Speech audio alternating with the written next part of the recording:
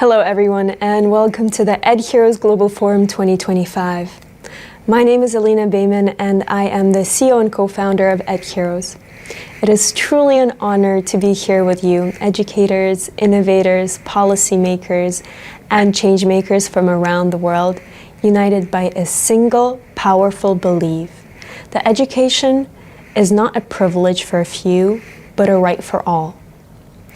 On behalf of the entire EdHeroes network, I want to begin with a heartfelt thank you.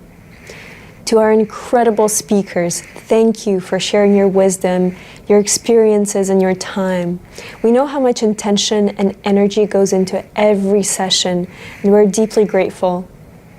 To the organizations hosting those sessions, some of you returning, others joining us for the first time, thank you for your commitment to building real solutions and creating inclusive, transformative conversations.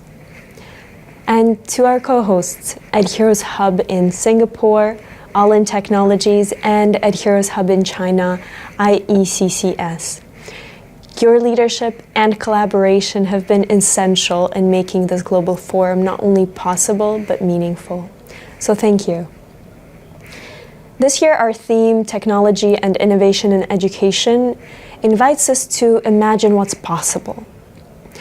We are living in a time of great change. Artificial intelligence, digital learning, and global connectivity are opening new doors, but they also bring new challenges. We know that technology can be a powerful tool, but only when it is guided by human values, by equity, and by responsibility. That's what this forum is about. Not just showcasing what's new, but asking what's right. Not only celebrating innovation, but ensuring it serves the learners who need it most in every community, every city, and every country. And that's what EdHeroes stands for. Since our founding, EdHeroes has grown into a global network built on collaboration, respect, and shared responsibility. Today, we operate as a fully decentralized movement connecting members in 135 countries and countless individuals who are working tirelessly to make education better, not just for some, but for all. This forum is a reflection of that spirit. It is more than a conference. It is a call to action. We've designed the space to be open to new ideas, to new partnerships, to new possibilities. Whether you're here to present, to listen, or to explore, your voice matters. This is your forum and our shared future. Now, I want to speak directly to everyone watching today.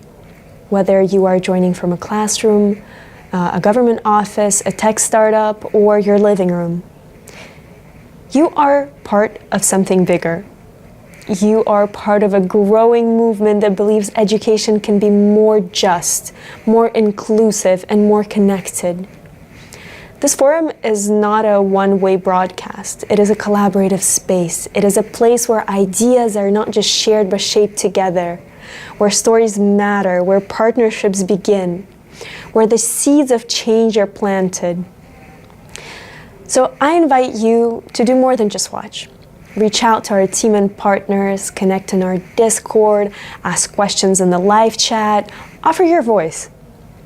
Every session, every panel, every discussion today is an opportunity to learn from one another and to build something that lasts. Because real progress in education doesn't just happen in silos. It happens when we come together across borders, across disciplines, across perspectives, and we commit to building a future that lifts everyone. Before I close, I want to leave with you one simple idea, that change does not begin with perfect solutions. It begins with courageous conversations, when people are willing to ask, what if?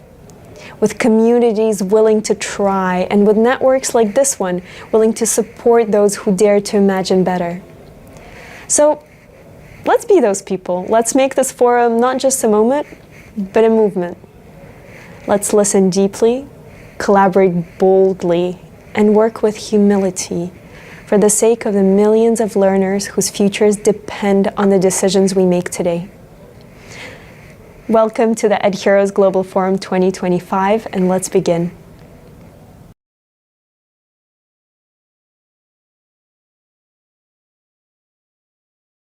So, hello everyone.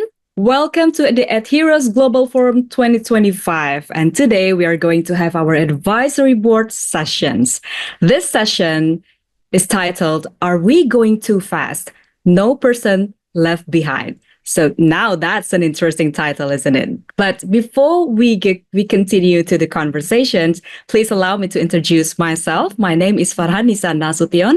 I'm the Expansion Director of EdHeroes, and it's an honor for me to be the moderator for this session. And back again with the topic, right? So the title, Are We Going Too Fast? No Person Left Behind, is actually something that we have been thinking a lot these days, especially when it comes to bridging the digital gap in education. This opening session gathers EdHeroes advisory board members to reflect on the dual realities of rapid technological advancement and persistent educational inequality that happens around the globe. And as innovation accelerates across the globe as well, millions in emerging economies are still struggling with basic access. Now, how can we ensure that the future of education is inclusive, equitable, and truly leaves no one behind?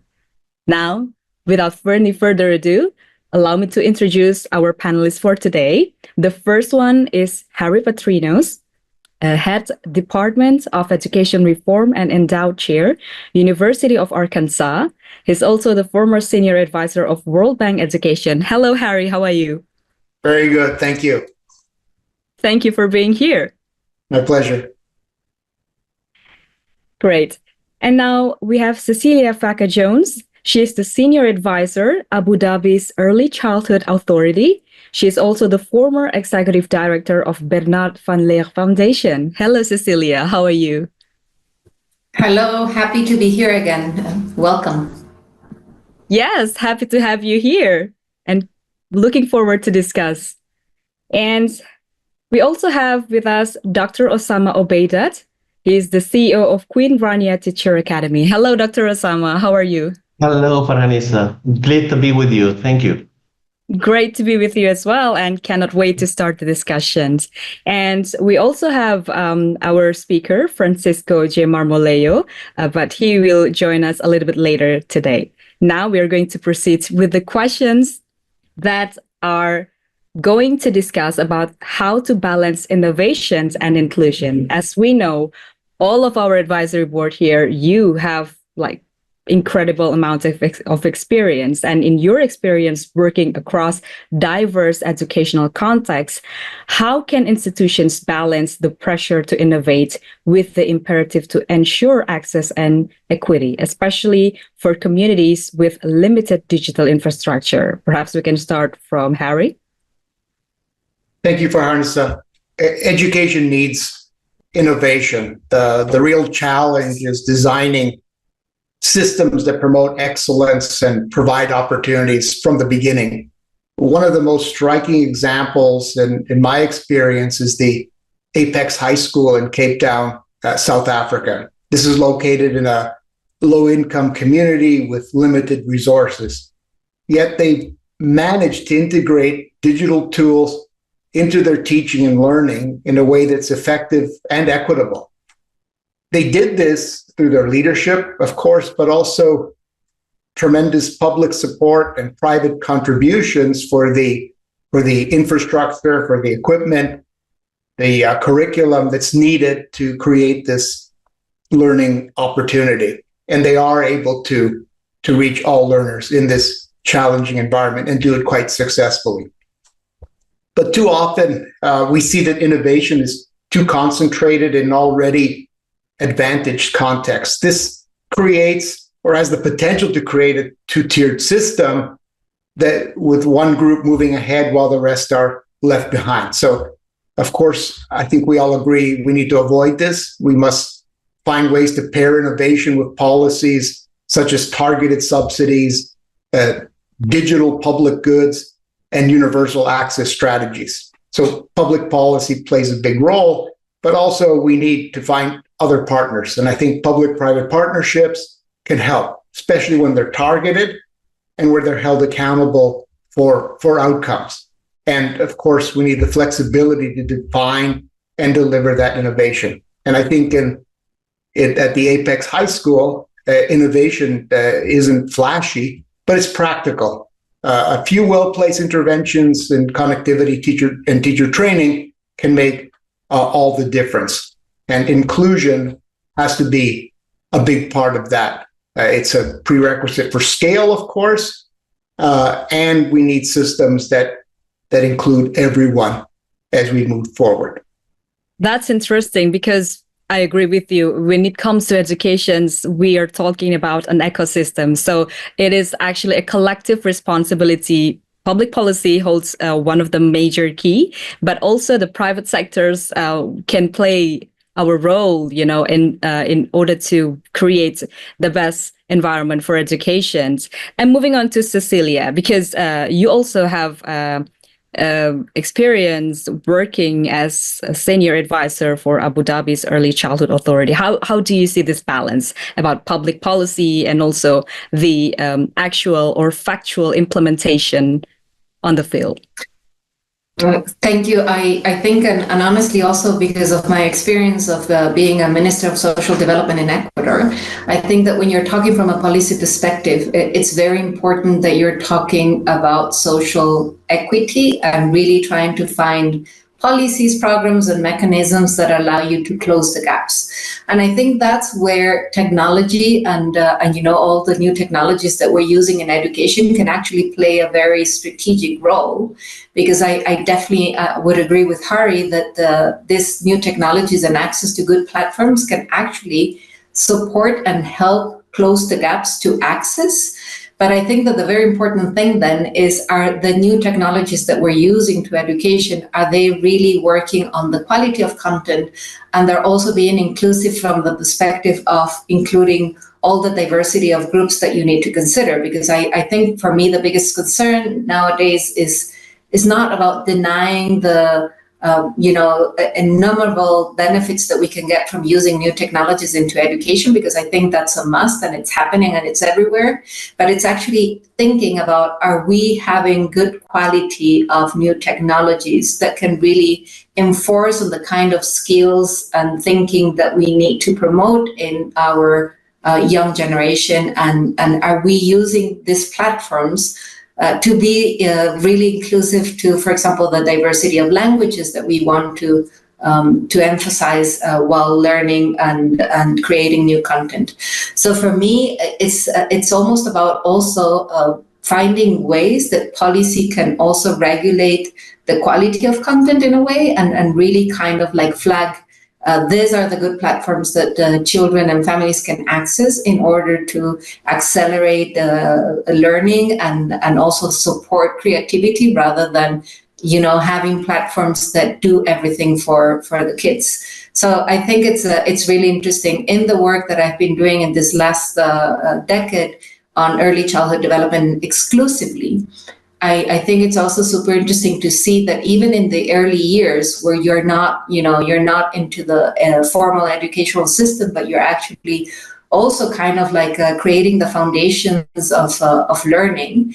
I think it's very important also to think about how can we use new technologies in order to be supportive of healthy habits, right? So for me, it's also about finding this balance of how can innovation support healthy well-being of children, because otherwise, rather than having benefits, it can start being very harmful for children, right? And we start seeing a lot of addiction in very early years to screen time and just this, the fact that children do not have any other options but that.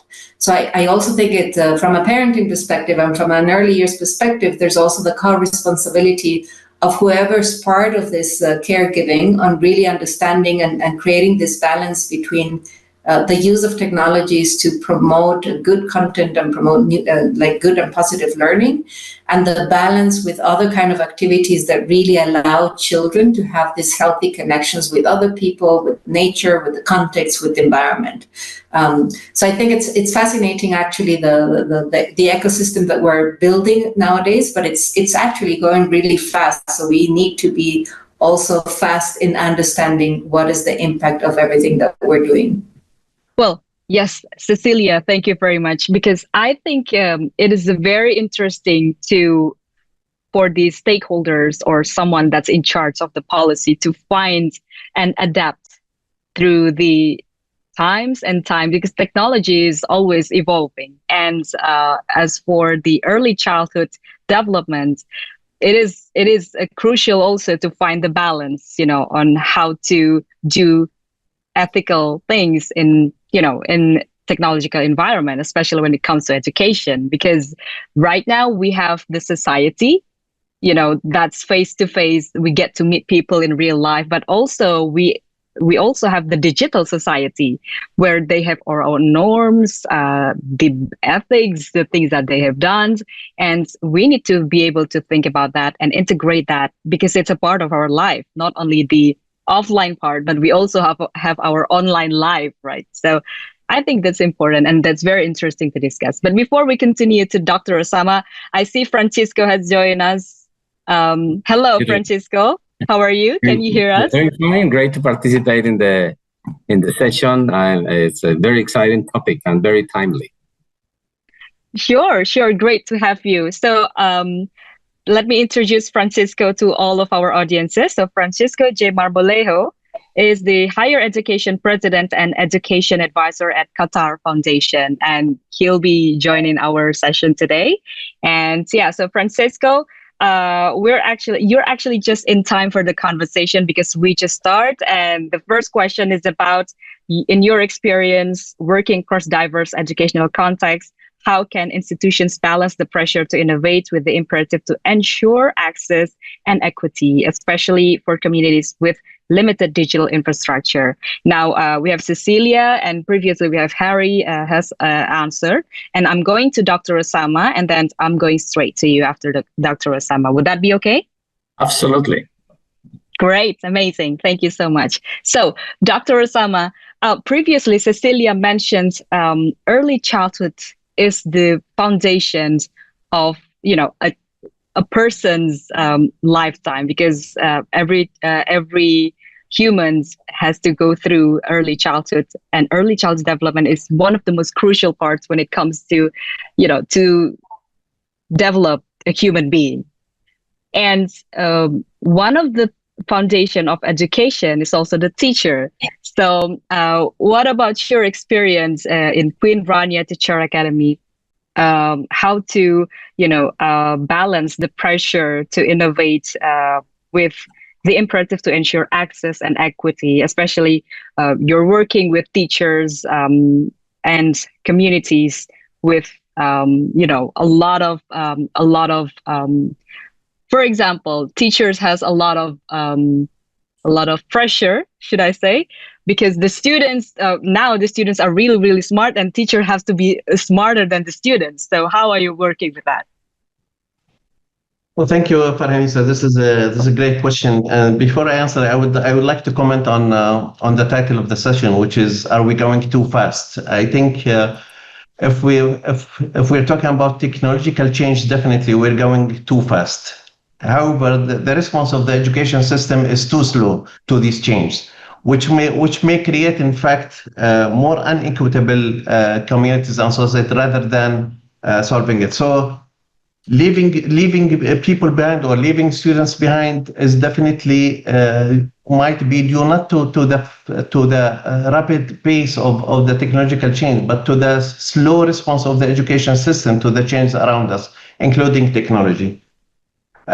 Going back to your questions, and my good friend Harry talked about two things, which is the public-private partnerships and the teacher training, which is, again, they are more relevant to the work that we do at Queen Rania Teacher Academy, and where we have been supporting teachers, in fact, to cope up with all these changes. And by coordinating with the Ministry of Education, for example, in the past few years, we have created a couple of courses for digital literacy for teachers. Where more than 100,000 teachers now, not only from Jordan, but from the region, have benefited from that.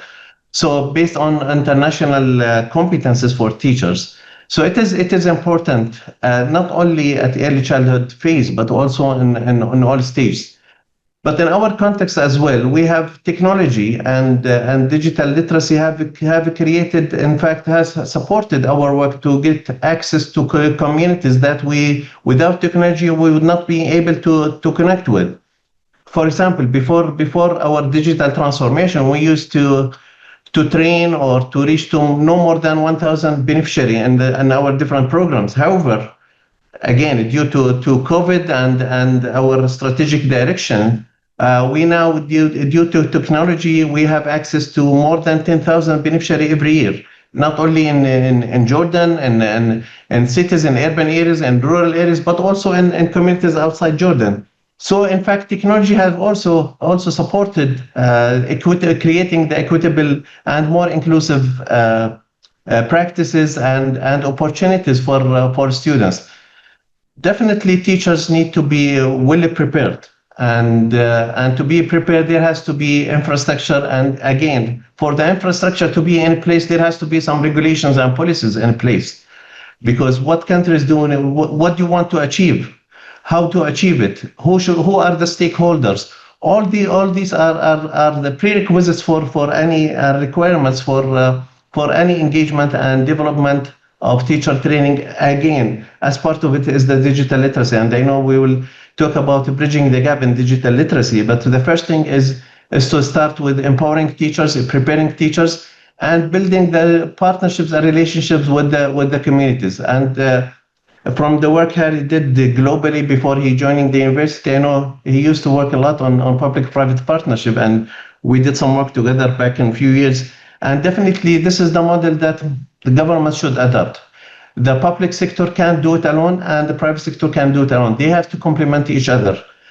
Community, parents, different stakeholders, policymakers has to come around the table and discuss how we can bridge the gap. But again, we shouldn't be shy that things are moving fast. I think we also need to look at the response of the education system, and because moving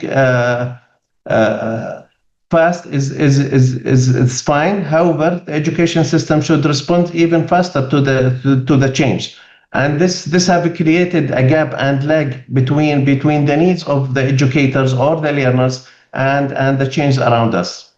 Yes, thank you very much, Dr. Osama, because it's really interesting when it comes to the system and the education. So education system, the technology is always rapidly changing, like in the light speed.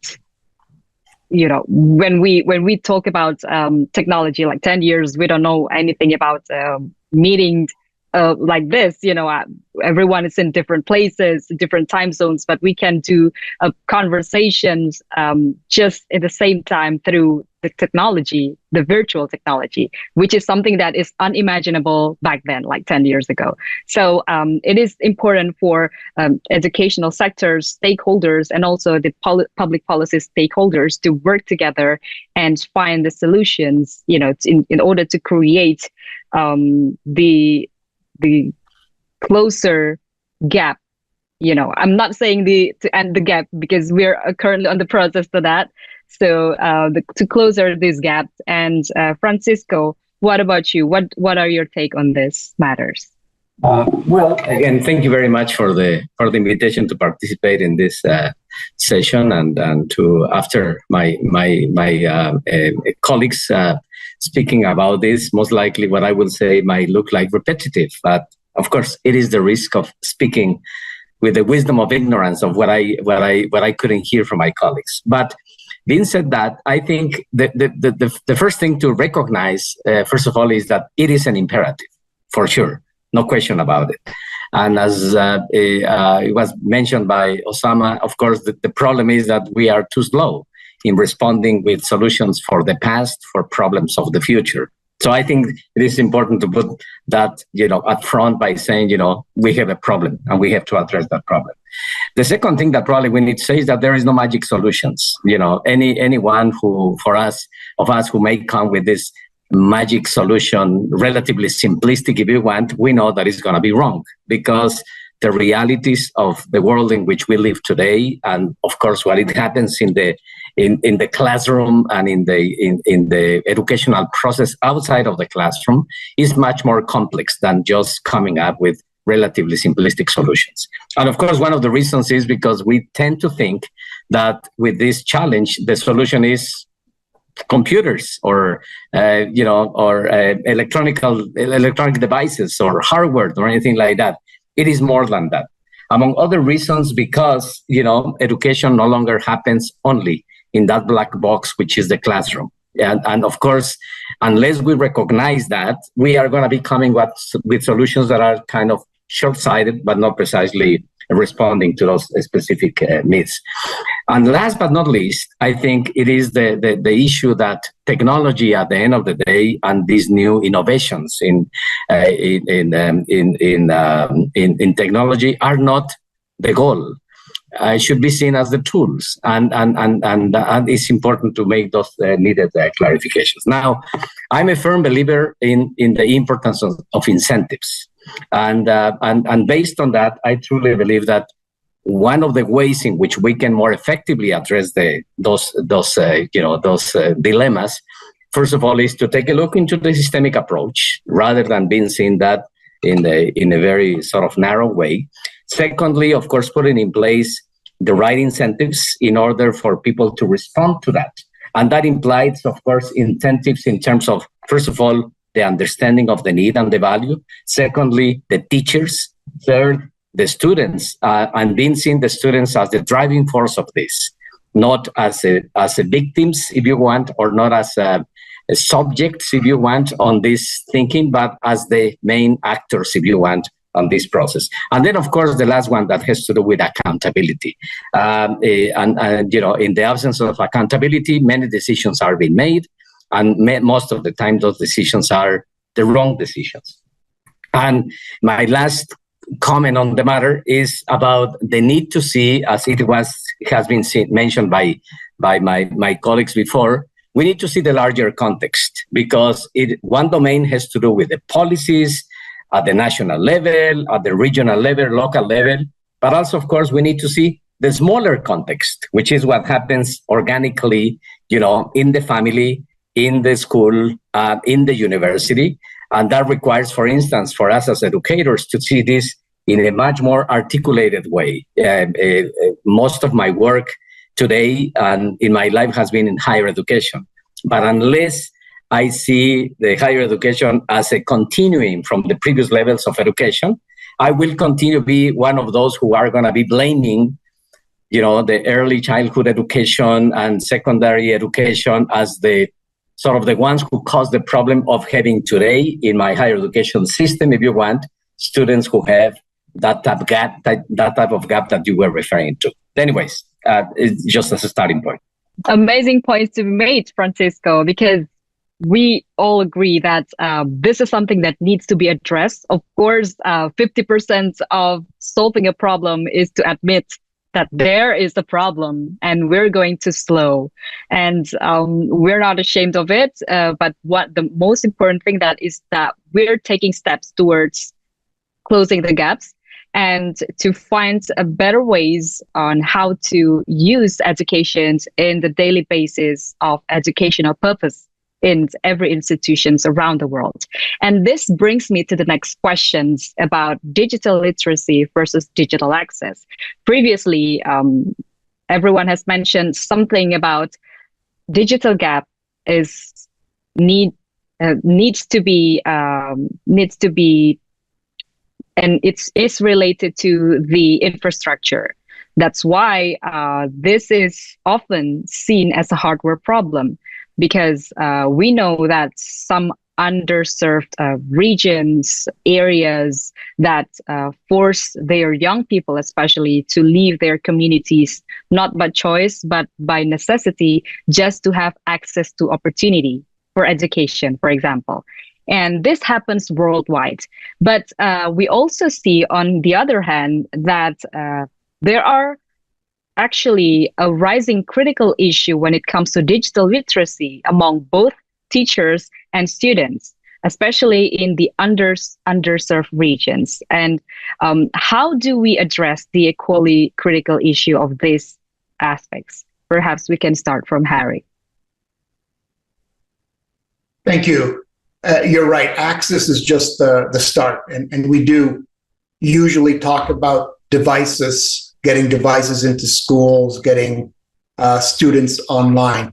And you are absolutely right that access without the digital literacy, for lack of a better term, I would say it's like building roads without teaching people how to drive. So we can be very good at the infrastructure, but if we don't know how to use it, it won't be very useful. Or if some people aren't able to get on it, it won't help if it's not solving real problems.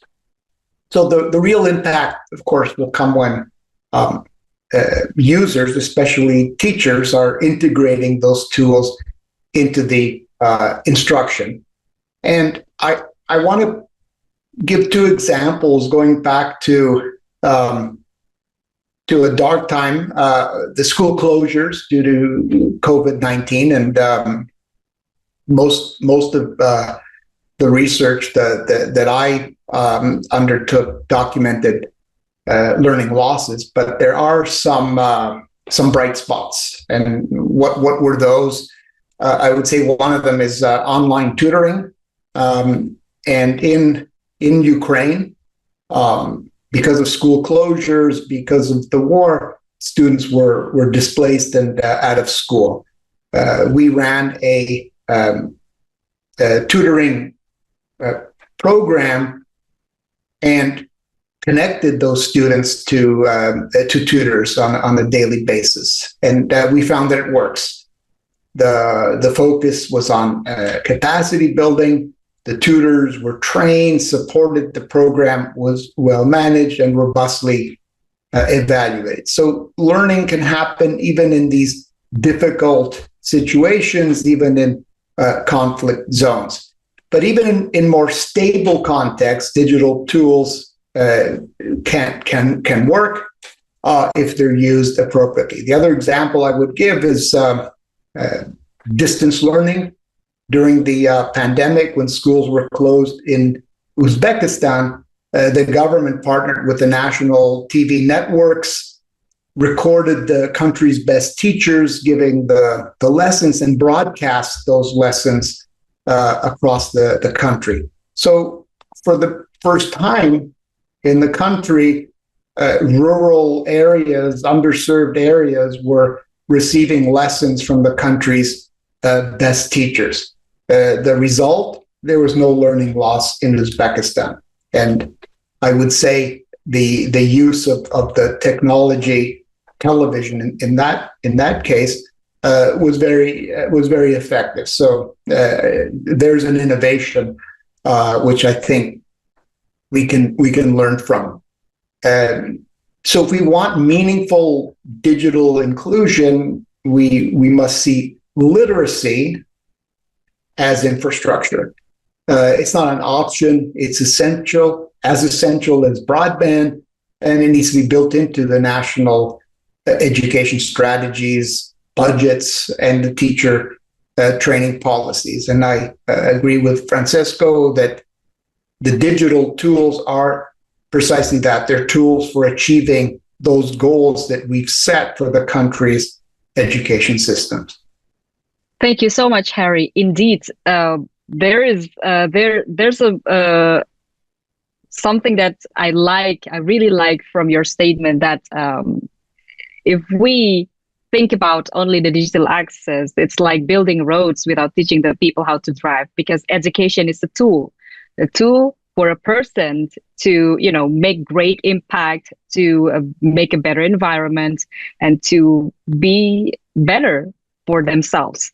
And moving on to Cecilia, what do you think about this, about digital literacy and digital access? How should we address this equally critical issue of digital literacy from your perspective? Now, I love the metaphor of the roads. So if I have to build upon that, I think when you think about the digital access and the built infrastructure that you need in order to close the gaps, I think it's still huge, right? I'm from Ecuador in Latin America, and many of our rural areas still don't even have access to internet. And there's very little access to technological devices where you could really kind of expand the facilities of having this type of platforms. And even though I think the opportunity that we have now of accessing knowledge is in a way unlimited, I think that what we need to think again is about like what are the kind of skills that children need in order to understand what is the kind of knowledge that they can access, and how can they filter and develop all these other critical skills that they need in order to filter so much information that we can access nowadays. But if we go back to this metaphor of the roads, right? Like I'm also trying to picture, this world where you actually have like, highways and fast roads, and you have like slow traffic roads, and maybe you have people that can actually take like a private car or a rapid train, or people that actually still have to walk or bike or even maybe use other modes of transport. I think it's the same when it comes to accessing technology. So the digital gap, just to mention that I do think that we need to be aware that the digital gap across the world is huge. And I've heard many times say like, artificial intelligence and all the different new technologies that we're using nowadays is democratizing knowledge. I'm not sure I can stand for that statement, because it depends on how you see it. I'm not sure it's actually democratizing knowledge, or it's actually also like deepening this inequalities across the world. So I think we have to be very aware of what's happening and just be aware of the inequalities that are still standing across many different contexts and across many different parts of the world. But what I think when it comes to from a policy perspective, what I think it's very interesting and very feasible to do is to actually understand where can you identify these gaps, and what can you do in order to invest to close the gaps, right? So I think it's in our hands on like running policy and programs to really take action in order to try to close the gaps. So that to what has to do with the built infrastructure and the access to digital tools. When it comes to digital literacy, I think that again, if we go to the literacy of what the content that we have online, I do think that we have to be very aware that there's still many different gaps. And as I was referring before, especially when it comes to very like sensitive things such as culture, I think we still have like very limited information when it comes to really customizing education to the needs of the diversity, cultural backgrounds that we might have in every society. And I think it's important to acknowledge that, because I do think that there's an opportunity to use new technologies to actually create more content that really kind of like highlights the value of bringing cultural aspects back to the educational spectrum and field. But I think that and again, on my field of work on early childhood development, there's so much that children learn that goes beyond the technological context, and just being aware that children do need to have these positive experiences that happen outside of the digital world and in balance with what's happening with the digital world, it's very important. So really kind of emphasizing on the importance of considering the everyday connections that children and human beings need. And when I'm talking about connections and healthy connections, I'm really talking about these connections that happen in the immediate environment and context of children in order to create that cultural fabric that we need as societies in order to generate this like strong identity and strong ties to values, beliefs, and what we need in order to kind of like promote these thriving societies. So yes, that's those are my thoughts on both the digital gaps and access and knowledge. Yes, Cecilia, thank you so much. Because if we are using the road as an analogy, the digital literacy and digital access is a toll road. So it's a long game for every human being, especially when it comes to early childhood development. It's a long game. So we need to be very careful. We need to pay attention to the signs, and we need to mindful to each other, because when it comes to the high roads, we need to be alert on every change, like the slightest change, even the slightest change. So moving on to Dr. Osama. So if Cecilia previously has discussed about her perspective about the digital literacy and digital access through the perspective of someone who works in the field of early childhood development. What about the teachers' view on this? Because the teachers is someone who's really, the children are actually look up to, and everybody has a teacher. Everybody has been taught by a teacher, including us, all of us here. So what are your take on this matters, Dr. Osama? Thank you, Farhanis. Again, I thank you. In your introduction, you mentioned that most of the students are ahead of their teachers when it comes to digital literacy and digital skills, which is true. And that's why now we want to bridge the gap not only between teachers or within the education systems, but also between students and teachers. And that this is an important angle that we need to consider. However, sometimes if there is not enough buy-in from the policymakers, the education policymakers, on what it means to bridge that gap, then things might change. And I think there is a debate globally in many of the countries whether technology students should have access to technology or not. And for example, recently I was reading that Canada will ban students from using mobile phones and the schools as of next year. And Harry, as Canadian, maybe you can correct me if I'm wrong. But now most of the technology is here. We can't definitely learn, and students can't learn without having access to that. And again, some researchers, some psychologists, some early childhood development may say the opposite. The debate will continue. However, if we want to bridge the gap, definitely, as I mentioned earlier, first of all, we need to build the capacities of teachers. But we need to identify the competencies and the competency framework, first of all. Then we need to institutionalize this. We need to integrate the digital skills within the curriculum. It has to be institutionalized. It's not something, it's not a luxury. That's something must be integrated. There has to be a buy-in. But all the decision has to be based on data. Unfortunately, most of the decisions that are taken by policymakers in different parts of the world are not based on enough data.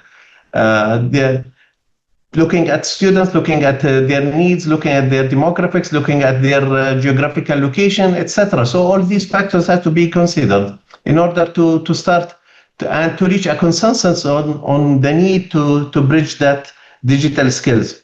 There is an agreement on the need for financial literacy, for example. And now we moved not only to talk. We are not talking about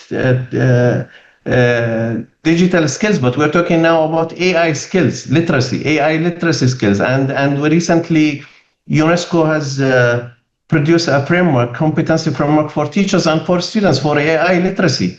So we need to move forward. But again, it goes back to the pace, and we are still talking about whether teachers have to have the digital skills, whether students have to have access to mobile, while the world is moving fast.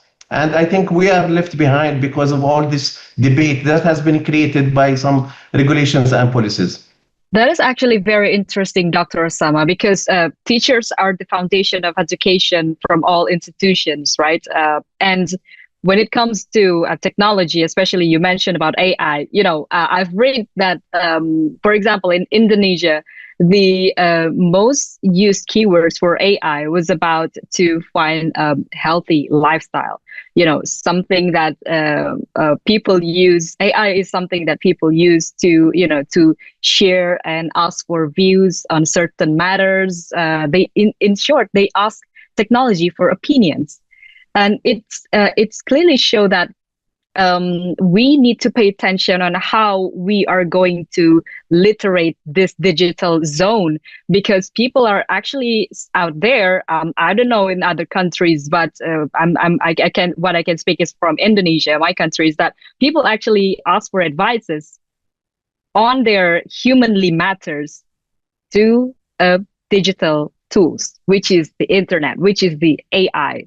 So this is something that we need to pay attention to, because what we know is that technology is rapidly changing. They learn so fast from what we share, from what we input to them. So if we cannot keep up, and it's actually on our the losses are on our side. So yeah, I think this is very interesting to be discussed. And Francisco, what about you? What is your take on this matter? Well, I will follow as my colleagues with a great analogy suggested by Harry. Sort of, we will continue talking about roads, and the way I see this is that roads are sort of in a way that, and we need to understand the difference, and that's very important. That's why it is important to understand the difference between digital access and digital literacy. What do we mean by that? Yeah, and Harry mentioned that the digital access is the road, and it's a foundation. It is a necessary condition in order to think about digital literacy. We cannot talk about digital literacy without digital access. It is a condition in order to. There is, of course, a big challenge that the road as such, you have mentioned the fact that the road may be a toll road. Well, one of the problems is that the road still is not a road for everybody. And that's where we start having some of the problems. Let's put that in terms of numbers. There are about 8 billion people in the world. It's a significant improvement. The fact that there are 5.4 billion people having an iPhone or a phone, but there are 5 billion people having internet access, which is great. But that means that there are 3 billion people who don't. And, the road maybe also be very even in some places. Might be a highway, as you were mentioning before, but in other cases, the road might be with no pavement. And that, of course, that is a big challenge as well. There are parts of the world in which internet access, for instance, as a percentage of the total population is relatively low. The Middle Africa, for instance, about only 27% of people have access to the internet. Central America, 74% of people. And of course, the United States, Canada, 99%. That's a big difference. So that's different type of highway. So I think it is important to put that in context. And then, of course, there is the issue of literacy, which, in my opinion, it is, again, provided that the foundation is there, even though the road might be even and might be not complete. It is, of course, the issue about the transformation. And that's where I see the value of the understanding of the digital literacy, and, of course, the need to develop efforts on the matter. And to me, the most important tool we have in our educational system is the curriculum. And in the curriculum, that's where we can be very conscious in efforts created in order to enable a definition of the levels of literacy that we want to have our students in our education systems.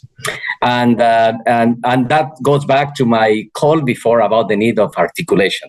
Because, if we see that from a holistic standpoint, we can see the incremental approach in the literacy from the early ages of students up to the time in which they are going to get out of the universities. And unless we do that in that systemic and holistic way, in that articulated way, again, we in higher education will continue blaming the previous levels of education in how terrible they do in the issues related to digital literacy. And also we need to not to be confused, because digital literacy is not about learning to code. This is important, but probably we might be teaching students to code, we can be teaching students today on Python, and 5 or 10 years from now, Python is going to be a joke. which for sure is going to be the case. So I think we shouldn't miss the point about the need to, when we talk about digital literacy, to think about things that go beyond the digital definition of things, critical thinking, capacity to adapt. Those are, in my opinion, much more important elements about just the issue of coding, if you want. Having the capacity and developing the capacity of our students to continue learning, the curiosity to continue learning for the rest of their life, that's what it will really prepare our students of today to become that productive citizens of the future. Last comment that I like to make, I promise to shut up, has to do with the context again. Because when we talk about digital literacy, we need to be mindful of the fact that context is extremely important. There are significant variations of the concept of digital literacy and what that means and how it is translated into something precise.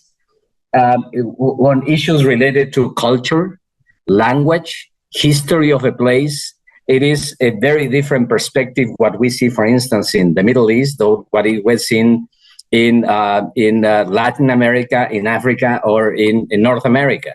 And we need to be very mindful of that, because otherwise we get into the discussions about the colonial and neo-colonial approaches in the educational systems. Francisco, that's very interesting, because I'd like to quote you about the context that matters, which we are going to discuss on the next questions about global versus local solutions. Because from your answer, Cecilia, Dr. Osama, and Harry, we can see that there are repeated patterns across the globe where education systems, often prioritize the digital literacy, or view and see digital literacy as teaching the students how to utilize the internet, for example, AI, for example. But what we often dismiss is that education systems is actually needs to prioritize growth over grades. And something that could also show that the future belongs to those who can think critically, lead with empathy and asking questions, critical questions, and that's important for their growth in the future. And this comes to the questions about the standards, because when it comes to education, this is something that is going around for a while, where education systems often prioritize grades over growth and that sort of thing. Because let's face it, a one-size-fits-all approach is not working. If we see out there, the situations is different for every countries. We have countries that needs to have more access. Let's say rural areas, there are underserved regions, and there are situations that is currently really difficult for some countries, and they also need to be taken into account. So how can international organizations avoid a one-size-fits-all approach when implementing tech-based educational reforms, and instead support solutions that are contextually relevant to local realities, because realities is different. The road is different in every country. So what are your take on that, Harry? Yeah, thank you. I think global solutions or examples can inspire, but they need to be adapted to the local needs. Seldom do these top-down, one-size-fits-all approaches work. Instead, some kind of co-creation with local actors becomes essential.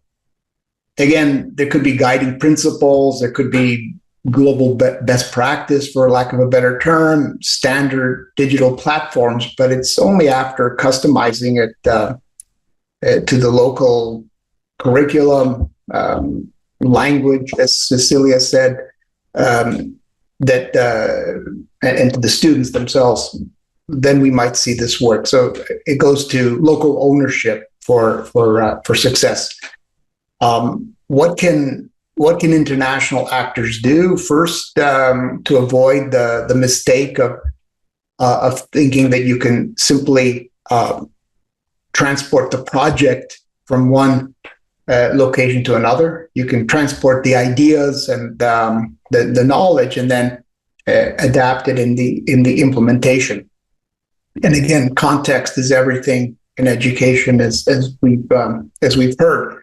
So the idea is to create effective solutions, making sure that they fit to the context, and this co-creation rather than transplanting will yield much better results. Going back to my Uzbekistan example, the television is the same in Uzbekistan, and the recording equipment is the same as everywhere else. It's that content and how it's used that makes sense for them at the time. They could have done online learning using the best platforms in the world, but they knew it wouldn't reach the remote rural areas that don't have full access, but they knew that televisions were everywhere. So that's the sort of local knowledge that needs to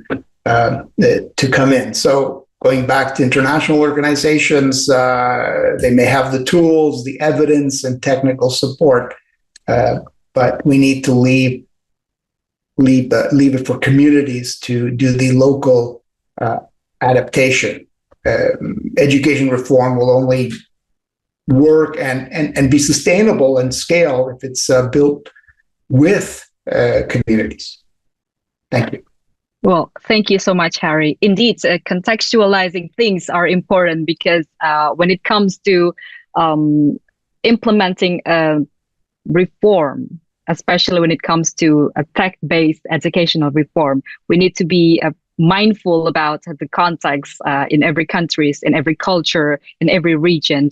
And I'm moving on to Cecilia, because Cecilia, you previously also talked a lot about how to pay attention to more cultural aspects and integrate it into the educational system. So what is your opinion on this matter? Yeah, I would agree. I believe in the power of local communities on being more participative, on building their own appropriate content. Because again, for me, it's also about how can we take the advantage of using new technologies to scale and have more impact. But also, I think that there's the possibility of being super smart on really using the context to create new content and new and appropriate content, which for me it's very important in order to highlight the diversity of cultures, the diversity of opportunities that we have in every given context. I do want to build on something I think Francesca was saying, which is for me the key question is, how do we use curriculum or some of the design principles in the educational system in a way that we can also kind of emphasize on the importance of having a more flexible educational system that really enables and allows to develop the new kind of skills that I believe children and human beings in general need. And in order to do this, I do think that we need to be very aware that we might need to control how we use technology, so we actually can use technology to support creativity, to support caregiving, to support critical and smart thinking, to support co-designing, rather than replace and have technology do all of these things. So for me, the most important thing is really thinking and enabling the ecosystem to, one, have the right technology and platforms that can really support this kind of skills. Two, also work with the workforce and teachers and all the systems that really can help enable this. And when I'm talking about the whole system, yes, I believe in the power of teachers, but more and more, I think that the way that human beings are learning goes beyond the educational system, and it's what they're learning in their daily proximity of the innumerable interactions that are happening. So how can we make sure that those interactions are also foreseeing and supporting the kind of skills and values that the children and human beings seem to need now more than ever? So I And maybe one other thing that I think it was Osama mentioning on the importance of data and evidence. I also think that we need to be a lot more fast on responding on bringing this data and evidence into informing and inspiring innovative policy and programs, because I think that there's a lot of research that has been done on the field of education, but control trials and that kind of like long research, it takes time to give you the results of the outcomes. So I really kind of believe more on the kind of like rapid research that can really inspire and inform policy faster, just because of the pace of what the changes with technologies. Everything is happening so fast that I really think that we need to be faster on also kind of like using this new way of rapid research to inform and inspire new policies and programs. Thank you so much, Cecilia. And Dr. Osama, what do you think about this approach on global versus local solutions? How do we bridge the gaps? How do we, integrate and nurture both aspects so that we can see the advancement, but also at the same time, we still maintain the local wisdom within our educational system? Sure, thank you. I think Harry summarized well, and in fact, the key is to localize the solutions. Definitely, international organization can bring a lot of value to local communities. However, they have to acknowledge that there are so many local and homegrown solutions that need to be acknowledged by international organizations as well, and the community of donors. I mean, the key and the simple question is to engage the communities in the solution. Localize what works in Ecuador will not work in Jordan, or might not work in Jordan. Although there are convergence globally in terms of frameworks, in terms of policies, whether we're talking about the UN system organizations or other organizations. I mean, now we're talking about competency framework for teachers, competency framework for students, technology integration, and these are more of a global solution, but everything has to be localized and contextualized, and there has to be an engagement for the local community. That's why many of the solutions in the past have failed, and that again has contributed to the failure of many of the education reform initiatives in many countries of the world. Thank you so much, Dr. Osama. And Francisco, what do you think about it? How we should do it, how we should contextualize things? The big advantage of being the last one is that basically I can say I fully agree with what all my colleagues already have said, especially Harry, because Harry is my former boss, so I better sort of behave properly as we discuss these matters. But let me I agree that what it may work in one case might not be the best solution in other cases. In fact, it might be exactly the worst solution in other cases, and I'm sure that Harry and I can share many experiences of things that we have seen in many parts of the world in which the best solution in one place was the most terrible, proposal in another case. For that matter, of course, again, I go back to my comment about the context matters important. The copy-paste culture on this type of things don't work. Absolutely, it's also a terrible way to do it. And I agree that international, I will go back basically to your question and to question your question, if you want, by saying, international organizations, for sure, they have a role to play in as you were saying, in implementing, tech-based educational reforms. But there are significant risks associated with that. And some of them are precisely the one we were describing before. The fact that whatever solution in one place might not be the best one in the other ones, for which we need to make sure that we, basically enable organic solutions rather than impose solutions. What I was describing before, and Cecilia referred to about the fact that, there are sort of, frameworks of reference that are under which some of those solutions are being developed, which are very different in another context in which culture and language is different. And then, of course, there are other risks in terms of the potential mismatch. For instance, we tend to believe that some digital solutions for rural areas need to be designed in such a way that recognizing that connectivity to internet, for instance, is not working. It is very poor, very difficult to have in rural areas. Not always that is the case. There are significant sectors in urban areas which also have terrible problems in terms of connectivity, for instance, or solutions that are being put in place, sort of which instead of resolving the problem of equity, are prolonging the problem of equity, that are being designed in such a way that are going to be benefiting the ones who already have previous exposure to some levels of sort of literacy in the digital world, that of course are going to be the ones who will benefit more than the ones who were behind, if you want. I will mention that, for instance, the approach that we have followed in our ecosystem here in Qatar Foundation is a kind of the test bed ideas approach, in using our ecosystem as a way to test those ideas, to see what it works, what it doesn't work, to properly contextualize that, in fact, to foster much more kind of indigenous growth of ideas. We have the big advantage in Qatar Foundation that in our education city, in our ecosystem of 24 educational institutions, we have from kindergarten up to doctoral education. So we cannot complain, as I was mentioning before, in our higher education subsystem, that what the previous levels of education are is terrible, because the previous levels of education are part of our system. So if we say that, is because our system is not working. So anyways, this is the kind of approach that we have followed here. Of course, listening to best practices globally, using whatever can be used from dev, but making sure that the growth of ideas, the inception of ideas is much more sort of indigenous rather than imposed.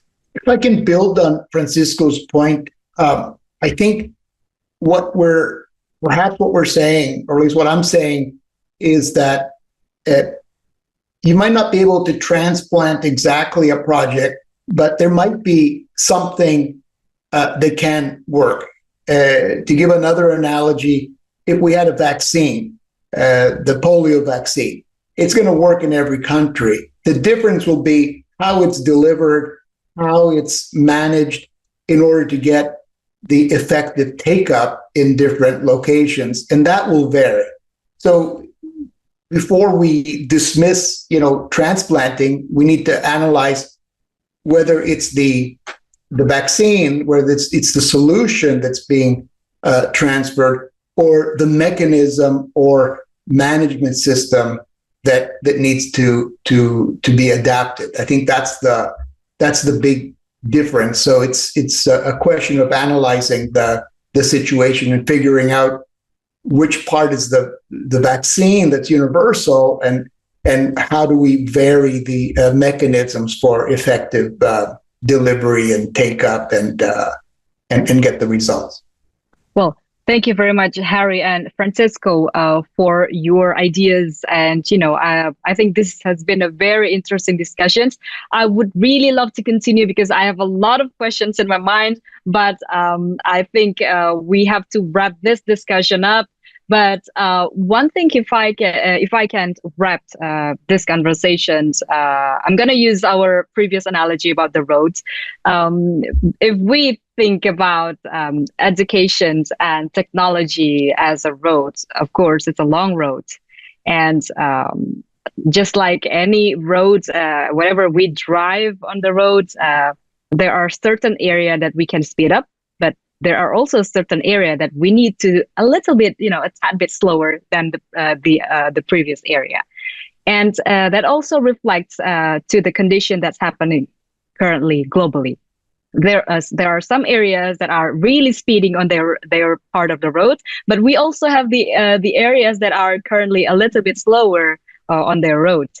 And how are we going to get through all those roads is to pay attention to the signs. And this is where digital literacy comes in. because when you're on the road, you need to pay attention on the signs, whether you need to go left or right, or you need to slow down and you need to pay attention to someone's in your rear window and something like that. If we're not paying attention to those signs, we are going to be lost. We are going to be ended up in the place that we are not meant to be, or we are not, aiming for. So, and also, when we are traveling in the roads, we have our vehicle, and that vehicle would be the digital access, because without it, we can't go anywhere. We need to pay attention to our vehicle, but we also need to pay attention to the signs, and also we need to pay attention to which area are we going to, approach. Which area are we going to arrive at? So, and also, it is our collective efforts to be able to go together hand in hand in order to make sure that the roads we are traveling is clear, and we all of us have the safe trip, and we are arrived at our destination safely. And so that's a wrap for today's session, ladies and gentlemen. I thank you so much from the bottom of my heart to everyone that you make your time to be here, share ideas, and we are more than grateful to be able to pick a view on your vision and your take on certain things on these matters that we discussed today. So thank you so much, Harry Patrinos, Cecilia Faca-Jones, Dr. Osama Obeidat, and Francisco Marmolejo for taking a part on Are We Going Too Fast? No Person Left Behind on today's EdHeroes Global Forum 2025 sessions. I'm Farhanisa Nasution, wrapping this session up, and we'll see you in the next year's Global Forum. Bye. Thank you. Thank you so much, everyone. Thank you, Vanessa. Thank you. Thank you. Thank you. Thank you all. Thank you.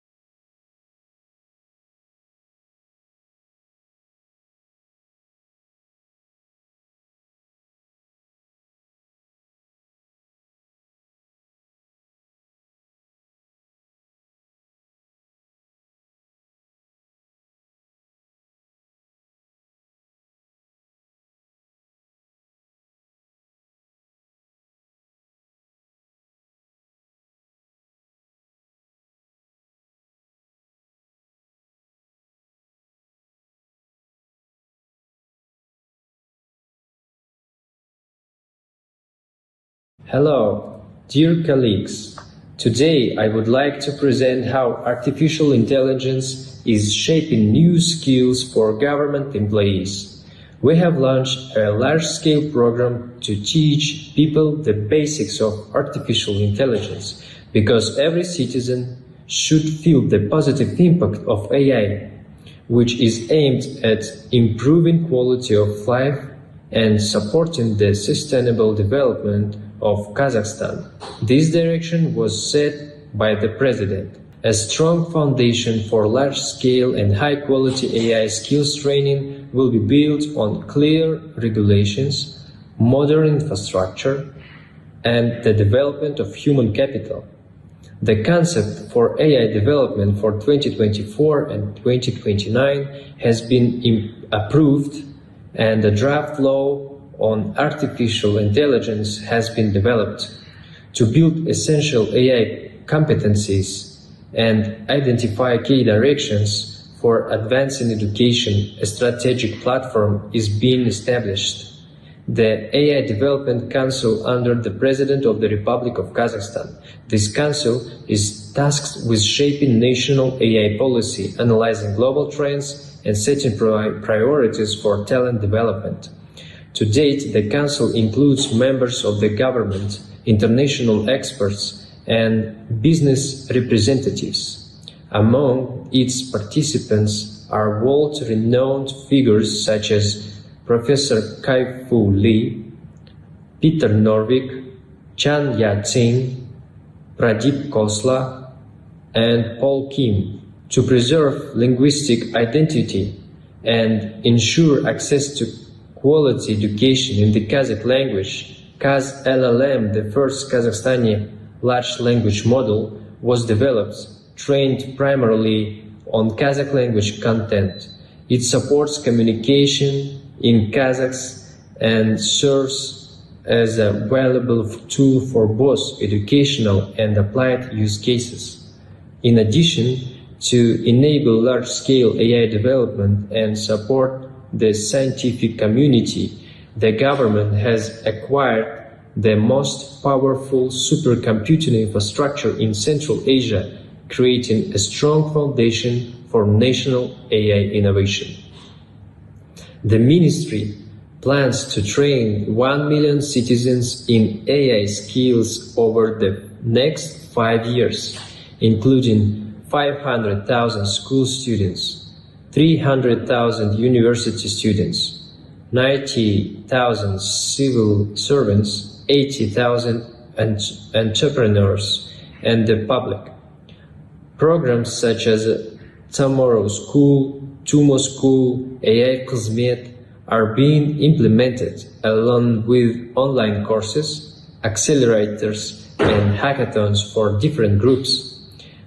The International AI Center, Alem AI, is opening in Astana, uniting education, science, entrepreneurship, and public governance in a single space. The building will host Tumo School on the 2nd and 3rd floors, Tomorrow School on the 4th and 5th, and AI Startup Campus on the 6th, and R&D Center on the 7th, and AI Government Situational Center on the 8th floor.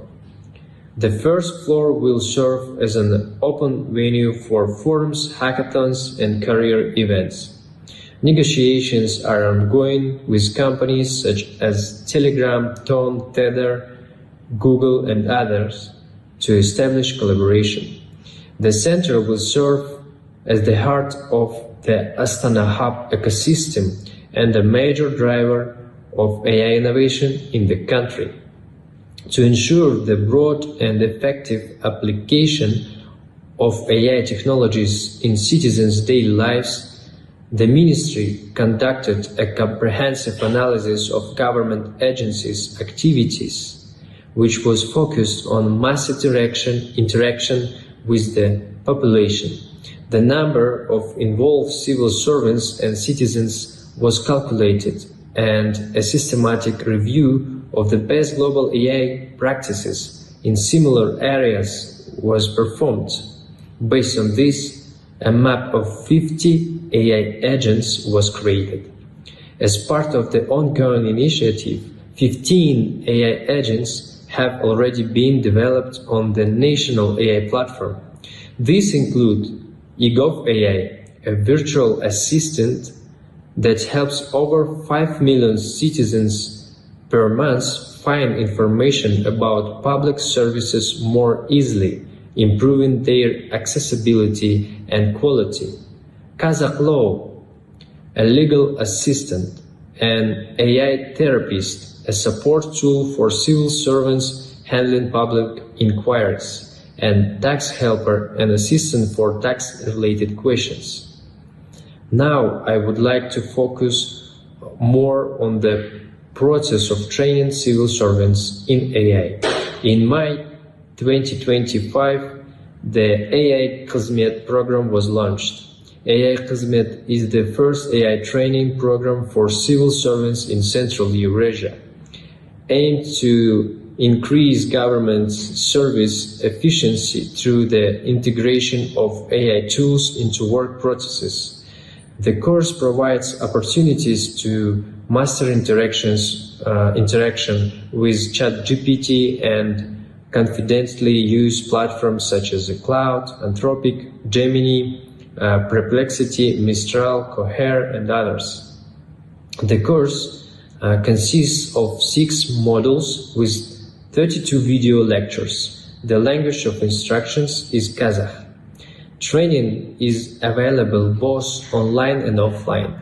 Online training can be completed 24/7 by watching all video lectures with tests required after each of the 6 modules.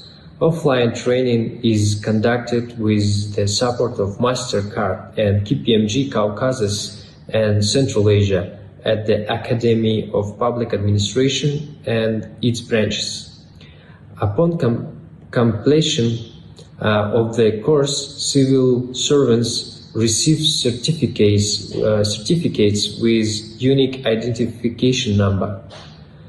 In the first module, civil servants are introduced to the basics of artificial intelligence, its key functions, ChatGPT, and also receiving guidance on how to begin using these technologies.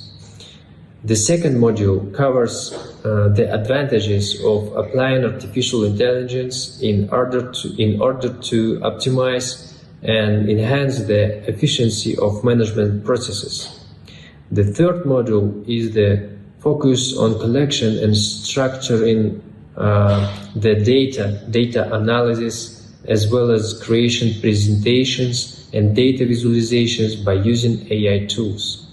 The fourth module explains National Artificial Intelligence Platform, which consists of how AI agents are created on the platform and how to further train their skills, as an example by using the eGov AI project. This video provides a step-by-step guide on how to create an AI assistant using the National Artificial Intelligence Platform. It shows how to build a knowledge base by uploading documents, PDF, docx, txt, etc., and waiting for them to be indexed. Then it explains how to set up the assistant, choosing a name, selecting a model, GPT-4, Llama 3, Mistral, etc., writing a system prompt, adjusting generation settings, and linking the knowledge base. Finally, the assistant is tested in the chat with the option to adjust setting if needed. The video helps users quickly learn how to use the platform and build their own AI assistant. In this module, civil servants learn how, with the help of artificial intelligence, to prepare public speaking texts and to create visual presentations. The final module, dedicated to the topic of AI strategy for public service. The module explores ethical foundations of AI use, the quality of evaluation methods, of AI-generated responses and the use of AI to develop a personal digital transformation strategy. In summary, we have secured the necessary computing power and established both regulatory and technological foundations. The next priority is the development of human capital. Education becomes a key instrument in our journey toward building an AI-driven government. Thank you so much. Hi everyone, welcome to the Secret Code Hunt. During some breaks between sessions, you'll see a quiz question on screen with a countdown timer. Answer the question. Write down the first letter of the correct answer.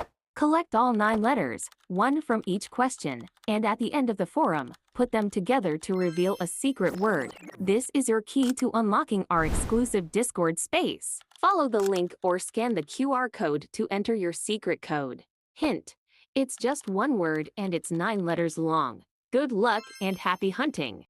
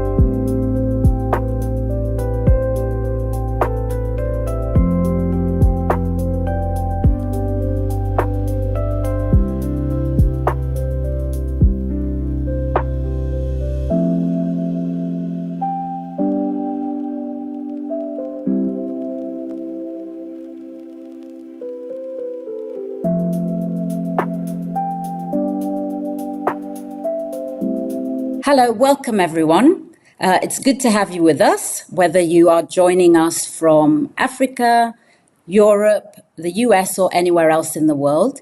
My name is Natasha Mulenga Hornsby, and I'm the Director of Content at Educate.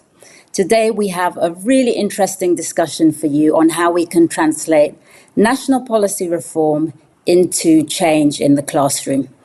And specifically, we're going to be talking about data systems and how we can use them not just to measure learning, but actually to improve it. So a little bit of information about Educate.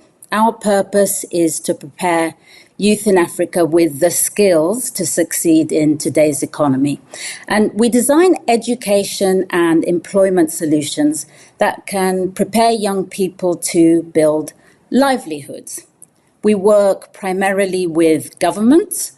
Across East Africa, where we work, many governments in the region have embarked on competency-based curriculum reform, or CBC. What they're aiming to do is prepare young people with the competencies that they need to face the world of work today. So for the last decade, one of these countries has been working on this is Rwanda, and we've been supporting the Rwandan government on this work. Just to give you a bit of context, about half of young people in Rwanda are under 19. And by 2035, the country will need 2.6 million jobs to accommodate them. So the government really has a big task on their hands preparing this growing population for the world of work. And we have 3 colleagues from the Rwanda team who've been supporting them with this work. So they're really the experts on this. And I'm delighted to ask them now to introduce themselves. So Melissa, maybe we could start with you. Thank you, Natasha. My name is Mahoro Melissa Dus. I'm a project manager at Educate. I'm working on a project that aims to analyze and promote the use of student assessment data across the education system. Thank you. And maybe we could come to you next, Joseph. All right, thanks, Natasha. This is Joseph Nshimimana. I'm the senior manager for national programs, and my role is more on advocacy and partnerships. Thanks. And Angelique, are you there? Could you also introduce yourself, please? Thank you, Natasha. Hello, everyone. My name is Wase Angel Vaidehi. I'm currently serving as Kami Support Officer at Educate Rwanda. I work directly with teachers and school to help them use Kamis effectively. Thank you so much. Okay, I think at this point, it's a good moment for us to spell out what Kamis is. It's comprehensive assessment management information system. And that's what we'll be talking about today. So it's important for our audience that they understand what CAMIS stands for. So I want to start with a story from the classroom. On one of my visits to Rwanda, I met a young teacher named Euphrosyne. She teaches in a secondary school just outside Kigali. Her subject is entrepreneurship, which interestingly in Rwanda is a compulsory subject in the last 3 years of secondary school. And she was telling me that the introduction of competency-based curriculum reform, CBC, and continuous assessment has really transformed her teaching. So she said that before we used to teach in a theoretical way. I would, for example, ask the class, can you define entrepreneurship? Now what I'm doing is trying to get the children to engage in problem solving, to engage in critical thinking. So I'll set them a scenario. So for example, Jean-Paul wants to start a baked goods business. What kind of financing does he need? What kind of challenges is he likely to face? So instead of making the children memorize and repeat what I've told them, I'm getting them to engage with problems that they're likely to face in the real world. And I personally can say that I really saw what a transformation this had for the young people. While I was there, they put on a business fair. They showed me some of the products that they had created in their own small business. They were pitching products, whether it was something like knitwear or soap. And you could see that they were genuinely fired up about learning and excited about applying what they'd learned outside the classroom. So this is what happens when teaching that's going on in the classroom aligns with what's intended at the national level. And in Rwanda, we've been working alongside the government to help embed these changes as technical advisors. And we work in 3 stages. So the first stage is advising on policy. The second stage is supporting teacher training. And the third stage is around sustainability.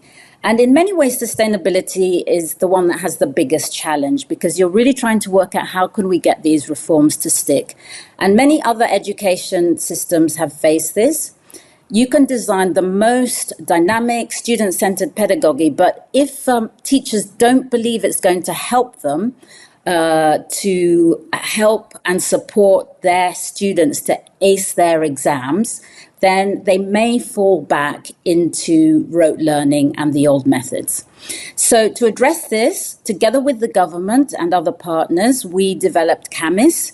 It's a system that supports teachers and schools to collect assessment data, for example, on classwork, tests, and projects. And in the future, these project scores will actually go towards the young people's national exam scores. So it's quite an exciting development. If I can come first to you, Joseph, and ask you, it's been 10 years since Rwanda introduced this CBC reform. What was the government aiming to do, and why was assessment a sticking point in that process? All right.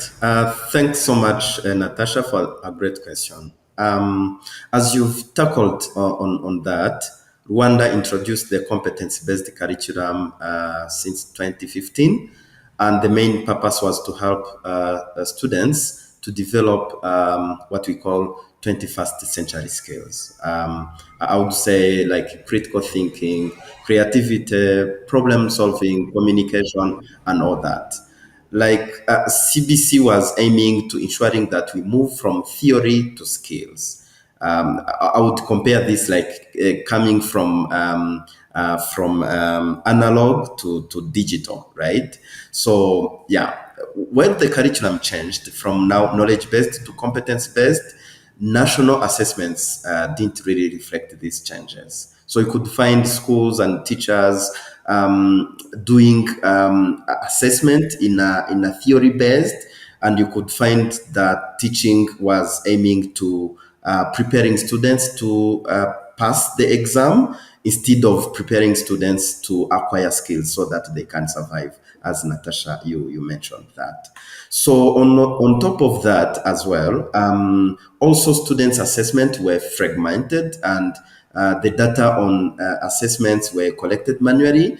And so schools were mostly using Excel sheets and paperwork to report to both district and national level. So you could see that there was a need to change from theory-based to change from analog to digital, as I highlighted above. So all those changes were really intended to ensure that we reach at a competence-based teaching and learning.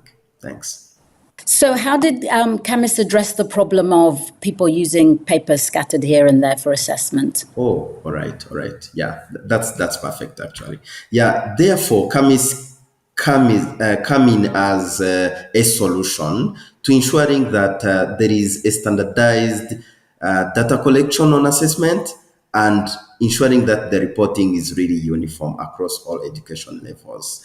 In brief words, I would say that CAMIS has come in to ensuring that there is improved data management. And when I talk about data management, you could understand that it's data related to students' assessment.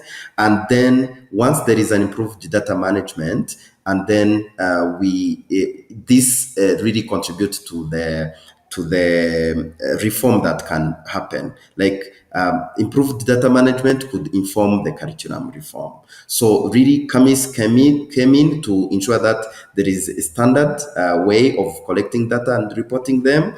But again, KAMIS is now a national requirement because it's part of the comprehensive assessment requirement. And over time, as data use expands, KAMIS will support teachers to better track students' progress and adjust teaching strategies accordingly. Thanks. Okay, so we needed a way to really orient teachers towards the new methods of teaching. And one way to do that is through projects. Melissa, can you tell me a little bit about what project-based assessment involves? Yes, thank you, Natasha. So project-based assessments are practical tasks where students apply what they learned. So instead of cramming and just answering questions on a paper, they might write a business plan, carry out a science experiment, or create a product, as you have highlighted when you mentioned about the soaps. So we have had students make exciting products like irrigation machines or walking canes for the visually impaired and many more. So KAMIS makes project-based assessments easier by distributing standardized projects and guidelines directly to schools, even in schools located in remote areas. Previously, the distribution of assessments required schools to travel to Kigali, the capital of Rwanda, to pick up exam papers on a flash disks. Okay, so now teachers have a lot of help to assign and assess projects.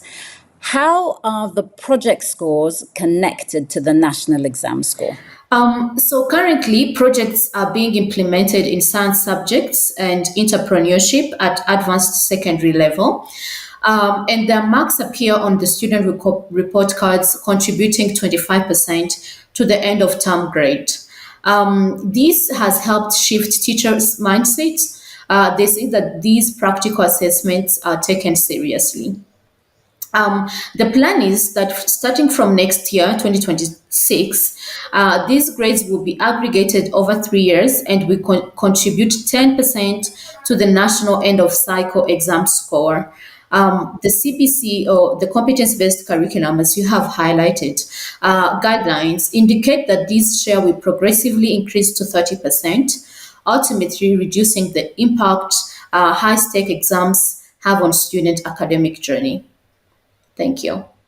So 25% of end of term marks are related to projects, and over time that relates to the national exam score. By the national exam score, we mean the high stakes exams, the ones that you typically do at the end of a key transition stage. So lower secondary, upper secondary, and they stay on your record forever. So you can see that Rwanda's really taking projects seriously, and it's embedded into the assessment system. Vava, if we can turn to you, can you tell us how KAMIS works in practice? Walk us through what it can do.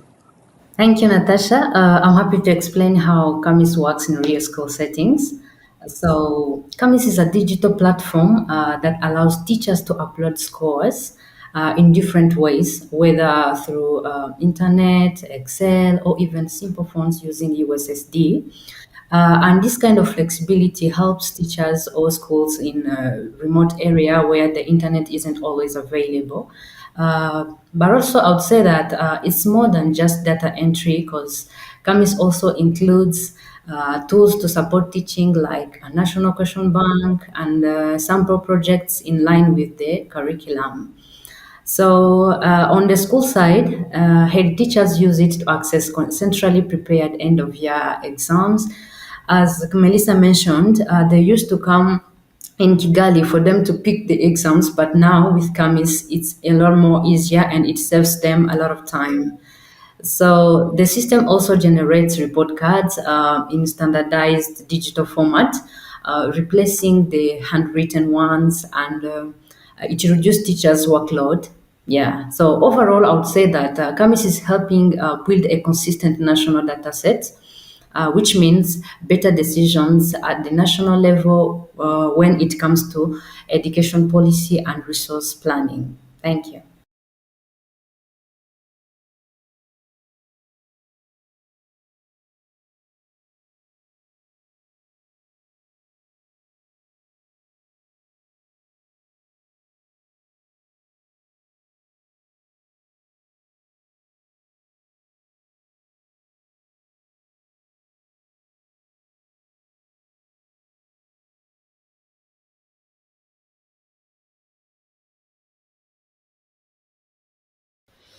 I think national data systems like CAMIS are able to play a very critical role in closing the gap between what's happening in the classroom and decisions that are made at the different levels of the education ecosystem, from school to sector to district up to the national level.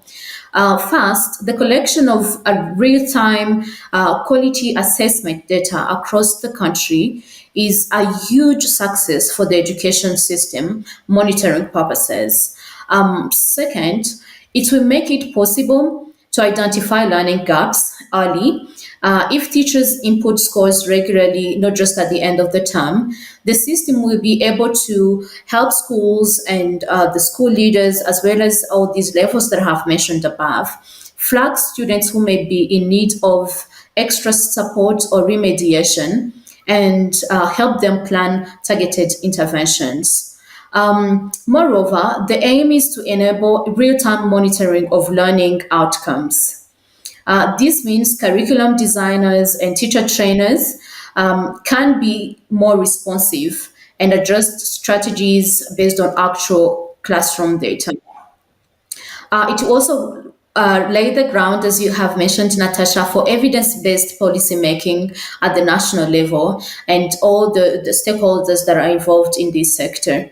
Eventually, CAMIS will support more equitable and inclusive distribution of resources by helping identify schools that are or regions that are in lack or need additional support. Thank you. Okay, so Vava, you have been involved very much in the rollout of CAMIS. What would you say were the challenges and opportunities that you saw? So it's something that evolves a lot over time, especially that we reached more remote districts. So I would say that in the beginning, one of the biggest challenges was infrastructure, where many schools in rural areas didn't have reliable internet, devices, or even airtime. So that's why we designed CAMIS to function both online and offline. Another big challenge was digital literacy. While a few teachers were comfortable with technology, the majority were hesitant and unsure. So we created a training that met teachers at their levels to help them, and we built a hands-on or a practicals method of training, and we also did a peer-to-peer training approach. And this was done in a way that it felt more supportive, not intimidating to them. And again, at first, some educators didn't fully engage with the system. They saw CAMIS as extra work or a burden to them rather than being a supportive tool in teaching and learning. So, but over time, hands-on training, support, and clearer link between the system and their day-to-day work, it helped them shift perceptions. So, while CAMIS had made national alignment possible, we also learned how to improve accessibility and deepen teachers' ownership and tailor the training for long-term sustainability just for them. Yeah, thank you. So many different things have gone into creating and developing the system, and there were so many things that we had to think about, and we didn't do it alone. Joseph, I would love you to tell us who some of the partners were involved in this briefly. I know that it's a long list and quite some acronyms, but if you could just give us a little background. Right. Thanks, Natasha. Allow me to say that CAMIS was launched in 2022 by the National Examination School Inspection Authority, known as NESA. And so the aim was to ensure that there is an improved data management, as I mentioned earlier, And so when improved data management is there, then it would inform curriculum reform, right? So CAMIS itself was built on a foundational work of the Rwanda Basic Education Board, which is known as REB, together with BLF, Building Learning Foundation, and again FCDO, this is Foreign Commonwealth Development Office. These are the partners who initiated CAMIS in 2018. So the initiation of the project as CAMIS was happening in 2018, while the launch was made by 2022. So the development of CAMIS from its childhood to where it is now has been like a nationwide result of a collaborative effort by the Ministry of Education itself, NESA, REB, alongside with education development partners like Educate, like BLF, as I mentioned, Innovation for Poverty Action, IPA, the World Bank, and Tunoze Kusoma, USAID. I think these are partners who really put their efforts together to ensuring that CAMIS can really provide the support needed to ensure that we take on the reform appropriately. Thanks. So that's a lot of partners. What do you have to think about in this process, in a collaborative process with a lot of partners? What are the key aspects? Right. That's amazing. I remember CAMIS was led by NESA and fully aligned with Rwanda national priorities, especially the shift to competence-based curriculum. So we were able to leverage existing policies which helped with adoption and scale. As when we talk about partnering, I understand that for times when we have more partners, there is a need to have clear role definition so that each partner is really understanding their responsibilities, alignment with national priorities, as I tackled. All partners should align to the CBC requirements. And so there was the idea of data ownership and security, because this CAMIS is a digital thing, and so there was a need to ensure that there is ownership of data and security of it. So each partner really contributed specific expertise from technical design and data collection to training and policy alignment. So capacity building is now focused on ensuring that full government ownership and the regular feedback loops continue to shape the system. So that issue of ownership is key, and one of the main things that drives that forward is training, so that people understand the system, can engage with it easily. Vava, can you walk us through what a CAMIS training system looks like, the training sessions that you put on? That's a really important question, Natasha, especially in our context. To answer this question well, allow me to take reference to how it was during CAMIS rollout.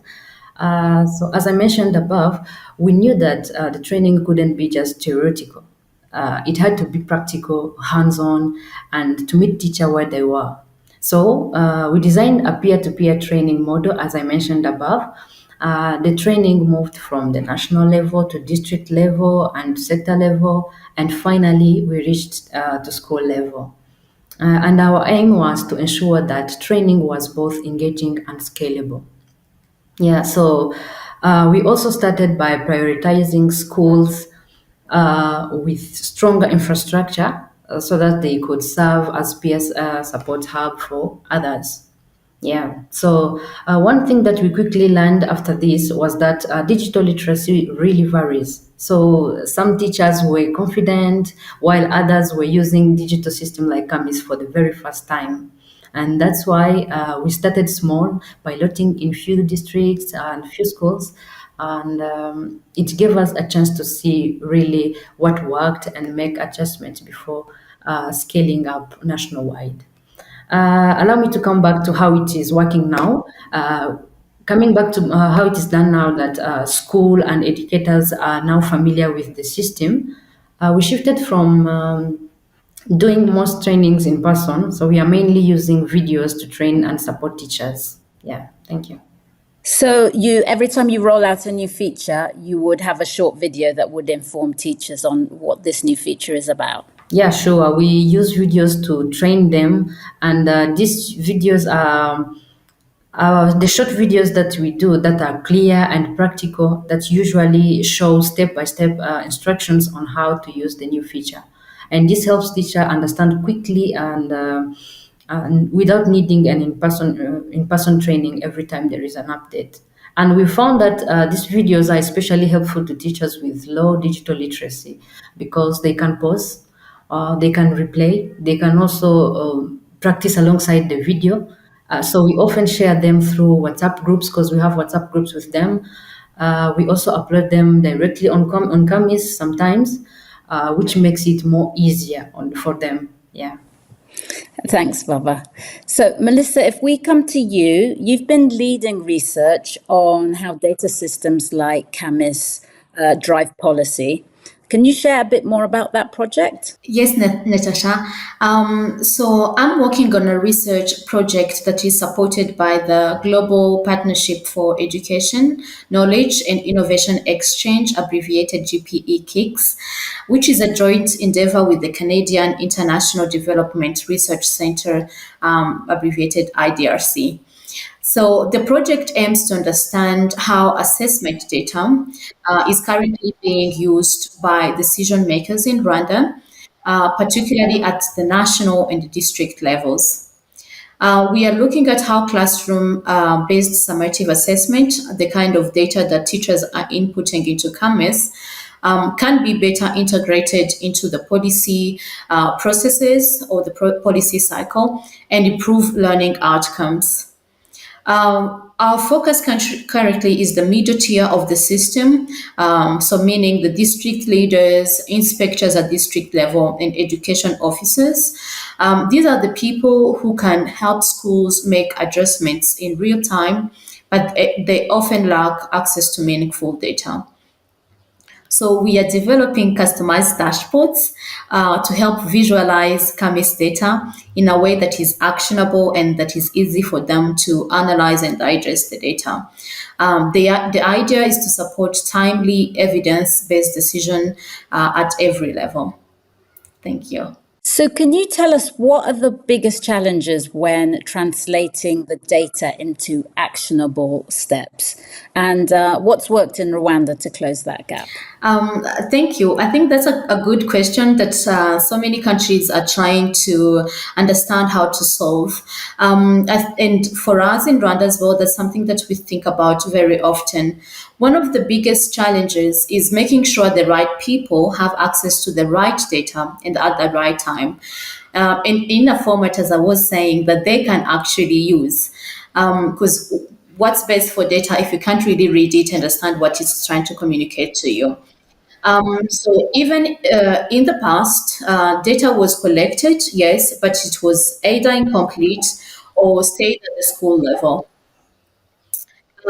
Kamis has helped close that gap by standardizing how data is captured and how, through the dashboards, we are working to make it more actionable for decision makers. What's worked in Rwanda, a country that is famous for its rapid growth, is strong government ownership from the start and the building the system around the real user needs. Not just at the national level, but also for the districts and inspectors. However, we agree that there is still so much work to do, especially around the completeness of the data and building confidence in how the data is used. But we are starting to see more examples of data-driven, targeted support and smarter resource allocation.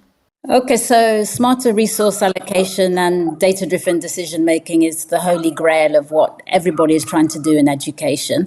And I think the first step has to be national coverage. Joseph, can you give us an idea of the scale of Kamis adoption? All right. That's perfect, Natasha. Kamis is now being used across all the 30 districts of Rwanda, and we continue to see strong national uptake.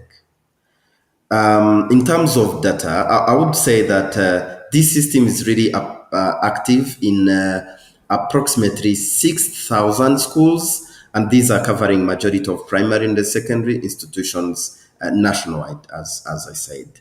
So the system is also expanding to some teacher training colleges and technical vocational schools, demonstrating Kamis' growing reach from lower primary through to tertiary education.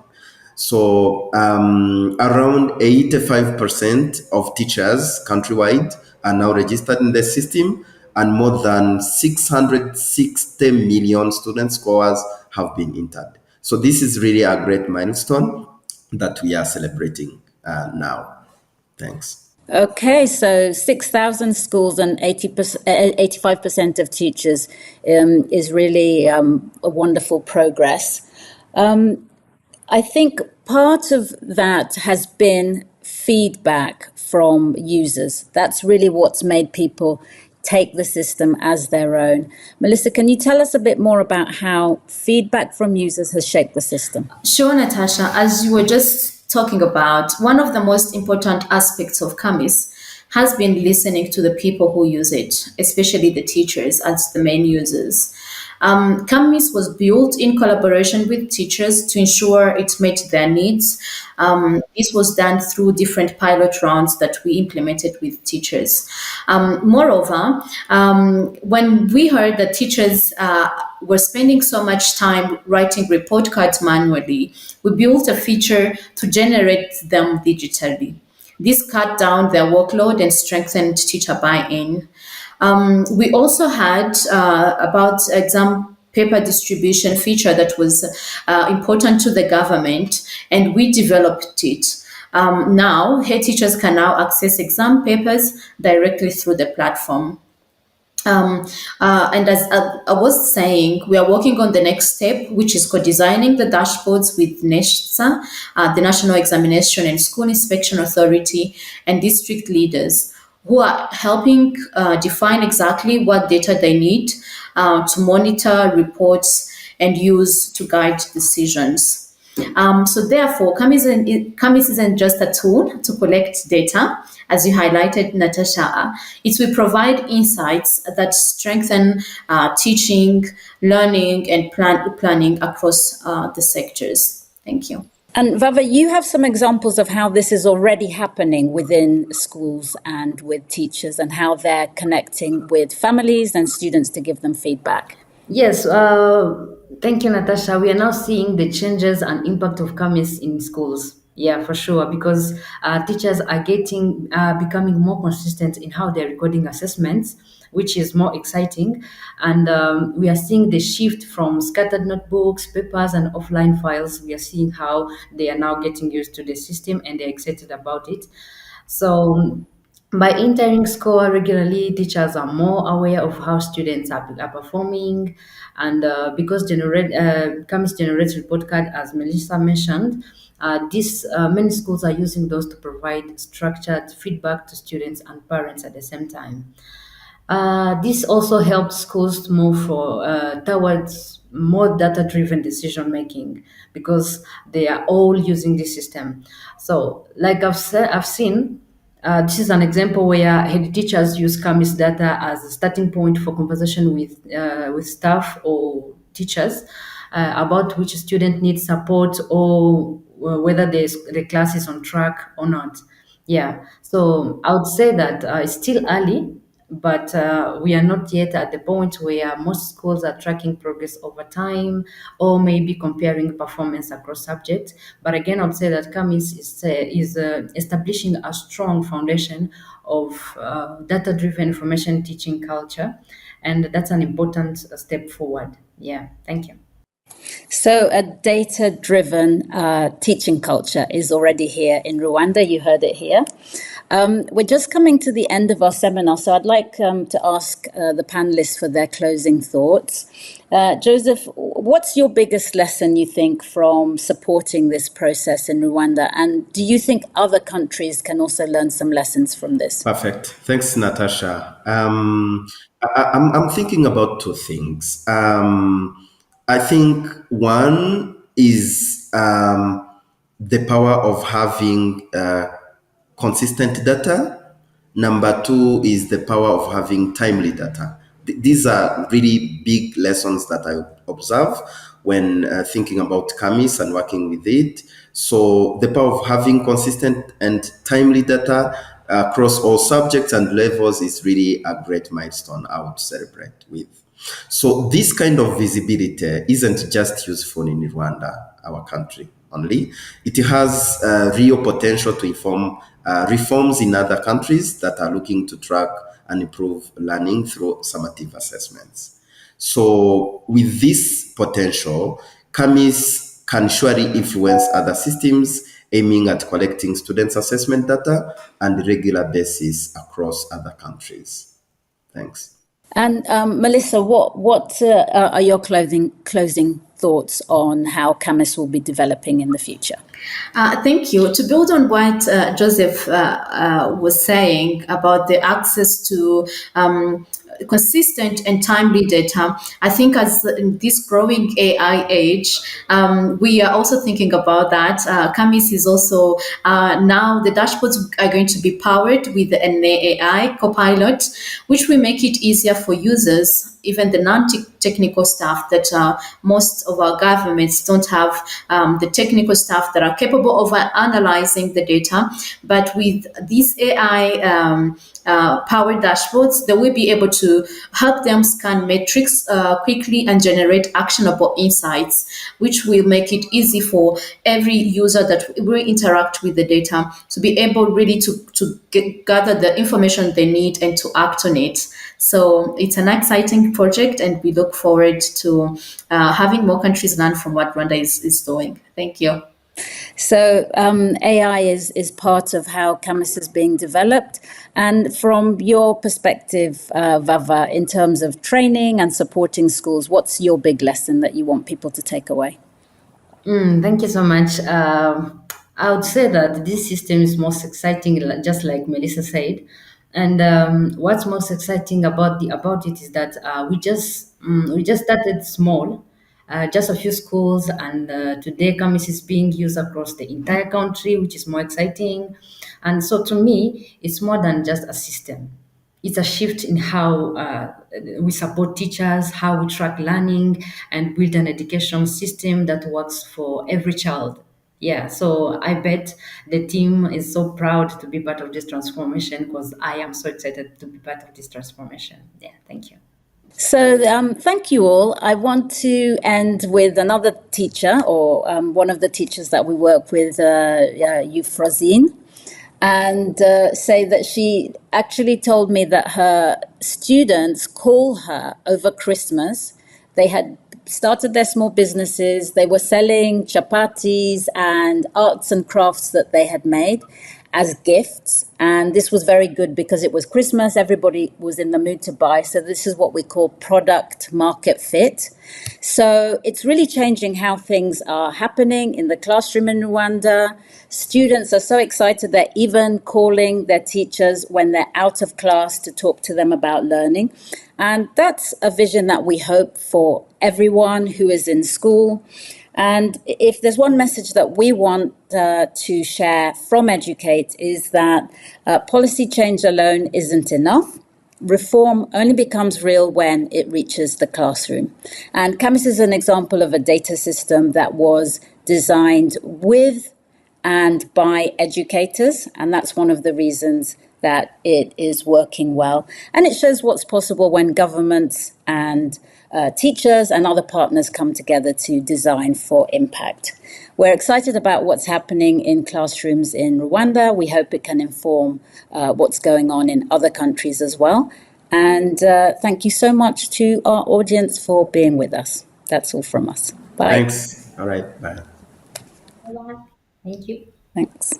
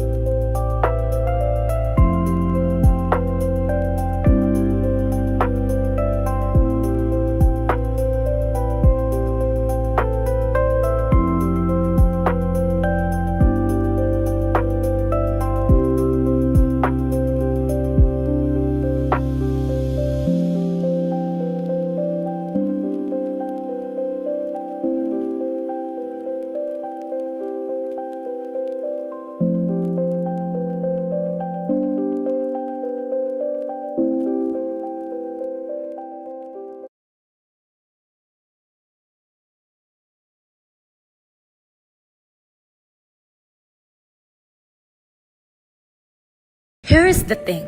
Over 1.3 million teachers in Indonesia are non-permanent. Many of them, especially in remote areas, earn below minimum wage and are expected to teach multiple subjects without proper support. As young generations, what can we do? We can start by changing how we see educations. Not just about grades or textbooks, but about connections, care, and consistency. That's what we do in Berbagi Kehangatan, sharing times, tools, and simple learning spaces for children and teachers in undeserved communities. Because sometimes just showing up to play, to teach, to listen is already a powerful act of change. One voice can lead to real impact. So tell me, what is your one change?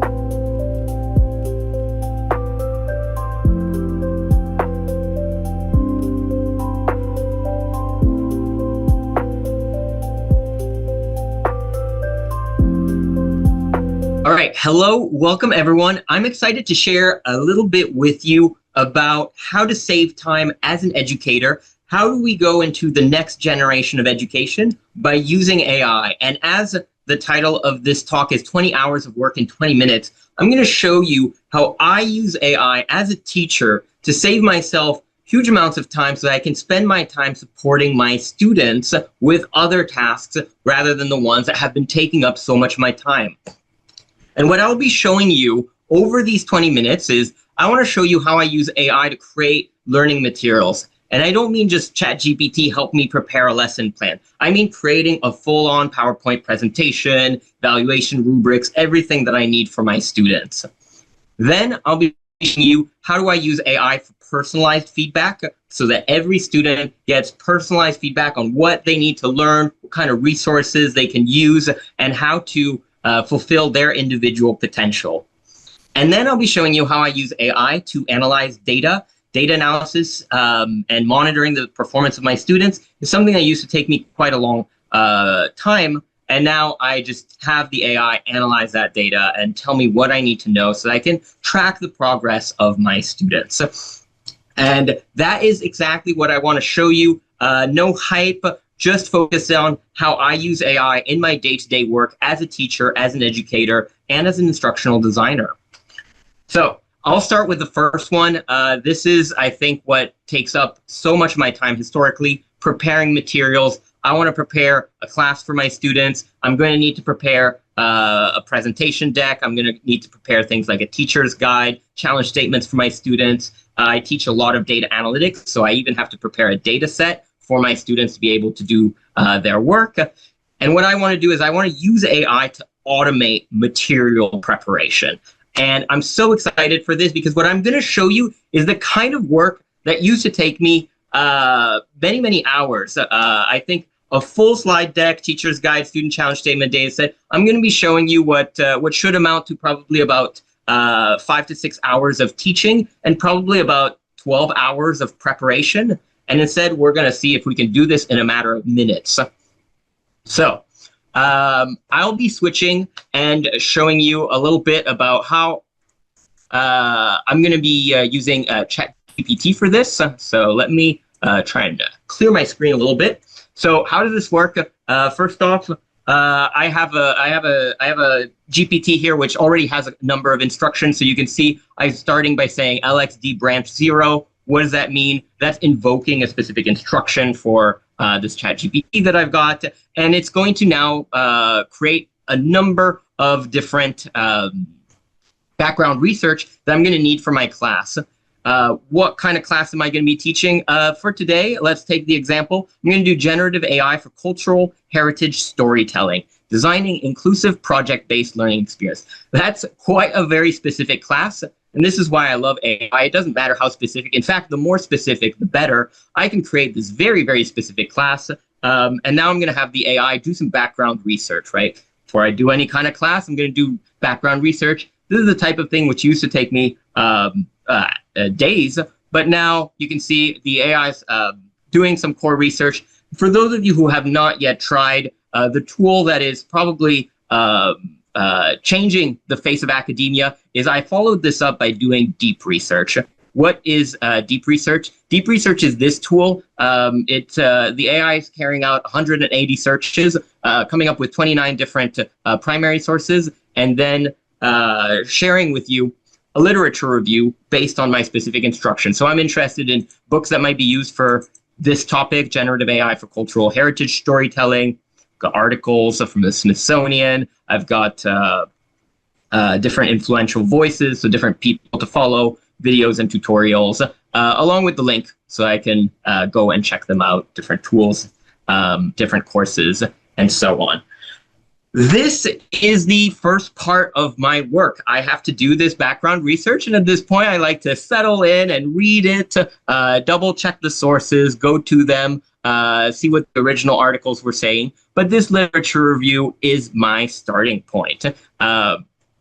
Now, we're going to save some time. You're not going to watch me read this, but that is what my next step would be. I would read this. And then what am I going to do next? Well, next I'm going to create, I believe, my slide deck. So I'm going to create my PowerPoint presentation. But I'm not actually going to open PowerPoint because I don't have a PowerPoint yet. I am going to create this PowerPoint from scratch.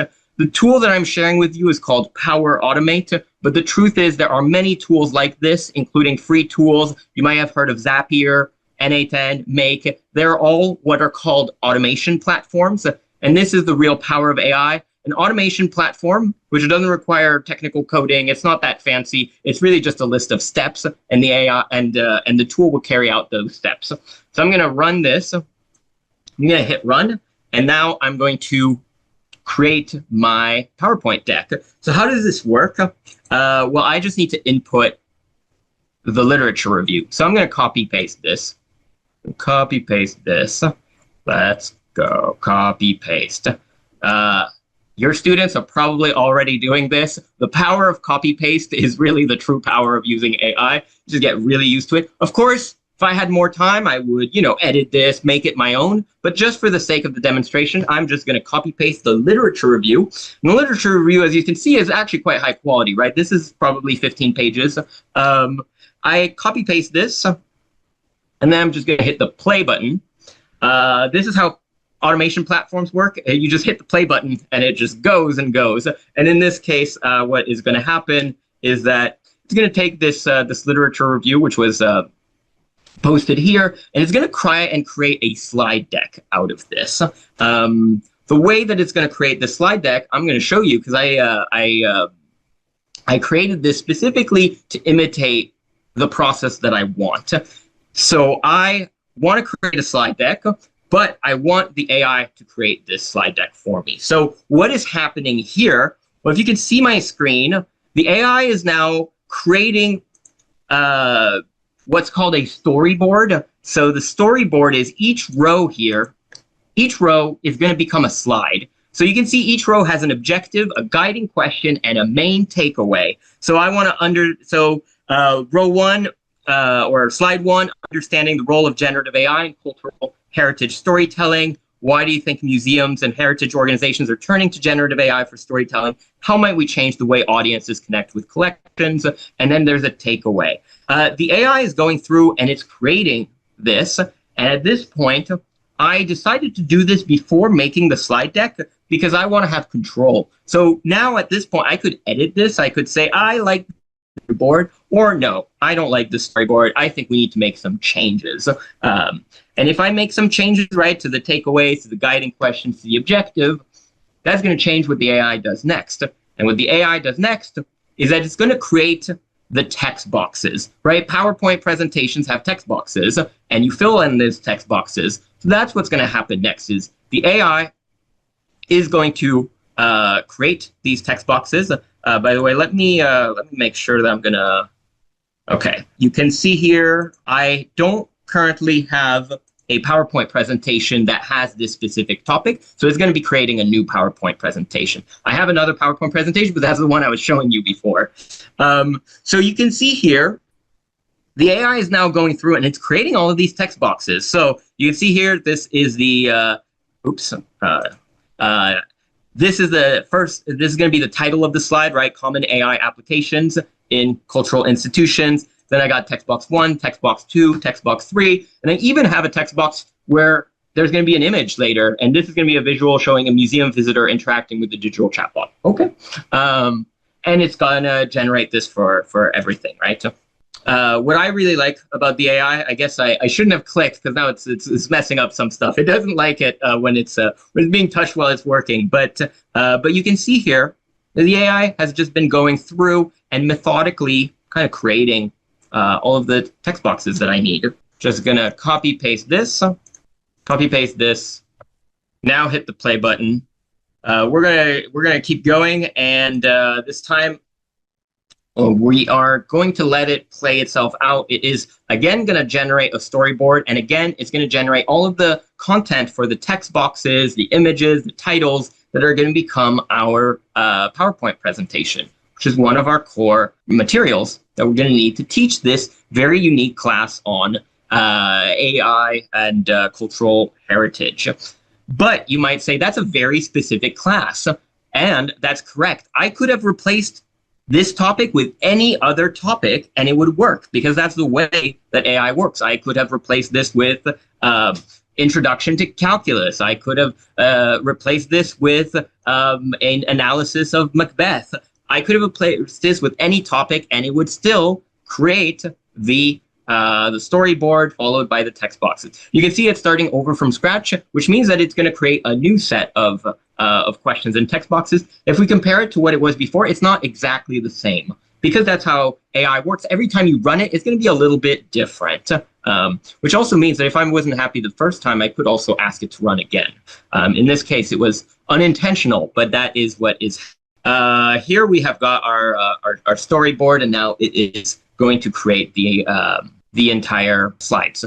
So for those of you who have created PowerPoints, I will admit when I look at this, I get a little bit impatient and I think, wow, the AI could do this faster. I mean, it's taking what, like 15 seconds per slide? That's kind of slow, right? But if I were to think about it as a human, it probably takes me 10 to 15 minutes per slide. So this is actually much more impressive than what I could do. I'm just getting, low attention span, which AI is definitely going to contribute to because it works so fast, and yet I still find myself quite impatient, despite how fast it's working. At the same time, of course, if I wanted to edit any of this, I could pause the automation and edit it directly, and that will reflect in my slides once we get to the slides. That's that. If you're wondering what is the AI generating this content based off of? It's generating this content based off of the literature review that we initially started with, and that literature review is what I showed you at the beginning with deep research. So this is one of the things that the AI is carrying out. Very exciting. We are going to get our PowerPoint presentation soon. You just make sure.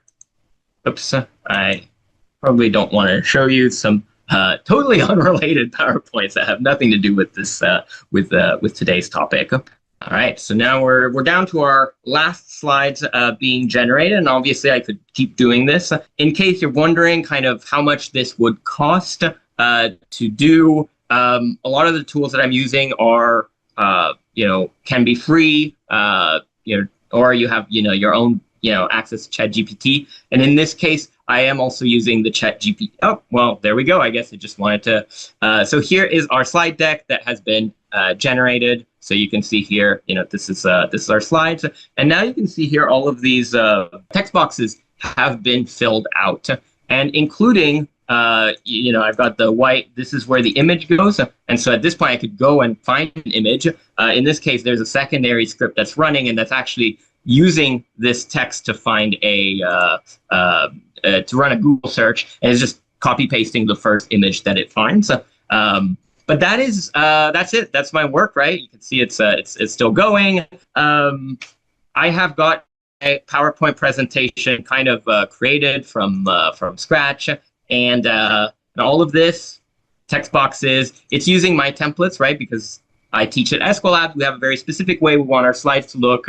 Please don't judge them too hard. I'm not a fantastic slide designer, but this is the way that I want them to look. So it is using my templates. It, introduces me, right? This is, and now what am I going to do as a teacher? Well, as a teacher, now I'm going to edit this, right? I'm going to see if there's anything that's weird, if there's anything that I want to change. But this saves me so much time because this is draft 1, and that's what happens now. So we're gonna thank the AI for building our slides. It is logging this. I can send this to the IT team afterwards if it ever breaks down. That's a joke. I am the IT team. I made this myself. I don't actually know how to code, and I will tell you a little bit more about that later. But this doesn't really require any code. It's just automation workflow. So that is the first thing. I use the AI to create my PowerPoint presentation. Now, there might be other things that I need to create. So I will show you how those work at all as well. This is a different automation platform. It's called NA10, like Power Automate. They all do the same thing. What do? They just go through steps. So you can see here, and I will just show you this example. This is an empty document, right? I'm going to fill out this empty document. I want a, let's see, skill module, evaluation rubric, this is some other thing that we use at Esquelab called AI Virtual Twins. Instructions for the activity, instructions for the mentor, which is a teaching assistant for us, storyboards, cheat sheet instructions for how to create a cheat sheet. But we are going to do all of that, and this is kind of how it works. So in this case, you just kind of hit play. In this case, it's already kind of run through this. You can see here, like, it's taking action. And now what's going to happen is the AI is going to go, it's got a bunch of prompts that already exist for how to do all of these things, right? So, how to create an evaluation rubric, how to create, the instructions for the activity, and so on. And now, the AI should be going through all of this, and it will now be creating each of these things for me. And then I will be able to use them to help me with my classes. So this is still work in progress. Taking its time, huh? Okay, here we go. All right, so we got this. I'm going to run a secondary script just to clean it up because it looks kind of ugly. But you can see here. Oh, there we go. Okay, so we got the primer. We got the activity. We got this evaluation rubric. We've got all of these things that I requested it to do.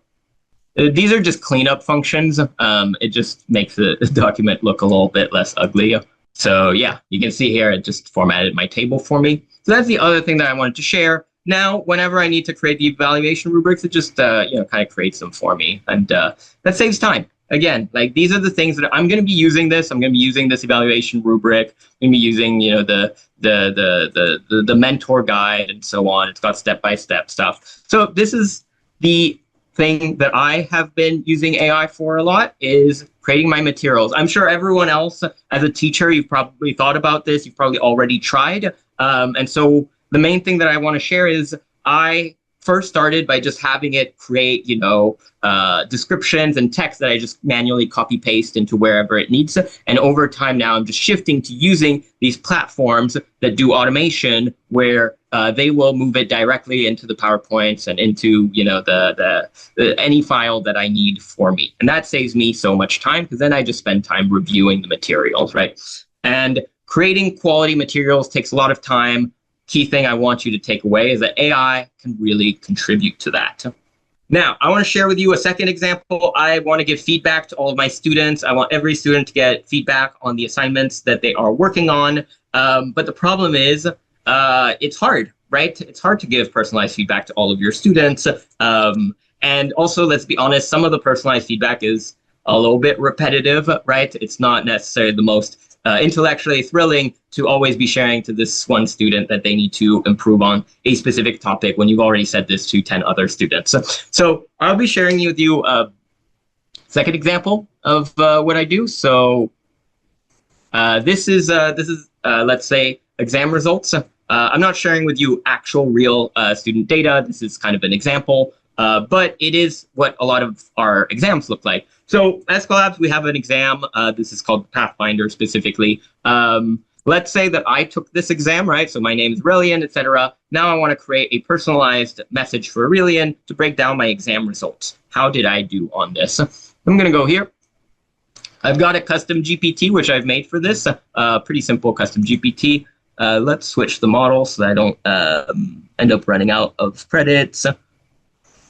Cool, let's do 4.1. So I only have one option. I have results from a student that I want to share, and now I'm going to share with it. Okay, here we go. These are my results. And now, all right, thanks for taking the Pathfinder, and now it's going to generate the email for Aurelian, for me, as if I were a student, and how did I do on my exam? So this is where it's going to tell me, you know, how did I do? I get a nice little radar chart of how I did on the different aspects of the exam. I get some interpretation of what I did well on. I've got some interpretation of what I did wrong on. You can see that the data matches, right? My goodness, I got a 0% on SQL. Well, that's quite sad, and that does show up in the exam. And then it's going to mention that I am not very, I have some growth area here, right? It's also now going to give me personalized learning recommendations. So because I did score 0% on SQL, it's now going to recommend me these resources on SQL. It's going to recommend me these resources on, some of my other growth areas, right? And in case you're wondering, how does it come up with these resources? The answer is it does not. I actually told it, this is the acceptable resources in my opinion. I highly recommend, for instance, the University of Toronto's Coursera course for Python. So I said, if anyone has a low score in Python and you want to give them learning resource, recommend the Coursera course for from UOT, right? So all of these are actually curated. I gave it a bank of different resources, and then it just decides which resources to recommend to me based on how I scored. But I still have control over what it's recommending. I don't want it to recommend something that I've never heard of for my students, right? If it's going to recommend math and stats, I do like 3 Blue 1 Brown. I think it's a really good YouTube channel, so that's what I recommend. So that is the second way in which I use AI a lot to help me prepare more personalized feedback for my students. And this can be applied to any other applications, right? And it saves me so much time, and every student does feel like they did get a nice detailed breakdown of how they did and how they can improve. Again, I think personalized feedback, just like creating quality materials, takes a lot of time, and AI can contribute to that. And so every kind of grading, assessment, I have the AI do the first layer of analysis and feedback. And then that saves my time. And what do I spend my time on? Well, I spend my time on other things, including maybe helping students develop even deeper personalized learning plans or coming up with individualized assignments. Again, the AI can help me come up with individualized assignments, just like it helps me come up in 10 minutes with a slide deck for a very specific topic. So that's the power of the AI. Saves me so much time. Personalized feedback, materials creation, grading, all of these things that used to be, took me a lot of time. What took, my mother is a teacher as well, took her a lot of time. And now, these are the things that actually take the least amount of time. I spend the least amount of time now on materials creation because it's just so fast. So last thing that I want to share is data analysis. I want to know how my students are doing. I don't really want to spend hours in Excel or the learning management system looking at the data. I want the AI to help me analyze my student data. And note that obviously for data privacy reasons, you can only do this if you have an AI that is going to be connected to your school's data, and that is not, and that has a specific license agreement to not use data for model training, which is a standard part of various enterprise agreements that schools can have with large language model providers. This is my last example.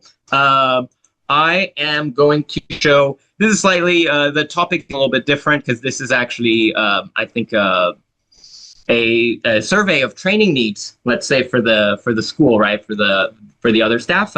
But in this case, it's still the same. It has access to data, and now it's going to analyze the data. Okay, I don't need to see this. This is kind of intimidating. The AI is like doing some code magic behind the scenes. It's analyzing data and whatnot.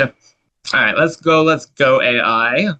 And what I will be doing now is that I am going to show you data analysis, but I'm never going to open an actual Excel file. The Excel file has just been shared to the AI, so the AI has access to that. Okay, this AI is bugging out. That is the side effect of working with AI. It trips up a lot. So let's try this again. I'm just going to open a new conversation, and I'm going to switch. Let's do 4.1 instead.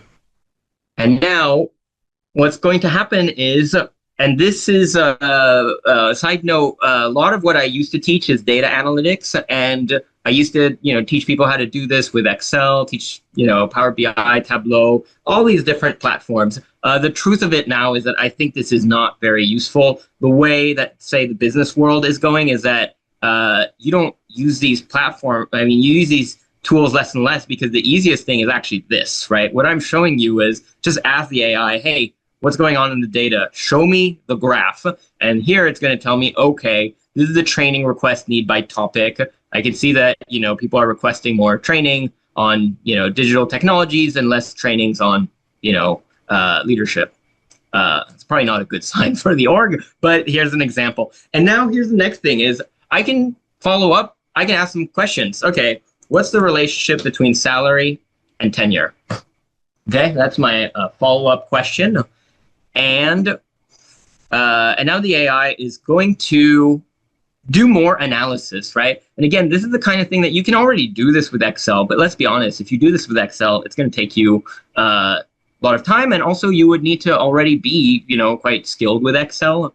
And at the same time, you would need to open that tool, which I find morally saddening sometimes. When I look at Excel, I just feel a little bit sad. I don't know how to describe it. It's not that exciting. When I look at this, I've got the graph. Okay, I've got insights coming up, general upward trend, some variation at tenure level. So the AI is not just creating graphs; it's also interpreting the data. It's asking me if I want to see a trend line added or explore this data by department or another breakdown. Yes, let's add a trend line. So I'm going to do that. The AI is going to add a trend line so that I can understand, and I will show you the very, very last part of what I can do with this data. Okay, cool. I got this trend line. I got this, relationship, etc. And now here's the last thing that I'm gonna do with this. I'm going to ask it to do something actually relatively advanced and complex. I'm going to ask it to cluster all of the data that it has. I guess these are all different members of the staff. I'm going to ask it to cluster it using a pretty advanced statistical technique. So let's try this. Thank you. I want you to cluster the data for every employee using unsupervised machine learning. I want you to cluster it into 4 clusters, then share the characteristics of each cluster and visualize the clusters in a radar chart. So what I did is I asked it for a relatively, sophisticated statistical technique. It's going to do unsupervised machine learning. I'm going to be very honest. If you asked me to do unsupervised machine learning, I know, a little bit about how unsupervised machine learning works, but unsupervised machine learning traditionally requires, you need to write the code. It's too advanced for most, of these tools to provide. But the AI can do it. As long as you know that it exists, you can ask the AI to do it for you. In this case, I would not be able to do unsupervised machine learning without, spending an entire, week learning how to code. And now it is going to do this. Okay, and here it is now going to group everyone into different clusters. By the way, this is what unsupervised machine learning does. It's kind of distributing all of the employees based on various similarities. So cluster 1 is moderate salary, high tenure, high age, high training needed, skill level, and so on. So I get to see kind of how things distribute. I'm very excited about this because this is really, I think, also something that we teach our students, and I think that we'll find all of us are increasingly teaching our students when they're using AI, is AI allows you to do things you wouldn't be able to do by yourself.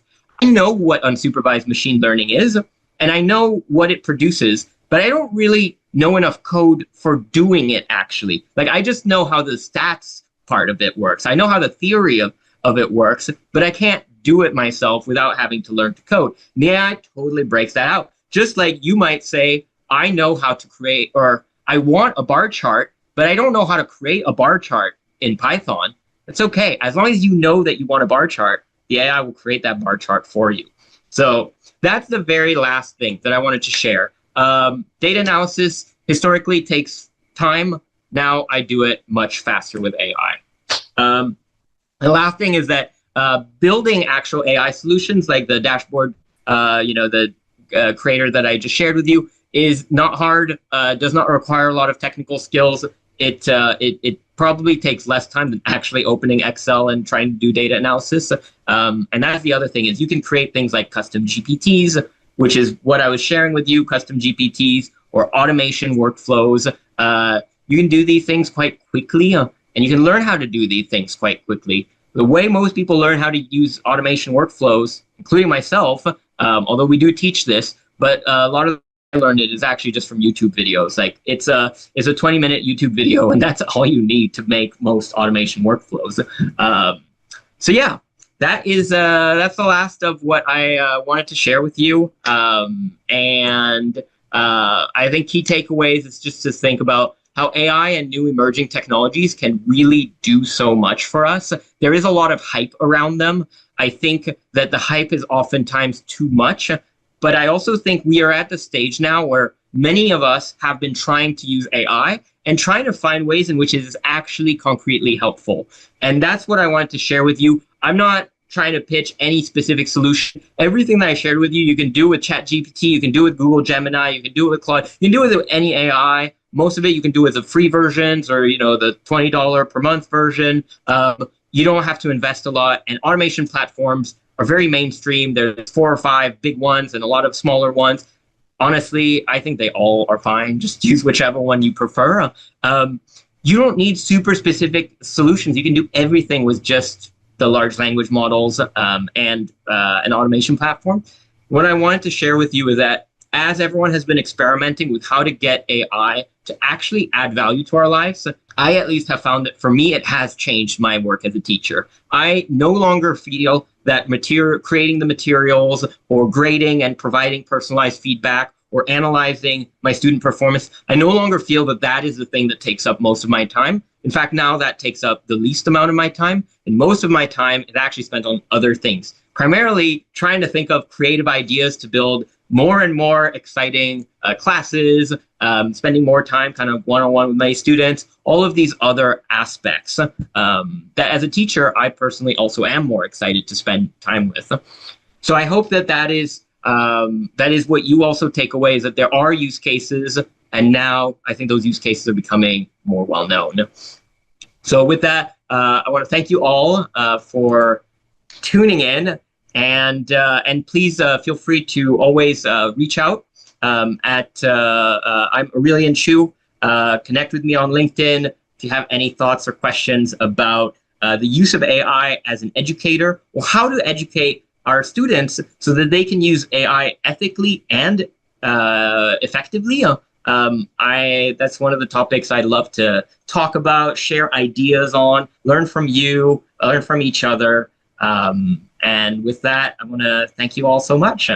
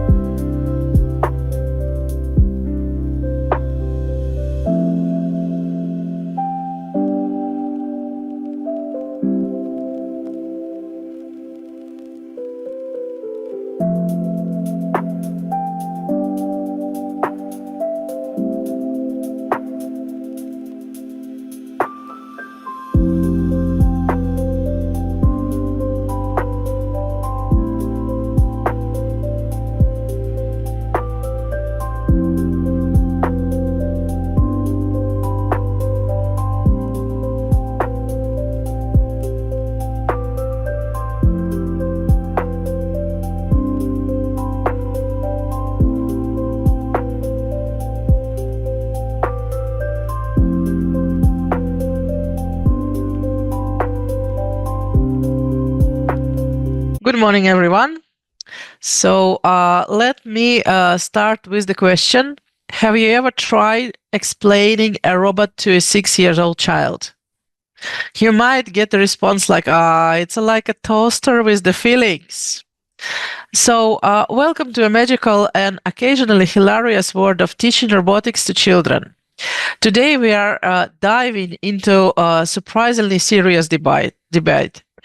Should teaching robotics to kids be more education or entertainment? In the other words, do we want little Einsteins or little Tony Starks? So I'm happy to introduce our participants here today. It's Dr. Rodrigo Saez Munoz. Hello, Rodrigo. Good morning, Maria. Good morning. Nice to see you.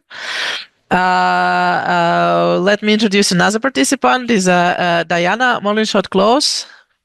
Good morning. Good morning. And next is Umesh Dutta from India. Hi, greetings to everyone. Pleasure to be here with you and looking forward to an exciting discussion. Good morning. And I have our partner from the Thailand. It's Victor Manerak. Hello, Victor. Hello, Maria. And good morning, good afternoon from Thailand.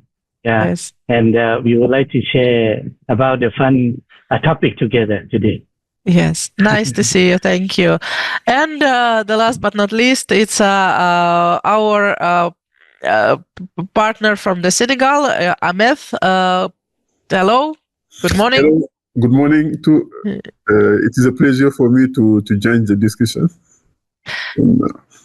Yes, thank you. So, what could you, Rodrigo, what could you say about modern education, and what do you think? Should it be more education or should it be more entertainment?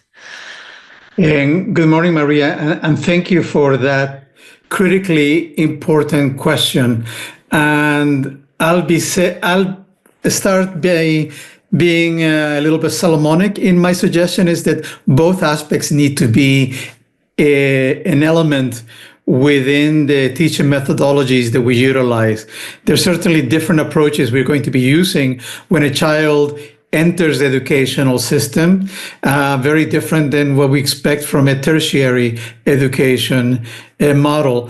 But let me start with this.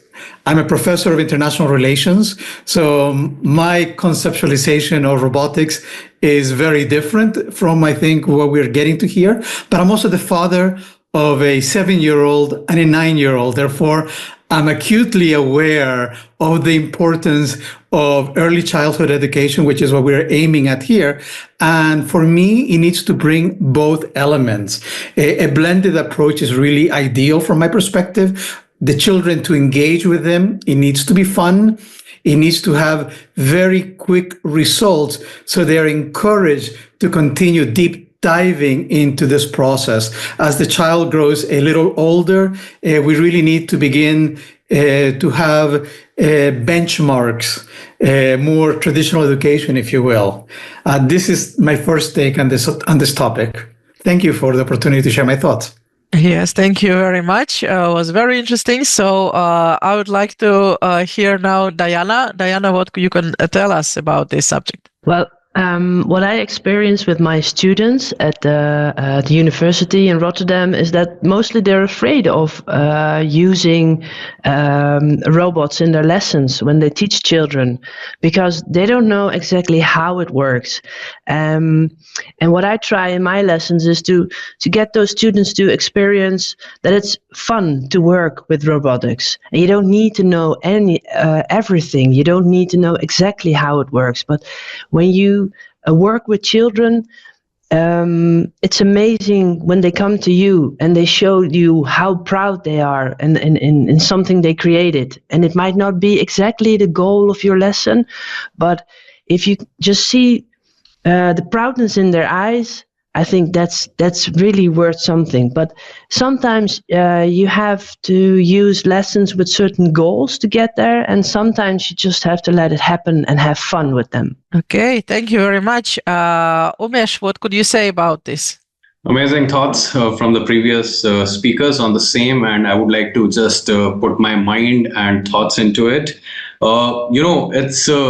It's a debatable topic, and that's the reason why we all are here, to form some sort of understanding. Is it good? Is it bad? How much is good? How much is bad? So the point is that it is not at all a replacement for the conventional education. If we say that, can it replace education, the entertainment? No, we cannot say that, yes, it is a complete replacement. But yes, the thoughtful integration of entertainment with education is something which we can look out for. And that integration of entertainment with education, and to what extent, is what we need to decide.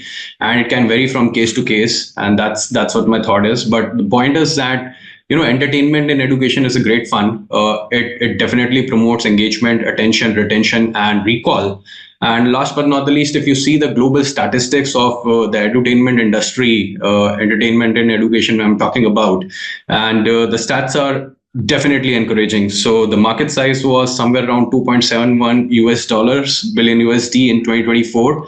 And by 2029, it is expected to grow by 17.83%, which means that the edutainment industry is expected to reach somewhere around 15.98 billion USD by 2029, which is solid statistics, which means that globally it is something which is favored. And it makes the difficult subjects quite easy. We have difficulty of teaching various subjects, and students have difficulty in terms of perceiving those subjects. But with education and the use of technology in education, you can make those subjects look pretty easy. Use of VR, AR. I heard some of the colleagues, speaking about their involvement in the virtual reality, augmented reality, robotics, and various new technologies in the classroom program that really creates a positive impact. And students, they are able to get the best out of that.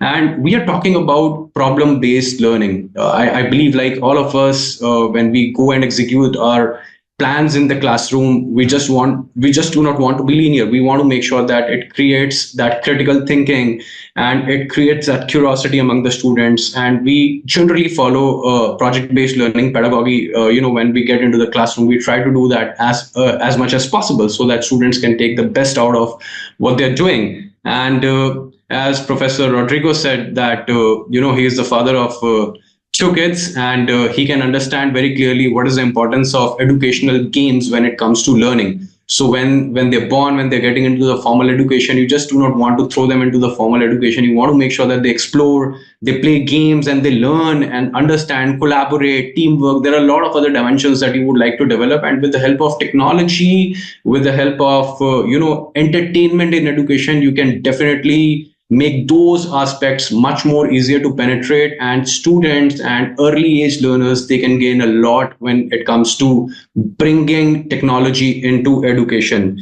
Now, when we talk about education, we are not just talking about doing it from the particular geography point of view. We want to make sure that we have universal education so that a citizen is becoming globally acceptable rather than becoming focused around a particular geography. And I think the role of education should not be just centric to a particular region. It should be beyond that. And how technology integration can bring that particular thing into the picture is again an exciting area. Last but not the least, the most important is to have the universal human values. So the value system is extremely important. It is not about teaching them technology. It is not about teaching them robotics. It is about giving the right values. Technology you can learn at any point of time, tools you can master at any point of time. You just need to commit yourself. But what is important is to make sure that you give them the right value system, and how technology integration, how entertainment integration can make that happen in the classroom is an exciting opportunity. And I believe like the global accessibility is something which is going to be an important weapon going forward, because when it comes to sharing the knowledge, what are the best practices you are following, others can also follow the same. How do you make it accessible to others? And how do you go beyond YouTube? How do you go beyond what is exactly available at this moment is a question. How can we leverage technology to share the best practices in edutainment industry, in entertainment and integration of it with education, so that others can also utilize it? I believe like there is a strong focus on that is required in the near future, so that everybody gets benefited from the best practices that a particular individual or a team is having in their own region. So these are my thoughts around it. I hope that I'm able to give some fruitful views on what is going on at the moment, and looking forward to hearing the other perspectives as well. Thank you very much. So we basically, at this point, we agree that the both approaches have value. So education provides the foundation, and entertainment provides the spark. So they have to be connected to each other, and basically we are talking like about the sandwich. So the education is a whole grain bread, solid and nourishing, and what we have in between is fun. We call it Nutella. So it's stick in the both sides together. So they basically they all comes together. Without the entertainment and without the education, they has to be together. So I would like. Thank God it's a virtual meeting, because you are making everybody feel like, yes, one should have that sandwich with the Nutella. Absolutely. Yes, it sounds delicious, isn't it? Yes. I would like to listen also the word from Vitor. Vitor, could you please share your thoughts? Okay. Thank you, Maria. I would like to share the 3 topics. Number 1, when we born with the pen. Yeah. And when we die with the pen. when we still alive, why we shoot about happiness. Yeah. And when we want to have the happiness, and after that we can get the success coming. When I was young, I play the like a block machine, 50 years ago. Yeah.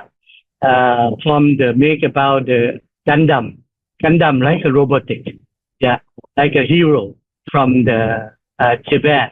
Yeah, story. Very famous in the Thailand. Like a Ultraman. Yeah. And I think why they play it? Because we want to have happiness and have fun. Yeah. And if we can provide this like a story or the active learning for the student, yeah, for the young student or the old student, I think everyone want to learn with the happiness. And the most important is when we can success the two things from the like happiness or the painful. Yeah, we can choose, but for me, we can change the painful, yeah, to the happiness by we use about the environment in our workshop to be like an entertainment complex. Yeah.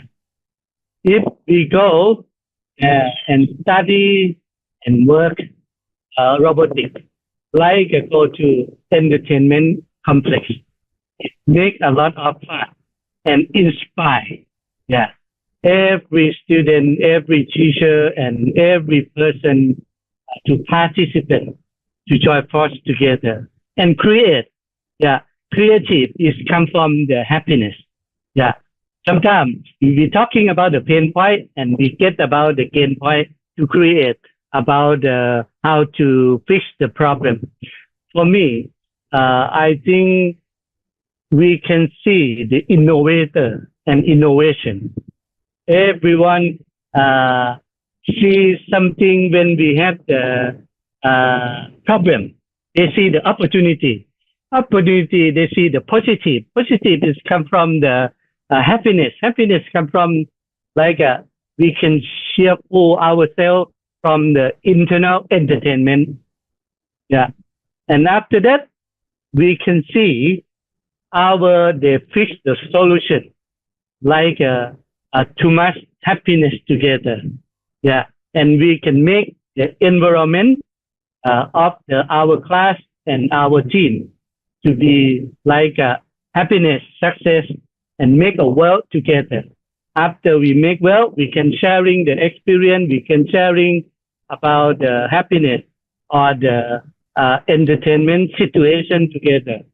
And we can make a peaceful. Yeah, this is like a supply chain. Happiness, success, wealth, and peace. Yeah, this is not philosophy. If we can make the real thing by the robotic and AI. That's why we should interest in robotic and AI to be and make about the entertainment complex. And right now in Thailand, we have the best destination of the tourism because when they come, they relax. When they come, they're funny. When they come, have a lot of entertainment that we share to you. This is our opinion. Thank you. Thank you very much. It was very interesting. So we are again, the same on the same path with you, so that we are mixing together education and entertainment, and to make it more fun for kids, and at the same time they could learn something.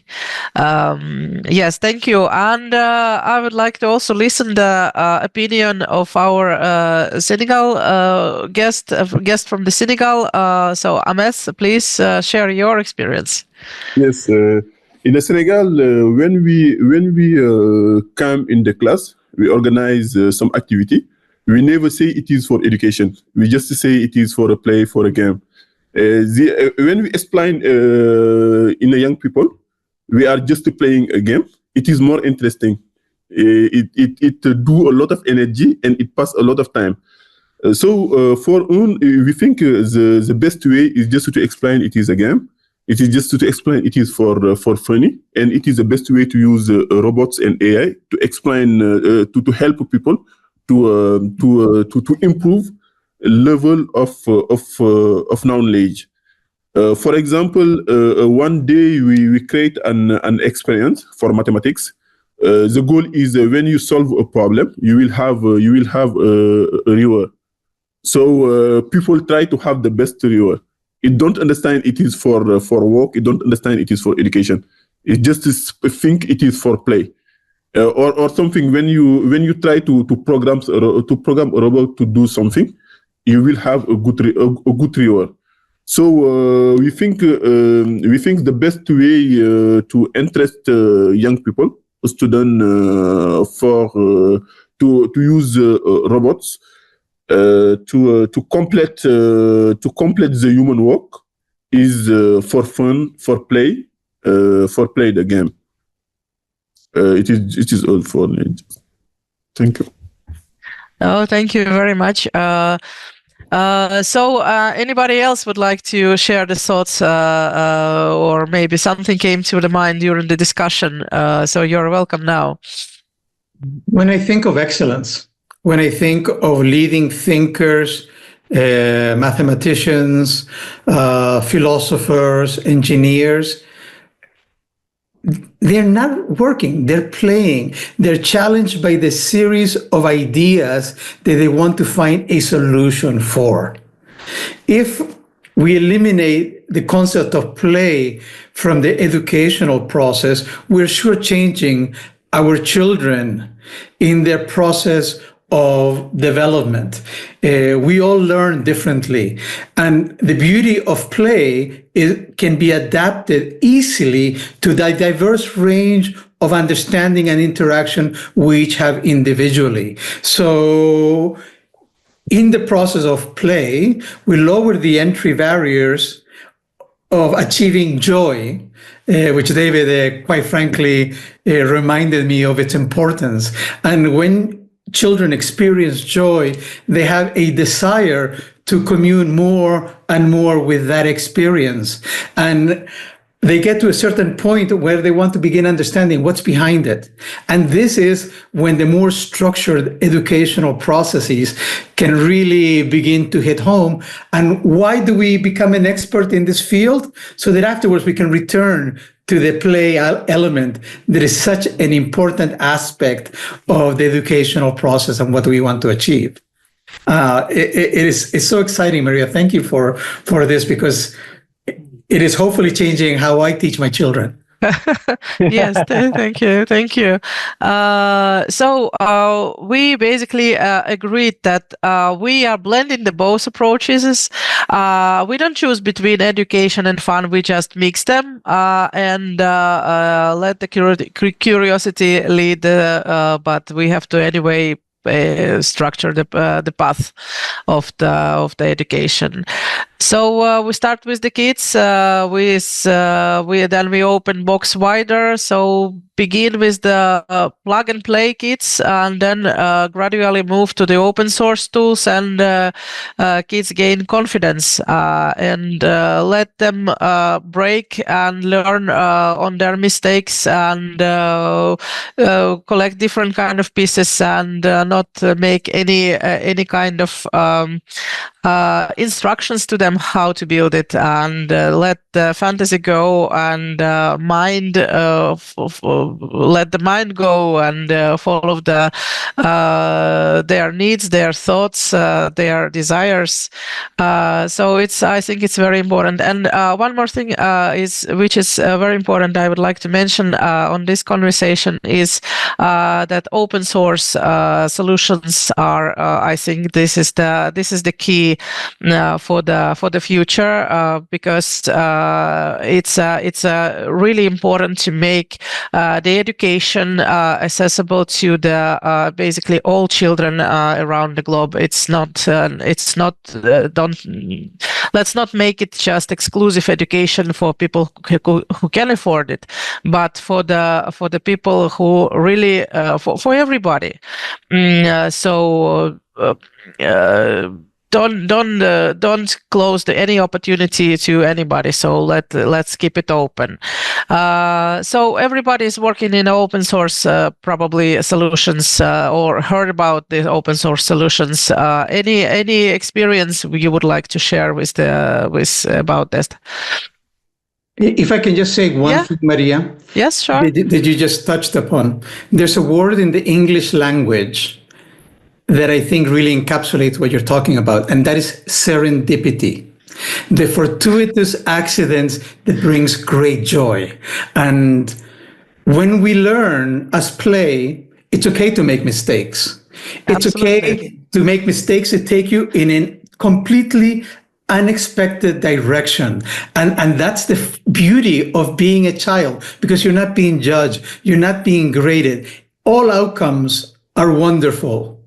Granted, we as educators also are tasked with grading. We're also tasked with evaluating whether we have achieved certain KPIs. And that's wonderful, that's necessary. But if the later we introduce that, the more creativity we maintain in that process. And that's something both Umesh and Ahmed really pointed out to. It creates engagement, it creates critical thinking skills. And that is one of the wonderful things about open source projects, that we don't have a prescribed outcome. Everything is out there for you. Yes, anyway, exactly. Sorry for the intervention. Yeah. Yes. Diana, do you have anything to say about the solution? Open source solutions. Well, the one thing I like most is that what I'm actually experiencing right now in this meeting is that with open source, I can work with Senegal, I can work with Thailand, I can let my children work with anyone in the world, and I'm not bound to certain software restrictions or anything. So, like the EEE model from Les Kolb says, you can engage with the open source material, we can enhance with open source material, but we can also extend the world for children. We can let them come in contact with Senegal, for example. We can show them that there are maybe different problems there, but there are also the same problems. And that makes it open source material for me the best material to work with. I really like it. Yes, that's great. Thank you. Umesh, do you have a few words? Yeah, sure. Why not? On this open source technology, I can say that the world has moved. The world has moved together, and we have seen that from box-based approach to open source approach of doing the things. I believe it has been a game changer in the last 1 decade when it comes to, making sure that technology is accessible, the content is accessible, the tools are accessible to each and everyone. I believe like open source, community has come together and they have actually solved a very, very big problem. The entry level barrier is one thing. Cost reduction of accessing those world-class tools is another important aspect, and collaboration and learning from peers is, I think, another big thing that has happened. Even Diana has pointed out the same thing, that now you're not just learning from your own, mates in the class, you are learning from, somebody who is located, some 1,000 miles away from you, and you can use their work, you can contribute to the repositories. The likes of GitHub, the likes of Arduino, the likes of Raspberry Pi, they have contributed immensely when it comes to the STEM education ecosystem. And I believe the next era for open source is already there. We are living it. We are in the era where AI is dominating. And I believe this is the best era, because in India we say poison kills poison. There's a lot of debate around AI. It's gonna take our jobs. Even if the technology is becoming open source, the more and more use of it, we are making it even more powerful. And sooner or later, humanity is going to face crisis. Humanity is going to fight AI. So the point is that we have to use AI against AI. That's the way moving forward. AI against AI. Human has created AI. Human has to use AI against AI to survive, because we are quickly entering into a very interesting era, and the era is going to be an era where the intelligence is not going to remain just programmed. It is going to be as good as human being. So we are entering into AGI. So artificial general intelligence is not far away. 2033, we are approaching it, and the time it happens, it's going to be even more challenging. The point is that open source community has to play a huge role in terms of making sure that human beings are always ahead of the game, and AI is just going to be one of the prop with the magician. So human being is always going to be there as the center, and AI or any other technology is always going to be the prop which we can use in the classroom. And it can only happen if we use AI smartly in the near future. And open source community has to come together to make sure that they are ready for the future challenges. And I'm sure that whatever we have learned so far from open source community, open source technologies, it's gonna be even more penetrating and impactful in the near future. And we are all going to witness that era together. Yes, thank you very much.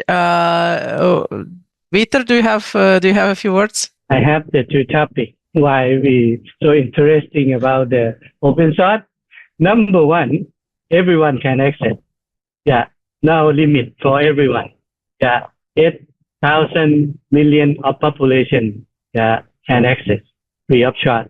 Number two, we call about the open source.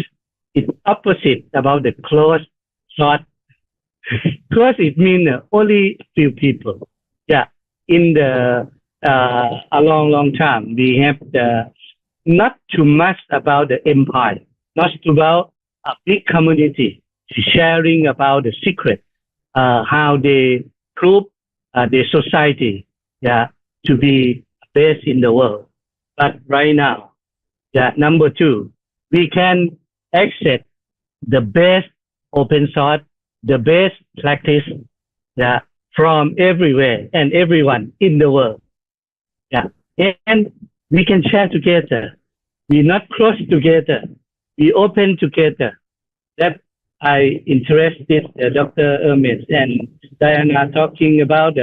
We can collaboration together without nation. Without blood, without native. We are the same population, world population together.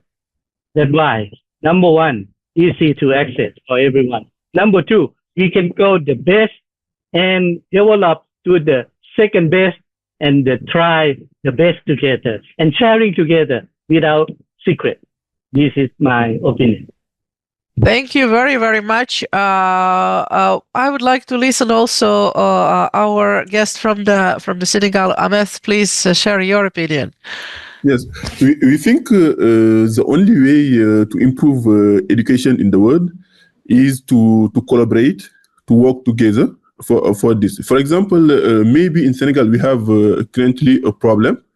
It exists in the past in another country. For example, in the past, Thailand have this problem, and Thailand have an approach to resolve that. So if we know how Thailand the approach was using by Thailand, we can use this approach or we can use this approach to solve own problem. For example, I will give an example. In Senegal, we have in 3 months. We try to build an AI assistant for each student. The problem is we don't have enough data for do that. Reason is each school have a particular software that use for the digitalize. So it's not possible to have to have a fine data and a very diversity data to train a global assistant. So if we can collaborate with another school, we can collect all data in different school and use this data to train in a personal assistant for each student, and will help this student to improve education. And when we collect also the data, because when students in a different world interact with this AI, we will collect this data. We will also need to share the data to give that of PhD student or another research to improve all work. It's like general AI work. For example, in general AI, you have a lot of data in the world to share that. All research in the world can use this data to improve one model. So we think open source is the only way to improve education, to improve education around the world, and particularly in Senegal or another country. Thank you very much. Yes, thank you very much. So I think that we have basically we agree that we have a perfect tool for the education. We are open source. We have open source opportunities for the basically the whole world. Wherever we can use it, and wherever we can use it to teach our children and to be creative. So basically, what I wanted to say is just let them build, let them break, let them laugh, fail, try again, and maybe just build that robot who goes to dance with them. So just to use it, just to use technology. But we are educators. We are here just not only to have fun, but to structure the lessons that it's not so chaotic like sometimes it could be. Raise to our important mission is to raise generation that not afraid to create technology, who knows the technology, who can learn the technology, and not just consume it. So this is basically my final words for today's session. I really appreciate that everybody has found the time to join me. So thank you very much for joining us, and see you in the field of education.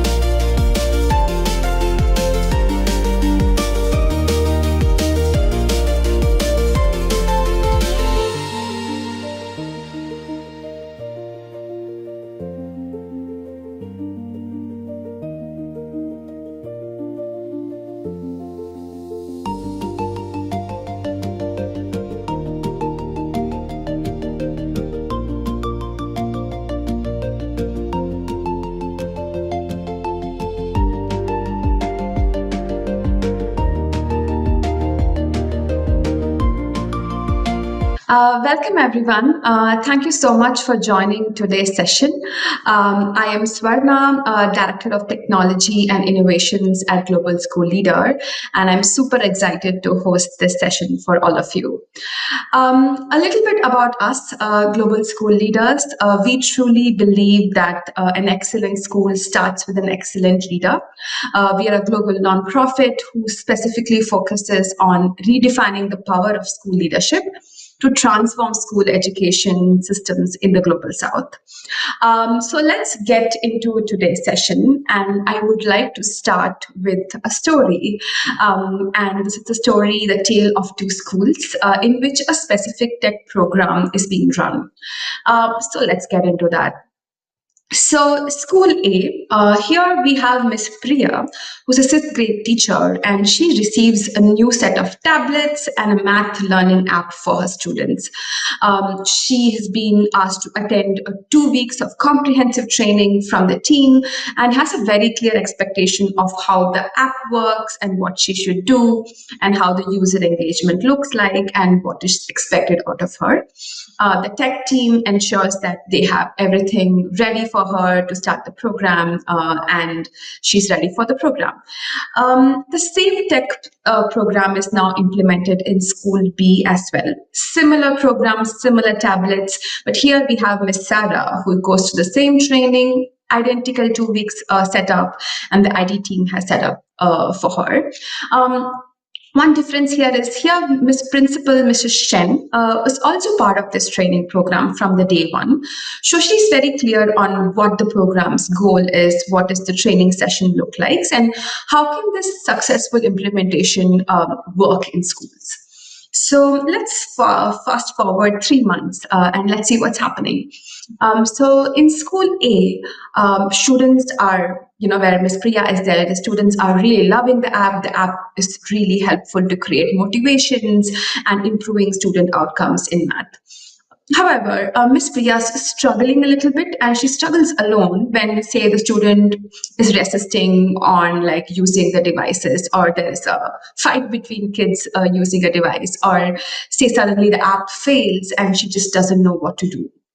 The principal of the school, Mrs. Lakshmi, she just walks through the schools, observes classroom as part of her job. And she sees that everybody is silent with their tablets and assumes that probably no learning is happening and it's just screen time. And somehow that goes back to feedback to Miss Priya that probably there's no learning time and she doesn't really understand what's happening. Parents are quite complained about what's happening, why are kids using so much of screen time. Some of the teachers are also trying to avoid the program because they're really not sure if it's working. So in spite of positive outcomes, it kind of goes unnoticed or probably uncelebrated. And Miss Priya really feels frustrated and helpless, even though her students are really doing good with the app. Let's look at what's happening in School B. So here, as you remember, it's Miss Sarah. Very similar kind of engagement. Students are loving the app. And here, Miss Sarah is able to handle the student resistance that we saw the other school because Mrs. Shen, the principal, guides her on behavioral management. Here, the parents are more invested because the principal had conducted some onboarding meetings for the parents to know what exactly this program is about. The classroom visits that the principal does, it turns out to be pretty productive because as a teacher and a school principal, they're able to use the data on the app to really understand what's happening with students. And say if the tech fails or the app doesn't work, the principal is able to channel the feedback to the necessary team, make sure that the teacher is supported, and she also connects her with other teachers who are facing the same issues. So overall, Ms. Sarah feels very supported, celebrated, and feels that she has the space to learn, fail, and also improve. So looking at the story of School A and B, if you can think about what really made the difference. So as you know, there was one key person, Mrs. Shen, the school principal in School B, which definitely created a change in the way the app worked. So an empowered school leader, and I would say Ms. Shen was empowered because she understood not just what the program is or just existed that the program existed, but how it really worked and why it really mattered. So an empowered school leader can really make a difference because they can champion teachers by celebrating their success. They can motivate parents through communication. They can connect teachers with each other. And they can also build a network of support that is necessary for the teachers. And more importantly, you take any program to make it sustainable. A school leader who drives the school can take it forward by embedding it into school culture. Right now, as you could see, that just having this information and the empowerment school leader can make such a difference for a program, specifically a tech program. And yet, a lot of times, school leaders are often overlooked in our systems in education. And you think about the EdTech ecosystem where we are trying to use technology in so many ways in schools. However, we often don't think about school leaders as part of this important equation. And we believe that we are seeing this pattern that school leaders are the missing piece in an EdTech puzzle. The story that we saw, the application was perfect. Its use case was great. Even the app was great. The implementation differs depending on who leads the school. And we believe that an empowered school leader can make the implementation really effective and make sure that the app is used effectively in schools.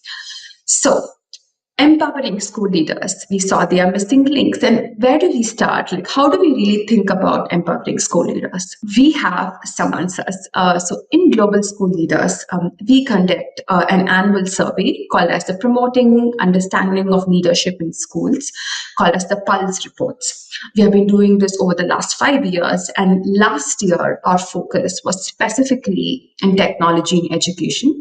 And the focus is to highlight school leaders' perspective, or I would say overlooked perspectives on tech in education. So some data point around here, we got close to 5,800 responses from 3 different regions of the world. And here are some things that I think we can take forward with Pulse with respect to this conversation about school leaders and EdTech. One of the key findings is technology spurs excitement for school leaders. Let it sit into your mind that this is an important part of half the way of challenge. Technology is something that school leaders are optimistic about.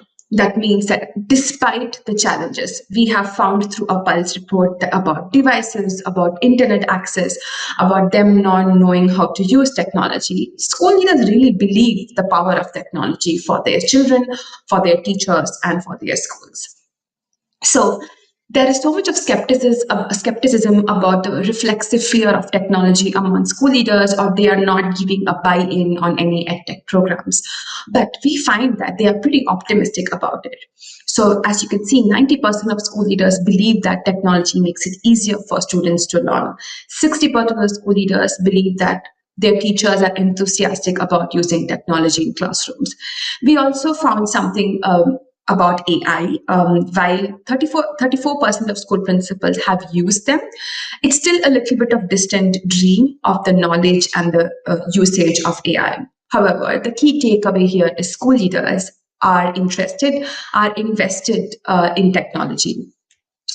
So does enthusiasm or optimism, can it just solve a problem? And I don't think so, right? So the other key finding, and this is the last one about what Pulse I want to highlight, is enthusiasm cannot lead to any effectiveness. However, trainings can.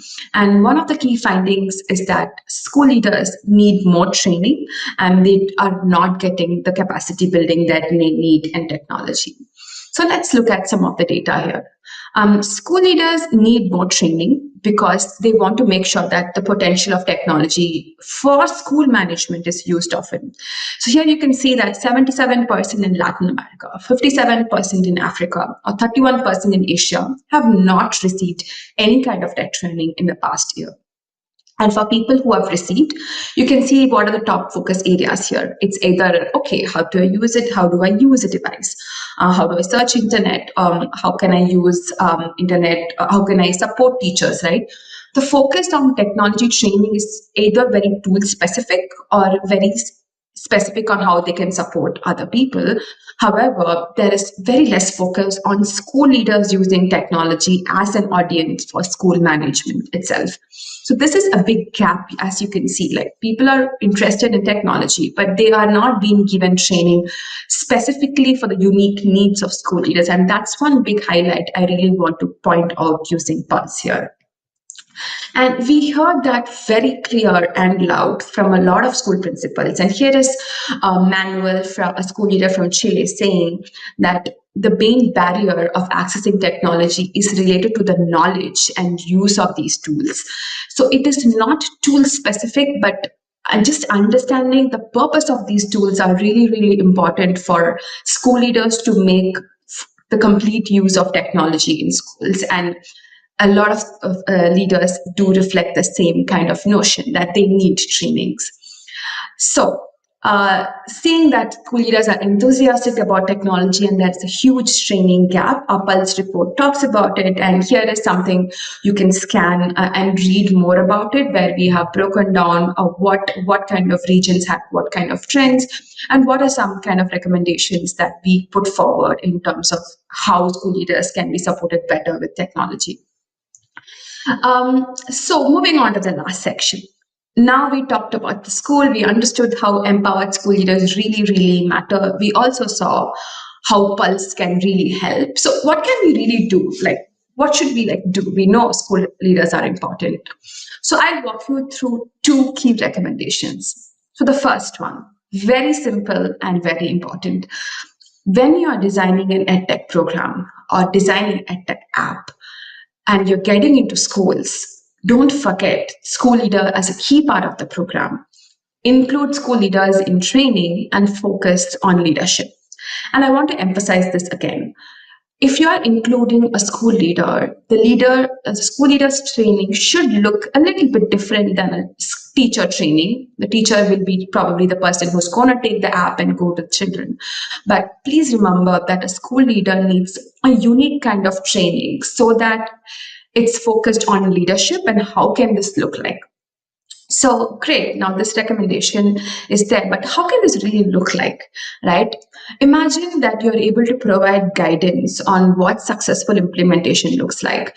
How can a school leader do certain actions for that program, for that app to work? How can they create support systems of supporting ecosystems for the teacher and the student and the school to thrive and make sure that the app works. And please remember that it should not be tech sessions. You are not going to teach them step 1, go here, step 2, go here, but see how much you can talk a little bit of tool agnostic skills, but also from an angle of the know-hows of the program so that it helps them to lead this program better. For example, you can tell them, when the math app is happening in your classrooms, here are some things you should look out for a classroom observation. Are you seeing that ABC is happening? Are you seeing that the teacher is doing ABC? Are you seeing that a student is doing ABC? So that the app can be really effective and the teacher feels supported. Moving on to the second recommendation. Design EdTech solution that serve school leaders' unique needs. And here is what it could look like. When you're creating an app, even if it's for students or teachers, please think about school leader as an audience, school leader as a persona that you should be designing an app for, specifically from an admin view, right? Imagine you're able to create dashboards that can translate clearly into what next steps they can do in their schools. Think about how can these tech solutions support school leaders in their daily routine of tasks. Give them data that can help to make sure that the app and the EdTech program becomes part of the school culture. And imagine that when you're designing any app, there needs to be an element of a school leader's needs, because without them, this app cannot be really effective, because for app to work, the entire ecosystem should work. So with that, I would like to emphasize again that school leaders, from our experience, have always been the missing piece in EdTech puzzle. And I really hope that we see a future where school leaders are the advocates and enablers of EdTech initiatives, and we provide them the capacity to do so by making sure that we think about them when we think about EdTech. Thank you so much for this opportunity, and I hope this was helpful. If you are more curious to know about the work we do, how we use technology for school leaderships, or how we support our partners in our initiatives, please feel free to reach out. Here is my LinkedIn profile, and feel free to drop me an email at my email ID listed here. Thank you so much again. Bye-bye.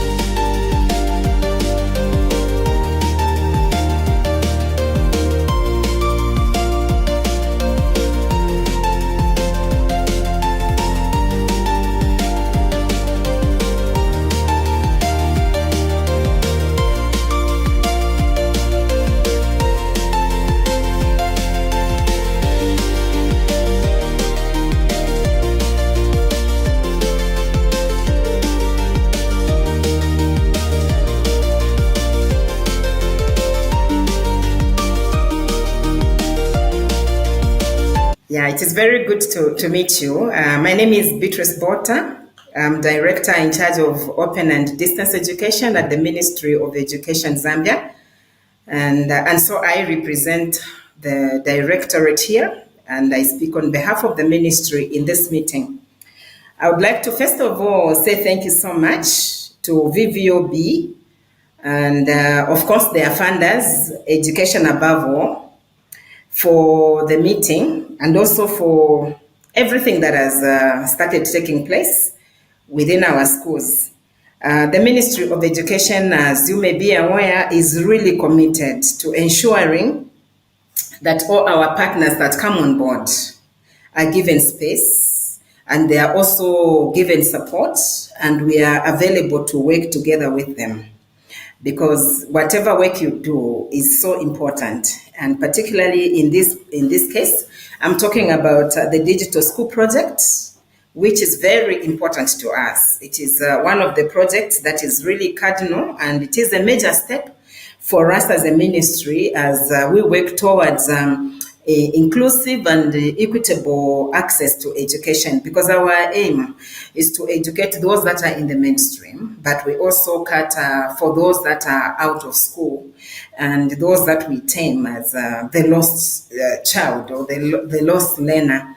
So we are grateful to our partners, and I'd also want to mention, though I may not know other partners that are working with VVOB, but I acknowledge everyone that has a stake in the project that we are running this time. Let me talk about the Digital School Project and its importance in the ministry, why we should actually support and work with the Digital School Project this particular time. Suffice to mention that Zambia has a number of challenges in the Ministry of Education, and I would like to just cite some of the problems that we face as a ministry in Zambia regarding our school going. We do have a number of dropouts in our schools. This is as a result of various reasons. Some of them, like for the girls, it could be a reason of pregnancy. It could be lack of support. It could be lack of people that are available to give moral or financial support to the school-going children. And so they are forced to get out of school. And so that is one of the major problems that Zambia has as regards adolescents and adolescents dropping out of school. And also the other thing is that the Digital School Project, from the time it has been launched, is potentially meant to cater for the out of school. These are the ones that I'm talking about. I do not have the figures right now, but the last time when we looked at the figures, they're quite alarming. The number of our adolescents that drop out of school. But the Digital School Project actually takes that into consideration. It is looking at those that have dropped out of school, and we are aware that it is concentrating on those that are supposed to write the grade 7 exam. It is a plus for us because then we have an opportunity and a chance to look for those that are supposed to actually benefit from this project and later on find themselves back into the mainstream. And most of these are likely to make it and make it very big in life. So we also know that through the Digital School Project, a lot of children have been reached out. I have visited a school where we found that some of the learners just couldn't be allowed in because of space. But we really do have a need, and it is important that we address this need. And so if the Digital School Project is taking care of the children or the adolescents that are not able to be in school because of these various reasons, then the Ministry of Education is supporting and working together with VVOB, because we know that then we are addressing the issue of those that are vulnerable. We are addressing the issue of those that necessarily would never have a chance to get back to school. So we are happy that indeed the Digital School Project is doing that together with us. When I look at the traditional model of learning, the teacher-pupil chalk talk kind of a thing. It really is limited in the sense that that model does not take into consideration the marginalized groups, especially those that are in the rural setup of Zambia, and those that are displaced learners, and those that are disadvantaged because of various reasons. So, but the Digital School project takes care of that. So we are reaching out, and for me, as Director of Open and Distance Education, I am very excited to be part of this project because actually our mandate is to increase access to education, and also to make sure that those that are not able to access education are given an opportunity. So through the Digital School project, we are giving a second chance to those adolescents who necessarily would not have been in school, but we are giving them a chance. And, we are using open schooling approaches. So we are using blended learning, and through the open learning centers, we are able to bridge the gap that these learners could probably never have crossed on their own. But through the project, we are able to set them, bring them back to a place where they still have hope and they can continue learning. I would also want to indicate that this is one way of promoting equity in education access, as we look at the males and the boys and the girls, the teen mothers and the youths that are in our communities that are being reached and also touched by the Digital School project. The Digital School project also, is anchored on the use of technology, and this agrees with the Ministry of Education agenda, government's digital agenda. In the government would like to go digital. Right now, we do have some institutions and organizations that are looking at digital. So we do have things like that are digital. So we have e-learning, we have e-farming, we have e-health, and things like that. So the Ministry of Education would actually want to embrace the government agenda of digital transformation. And through my directorate, the Ministry of Education actually is spearheading the e-learning platforms. We have those that are from outside Zambia, but we also have those that are homegrown, that are funded by ZICTA, and we have been able to come up with and develop an offline digital platform, the Zambian one, where our Zambian learners, both in school and out school, can access content. So we have actually been able to create content in a number of subjects like integrated science, English, mathematics, creative and technology studies, and we have actually uploaded the information for the access of the materials by our learners and our parents and anyone who would be interested. So when we look at the aspect that the Digital School project is doing, it is adding to what the ministry is doing. And I know that as we work together like this, we will be able to touch many out of school adolescents and also be able to help them very much. I would like to indicate that through the Open Learning Center, it is important for us because the project is making use of the facilitators that are school-based and who have a contact with the community where they are found to deliver interactive and learner-centered digital lessons. I must indicate that this is very exciting, especially for the rural child, because some of them, they may have had contact with the tablet for the first time. I'm aware that we do have some children that are coming from families where they do not even have a phone. But through the Digital School project, the children have been given a chance, not just to see, but also to operate and access the information that is uploaded on the tablets. So we are happy that the Digital School project is adding value to what the Ministry of Education is doing. And the content on the tablets, is in line with the Ministry of Education curriculum and syllabus. So as the learners are following what is on the tablets, they are actually ready for them to come and write the examination that is intended for them to write at grade 7. And when I just think about the facilitators, the coordinators at the school level, and the officers that we have from VVOB. For me, it means that we are actually encouraging and widening, broadening the scope of collaboration and working together, because the facilitators are school-based, like I said, but VVOB staff are coming from outside, and as we work together to support the learners that are there, this is a very good way of partnering and a very good way of collaborating. So we are actually showing the community that we can work together and things can actually turn out to be very positive as VVOB staff and the Ministry of Education staff work together. In the past, it has been very rare to see, if we are running a project, we will not have the staff for that project so present, as it is with the VVOB staff.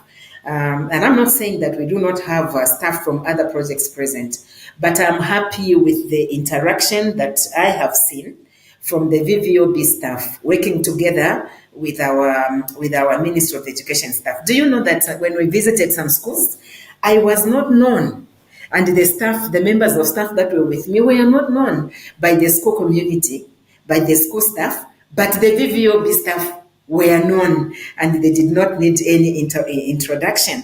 For me, that means that we are working very well, and VVOB is collaborating so well with our schools, and this is the way it's supposed to be.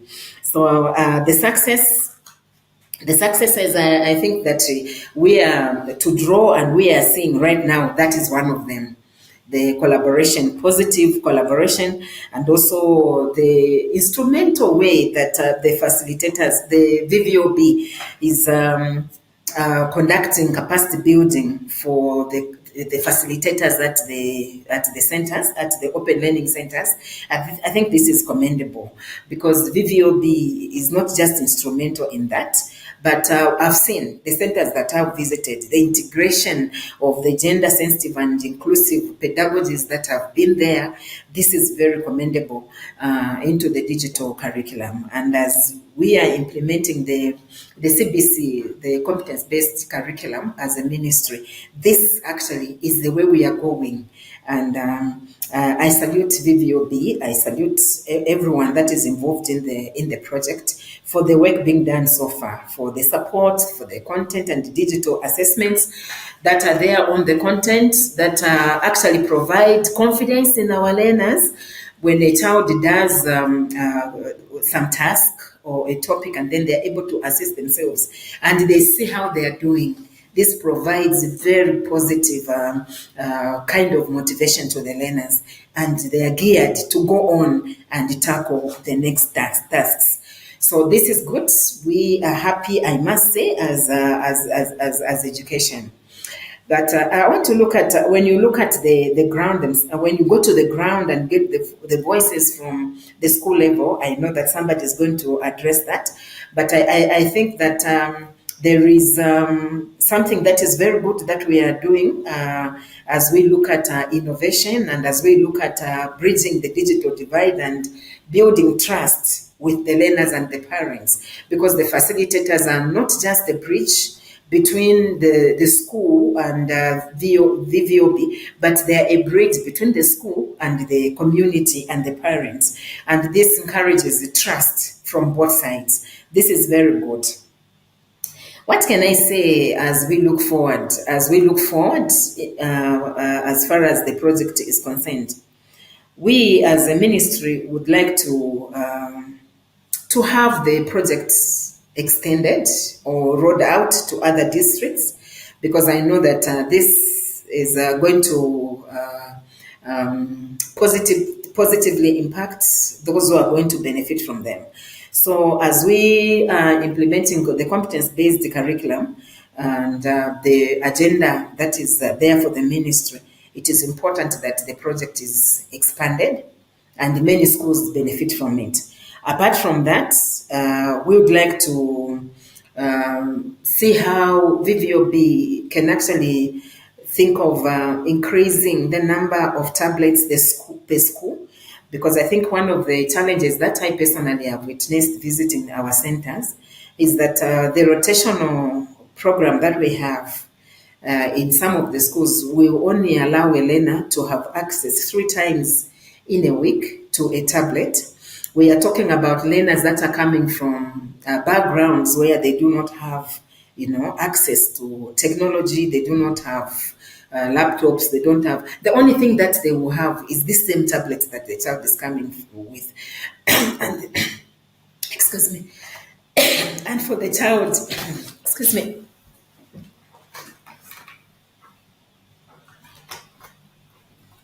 And for a child to acclimatize and get used to using the tablet, I think they would require ample time. They would require more time. The current scenario of sharing 1 tablet to 3 is okay for a start, but I think going forward, I would recommend that we consider supplying more tablets to the learners so that we increase on the number of hours that a learner will have the tablet, and they will be able to go through the tasks in order to complete what they are supposed to do in good time.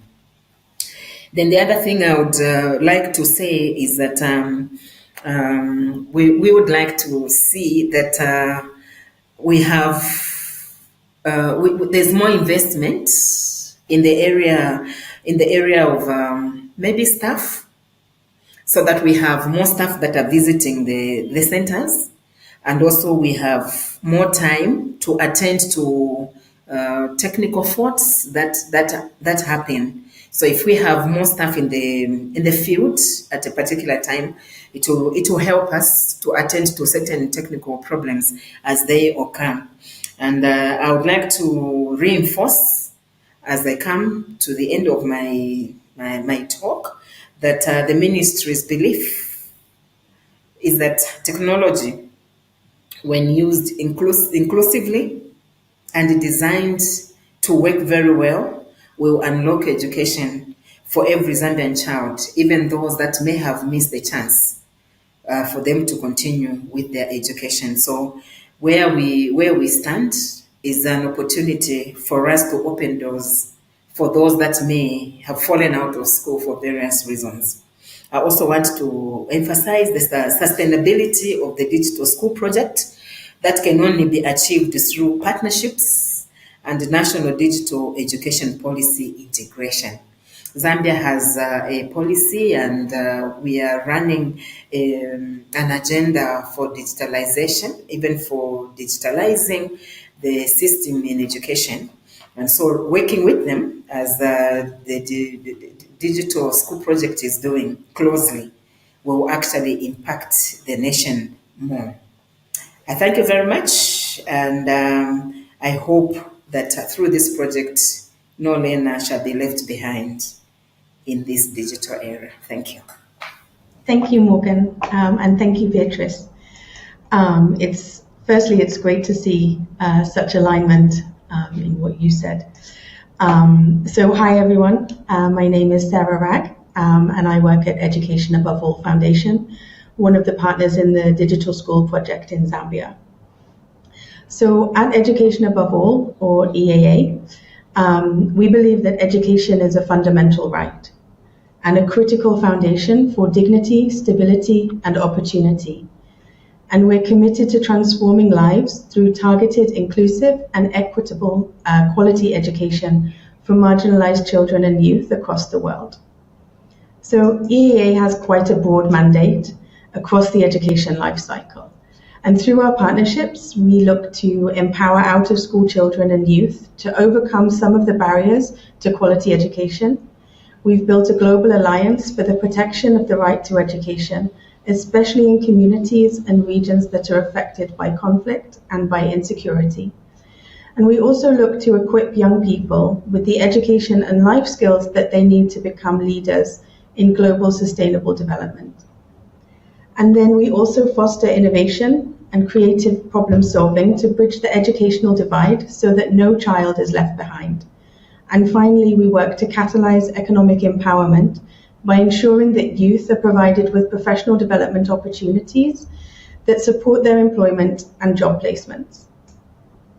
So education is not just a right, but it's a lifeline. And yet for many adolescents in Zambia, as Beatrice mentioned, and millions more around the world, that lifeline is being cut short due to poverty, long distances to school, or simply growing too old for the grade that they left behind. And girls are particularly affected, as social and cultural norms often prioritize domestic roles over education, with early marriage, early pregnancy, gender-based violence, and limited access to school and education. And I think these barriers reinforce these cycles of poverty and inequality, undermining the long-term social and economic development. So we all know that, unfortunately, once a learner drops out of school, returning becomes increasingly difficult, especially as they become overage for their grade. And older students often face stigma. There's a lack of age-appropriate learning environments, and they have continued pressure to work or take on family responsibilities. And without targeted support or flexible education pathways, many may never re-enter the education system, limiting their opportunities for personal development and economic empowerment. And I think for us, that's where the Digital School Project comes in. And in partnership with the Zambia Ministry of Education, DODE, VVOB, and other stakeholders, we've worked to develop a flexible, digital-powered alternative to traditional schooling, providing out-of-school adolescents aged 13 to 18 with access to accredited pathways. But I think one of the things that really stands out in this project for education above all is the engagement and the support from the ministry. The Digital School Project supports children with access to curriculum-aligned education through shared tablets, through facilitators, and through the community-based learning centers. But I think I'll let VVOB, our excellent partners on the ground, speak a little more to this. So thinking about the bigger picture, because hopefully, and I believe this is just the beginning of our journey, we need to think about what next. So over the next 18 months, we will continue to support implementation of the Digital School Project in Zambia. And then using the lessons learned, we want to build on the strengths of DSP and continue to work closely with the Ministry of Education and VVOB to explore pathways to scale with sustainable funding mechanisms to ensure continued impact and to start to bridge that educational divide and ensure that no young person is left behind. So I think without further ado, I will pass this back over to VVOB for them to give you more insights and a more in-depth overview of the Digital Schools Project. Thank you. All right, thank you, Sele. All right, my name is Morgan Mwila. I'm the project coordinator for the Digital School Project at VVOB in Zambia. I would like to build on what our two partners have highlighted and mentioned regarding this project. So as one of the partners and also a technical partner on this project, I'll begin by framing on how the Digital School Project has been grounded according to the context of the Zambian education landscape. So as three partners on this project, that is Ministry of Education Zambia, Education Above All, and VVOB Zambia, we had asked ourselves two questions about the model of this Digital School Project. The first question was to ourselves was, what if we could bring school to the learner instead of waiting for the learner to return to school?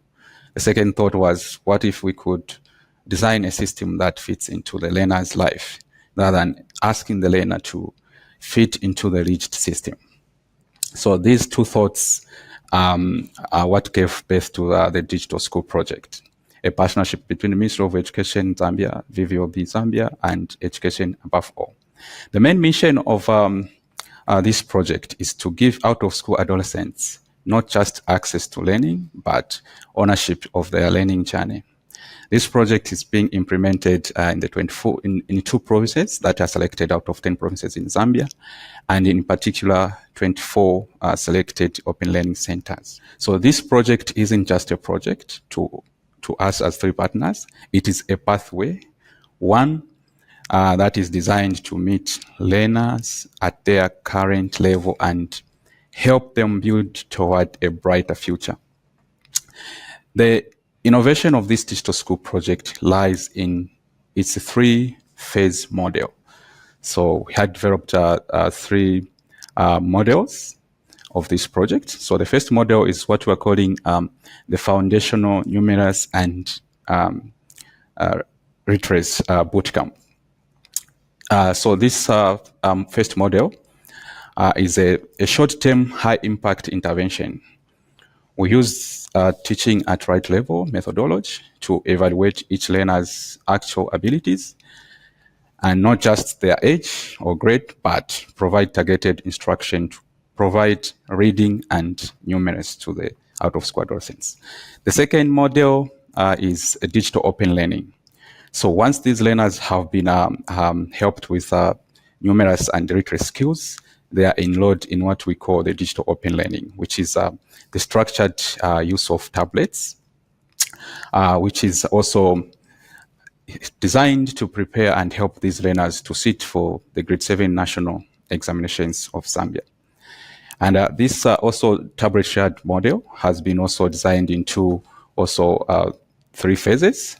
So we have what we're calling individual learning, so where a learner has got 60% of their time to use the tablet at home. The second also model is what we're calling peer group, where learners are meeting in their groups to also have a peer learning or discussion. And then the third also model in this tablet sharing is also what we're calling the teacher learner contact, where the teachers are able also to meet these learners and be able to help them where they're having gaps in their learning journey.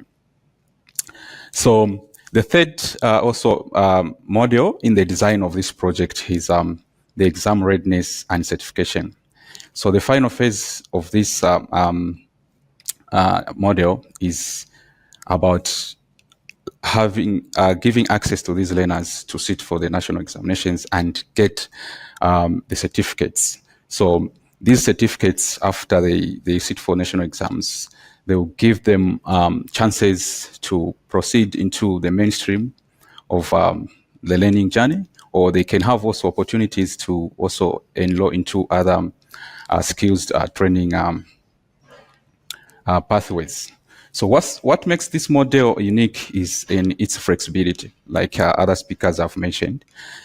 This model respects the constraints that out-of-school adolescents face. Like we have mentioned that some of the school adolescents could have dropped out of school due to economic challenges or other things. So this model gives an opportunity, a flexible chance to them to really access education within their flexible time frame. So whether a learner is working or caring for their siblings or recovering from personal setbacks, the program adapts and fit in their space. I will now hand over to my colleague, Annette, who will describe how this model has firmly grounded in the Zambian education system and supported by the community itself. Thank you. Hi, everyone. My name is Annette Soko. I'm education advisor on the digital school project at VVOB Zambia. One of the main strengths of this project is that it is not a parallel system. It is deliberately woven into Zambia's existing education structure and aligns directly with national priorities. From the outset, we collaborated with the Curriculum Development Center to ensure that all the content on the project aligns on the digital open learning platform, aligns and meets the grade 7 learning standards. Our model is specifically targeting out-of-school adolescents, as has been mentioned by previous speakers, aged 13 to 18. This is a group that historically has been left behind due to the different factors that have already been mentioned.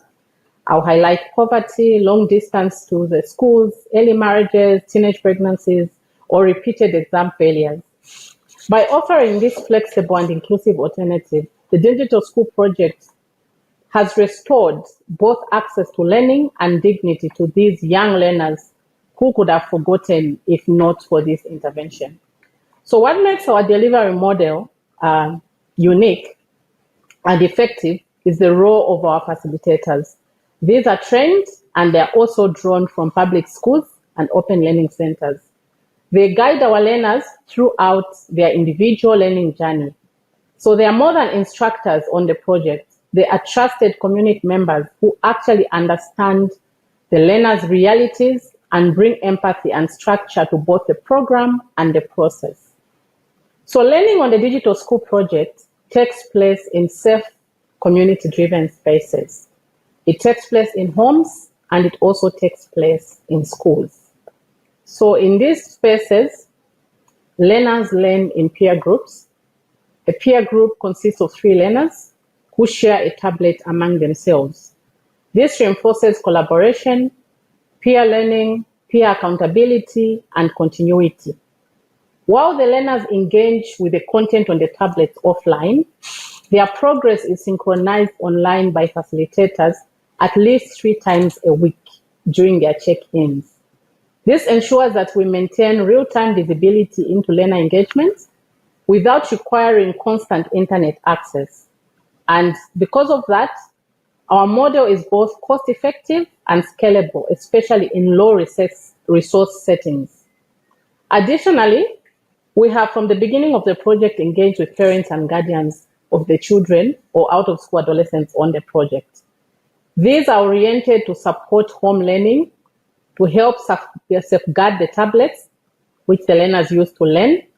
And also, these parents and guardians play a critical role in sustaining motivation among the learners. So educating out-of-school adolescents in this way has made their education a shared responsibility. The community buy-in that the project is enjoying is one of the project's greatest strengths. This is more than a technology project. It is a social transformation and innovation. We are seeing learners who once had given up on education now participating actively and preparing for the grade 7 national examinations with confidence. It is important for us to note that the grade 7 exam is a critical benchmark in the Zambian education system because it is a key entry point to higher education or the skills training pathways for our learners. Without this grade 7 exam certificate, the learners would not be able to continue on either of those paths. So communities that had at one point resigned themselves to high dropout rates are now invested in the success of their youth. The project is receiving a lot of interest and many learners are coming on board for our next intake.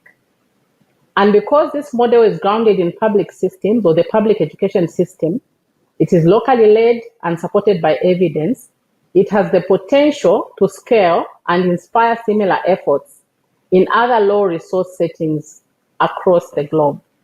Thank you very much. Right, thank you very much, Annette. At this point in time, we'll call our one of our facilitators at one of the selected Open Learning Center to just highlight more on what is happening on the ground in the implementation of the Digital School project at the center. Thank you. Thank you very much, Morgan. Hi, everyone.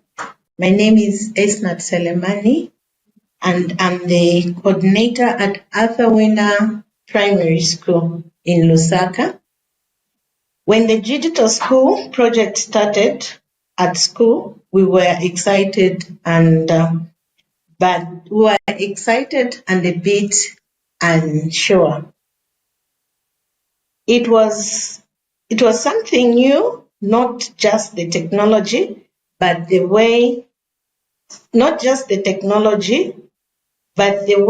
it focused on being flexible, supporting learners and keeping them engaged.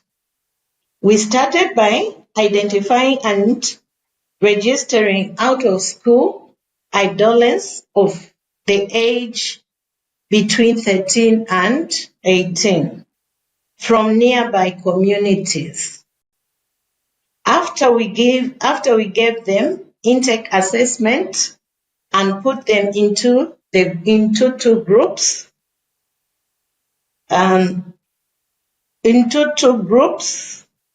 those who passed started using tablets to learn. through the digital learning platform. Those who didn't pass joined the foundational literacy and numeracy bootcamp to help them learn to read and write first. During the bootcamp, we worked with learners in small groups and one-on-one to give them support they needed. When the tablet arrived, we showed them how to use the platform. We check with them every week, share the tablet fairly, and use laptops to track their learning progress. While tracking their performance, it helps us to identify individual progress and gaps that need our attention.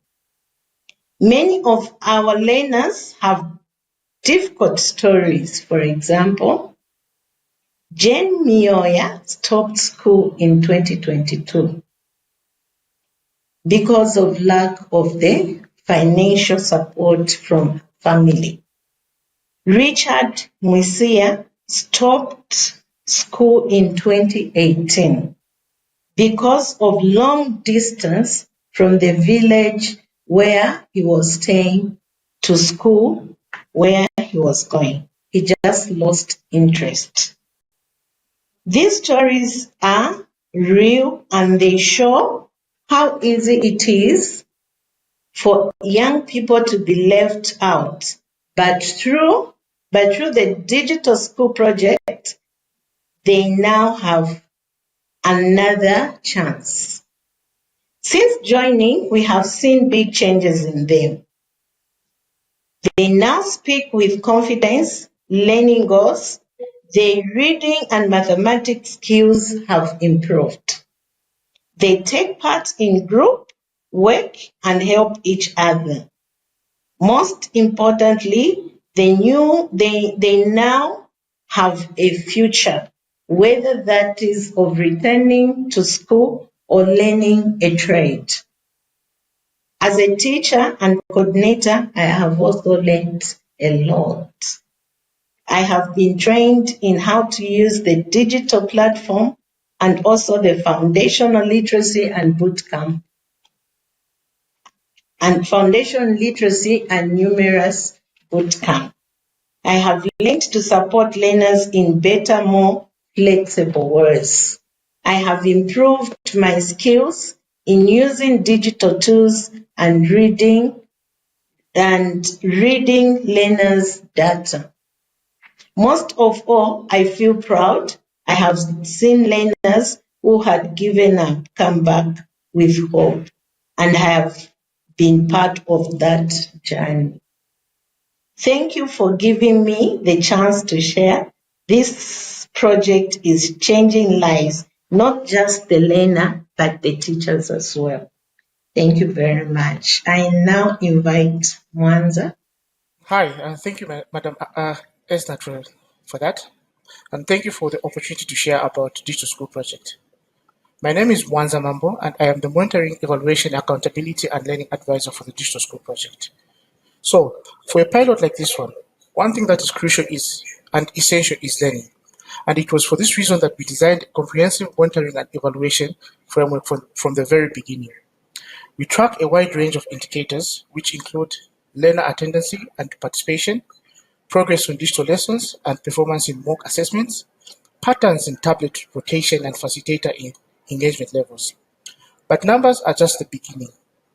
To understand why learners engage and disengage, we also collect qualitative insights from learners and facilitators. So basically here, what we collect is what motivates them to show up and stay engaged, what barriers make it harder to learn, what changes do they see in learners, and this is basically confidence and reading fluency. We therefore use this feedback to adapt in real life. For instance, if a learner falls behind on digital content, we adjust the pacing or introduce supplementary materials. And if parents express concerns about device misuse, we work with facilitators to strengthen digital literacy and accountability. In short, this is adaptive learning in action, responsive and human-centered. But perhaps what grounds our learning most are the human stories we hear on the ground. Like a teenage mother who now studies with her baby by her side. She told us, "For the first time, I feel I can still have a future, even as a mother." Here, the tablet to her is a textbook and the learning group is her supporting system. Another human story is there's a facilitator who shared that in just 2 months, she saw more growth in some learners' reading skills than she used to witness in an entire school term under traditional methods. Her voice cracked as she said, "I used to wonder if these learners were just being left behind forever. Now I see them catching up." These are not just stories. They are evidence of what happens when innovation is grounded in community realities.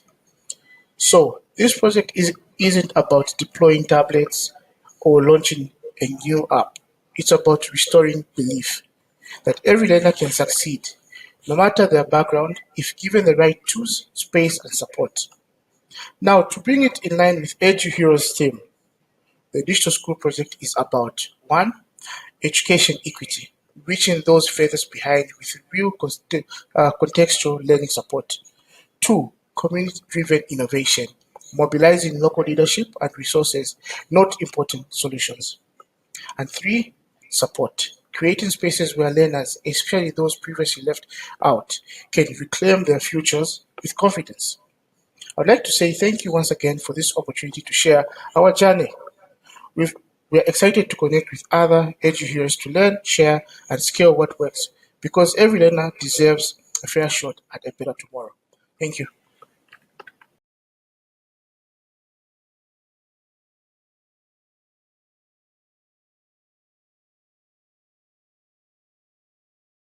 Here is the thing.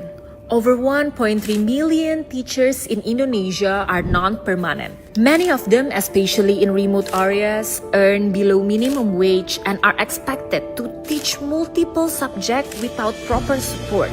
As young generations, what can we do? We can start by changing how we see educations. Not just about grades or textbooks, but about connections, care, and consistency. That's what we do in Berbagi Kehangatan, sharing times, tools, and simple learning spaces for children and teachers in undeserved communities. Because sometimes just showing up to play, to teach, to listen is already a powerful act of change. One voice can lead to real impact. So tell me, what is your one change?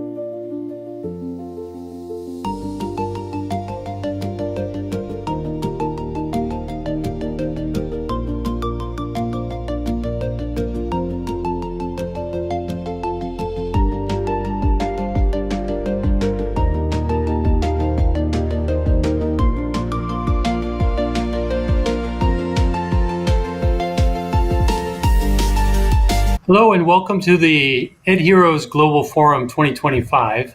I'm Dale Johnson and I'll be talking today about digitally enabled learning and teaching approaches. I am the Senior Director of Digital Innovation at the University Design Institute at Arizona State University, and I have degrees in architecture, engineering, and my graduate school at Harvard University. I'm excited to be with you today because our university at Arizona State has been growing quite dramatically in digitally enabled learning and teaching over the last 16 years.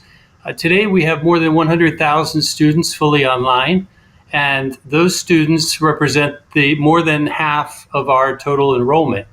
So it's an exciting time to be working on digital innovation. We've also been honored with the most innovative university in the United States for 10 years in a row. We're very proud of the fact that we're using digital technologies to enable our students to be more successful. The university is located in the southwestern region of the United States. If you're familiar with Los Angeles and Las Vegas, we're about a 1-hour plane ride from each of those cities. And we have the Grand Canyon in our state of Arizona. We're very proud of the fact that we have one of the 7 wonders of the world.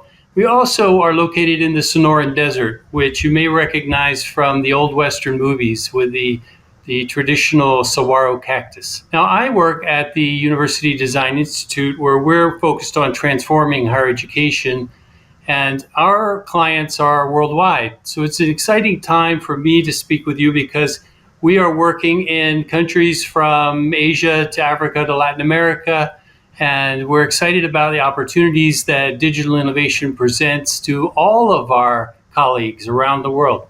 Now, the University Design Institute is focused on reimagining, redesigning, and rebuilding our educational institutions. We work with universities on developing good mission statements, on leadership and culture challenges, financial models and partnerships, investigation discovery, digital solutions, and teaching and learning. And I'll be talking today about the last 2 of those, digital solutions and teaching and learning, and the overlap between them here. The question that I was asked to address is, how can we use digital systems and resources to create learner experiences that enable student success? And this represents a challenge globally for all of us in the educational sector. I'm speaking today about higher education, but it also applies obviously to primary and secondary education. So what I want to do today is I want to think about this from a learner-centric vision. And I want you to think about this a little differently than you may have in the past. Our approach to digital education has been focused primarily on processes like online education, remote education, hybrid, and you probably heard all of these terms used interchangeably, blended education, flipped learning, high flex. All of these are representations of the approach that we apply.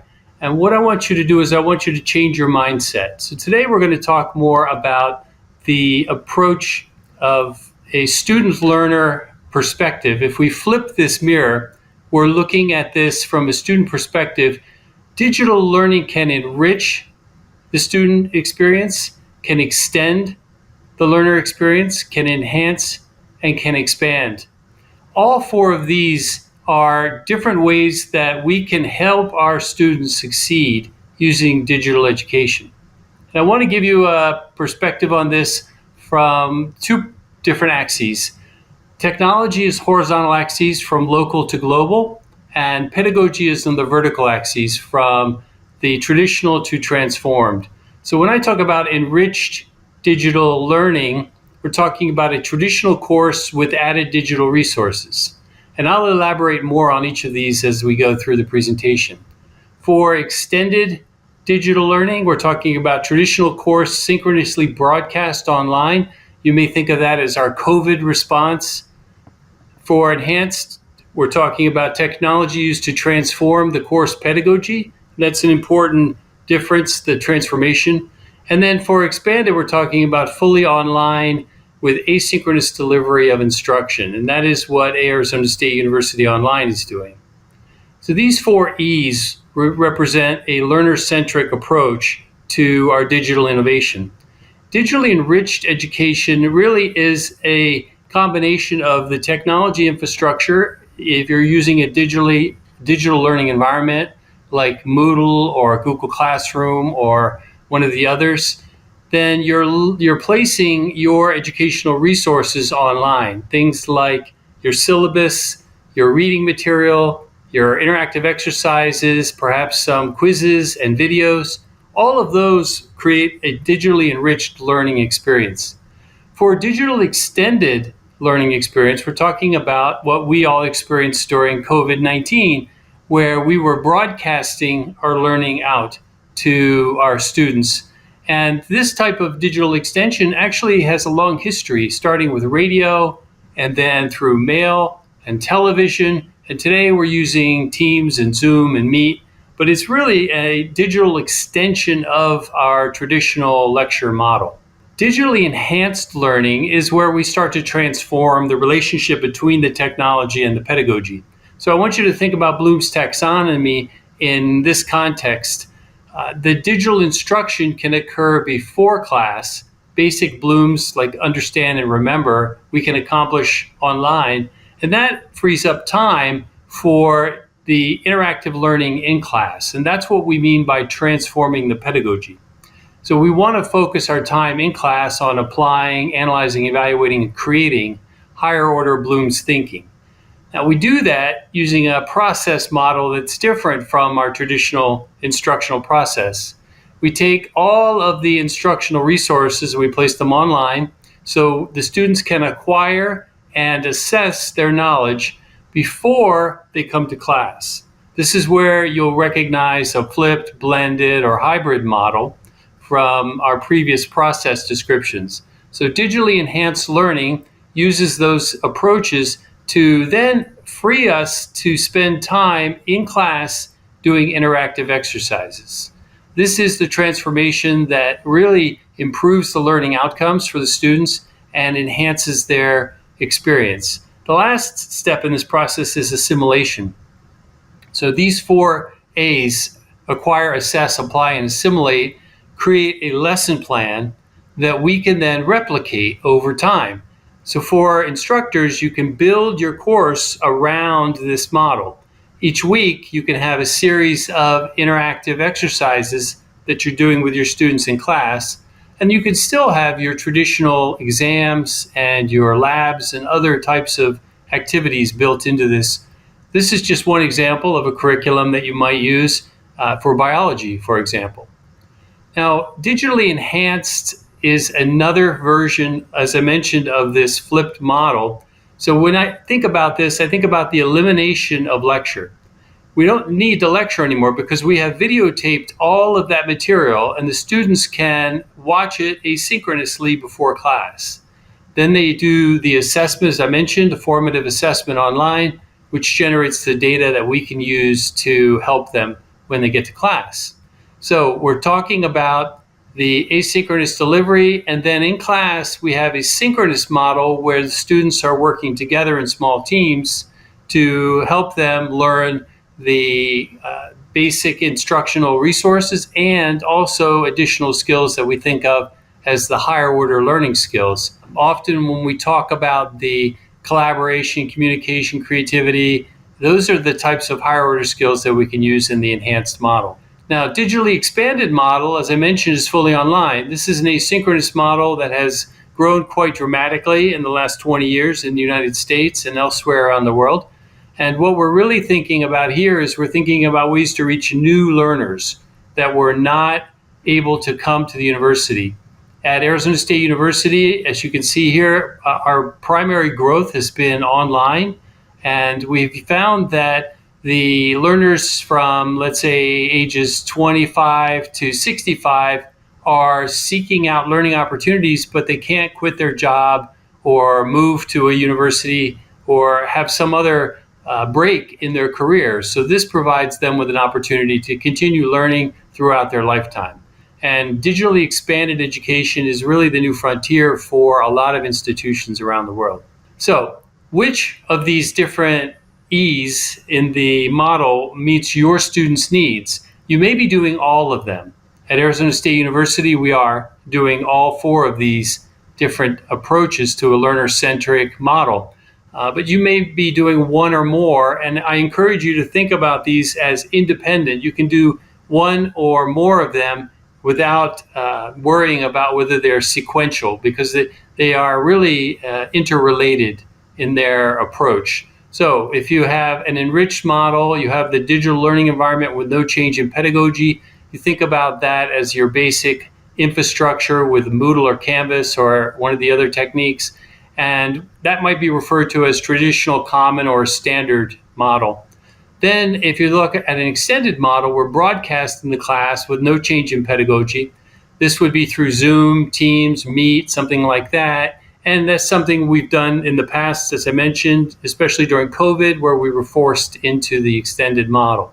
For the enhanced model, this is where the digital learning environment enables us to transform to an interactive pedagogy. We're going to record all of our lectures and place them in our DLE. That's then going to be used to create a blended, flipped, or hybrid class. And finally, when we talk about the expanded model, we're providing an asynchronous learning experience to reach new students through recorded lectures. And that's something you might refer to as online, e-learning, distance, or virtual learning. Each of these E's has value for our learners, and you can develop strategies and tactics in each area that will assist your learners with their process. Obviously, there are costs and there are benefits to these, and so I want to talk a little bit about impact. If we're moving from enriched to expanded, we're moving from a tactical to a strategic transformation. So you have to think about that as from a low to a high complexity, and also from low to high cost. So as you're planning out your approach to digitally enabled learning and teaching, you can think about how much resources you have and how much time you have and how much support you have to make these kinds of transformations. Each institution will have to make this decision for themselves. And finally, as part of this approach, you have to think about your leadership support. I like to think of this as 4 levels of leadership that we have to align in order to be successful. So we need faculty leadership, we need the department chairperson to be a leader, we need the college dean, and we need the university provost to all be focused on the digitally enabled learning. That's the equation for success. So as you think about your institution and your future, look to your leaders to align their vision for the future so that you can have success in this area. I like to finish with this quote from Tom Kelly, the CEO of IDEO. If a picture is worth 1,000 words, a prototype is worth 1,000 meetings. So I want to encourage you to take action and to develop your prototypes, to experiment and to explore this new frontier of digitally enabled learning and teaching, and to continue to be creative. This is a time when we can embrace the uncertainty and the risk and look forward to the benefits from these types of innovations. So again, I'm Dale Johnson, Senior Director of Digital Innovation at the University Design Institute at Arizona State University. Feel free to follow up with me at dale.johnson@asu.edu if you have any further questions. And good luck with your digitally enabled learning and teaching approach.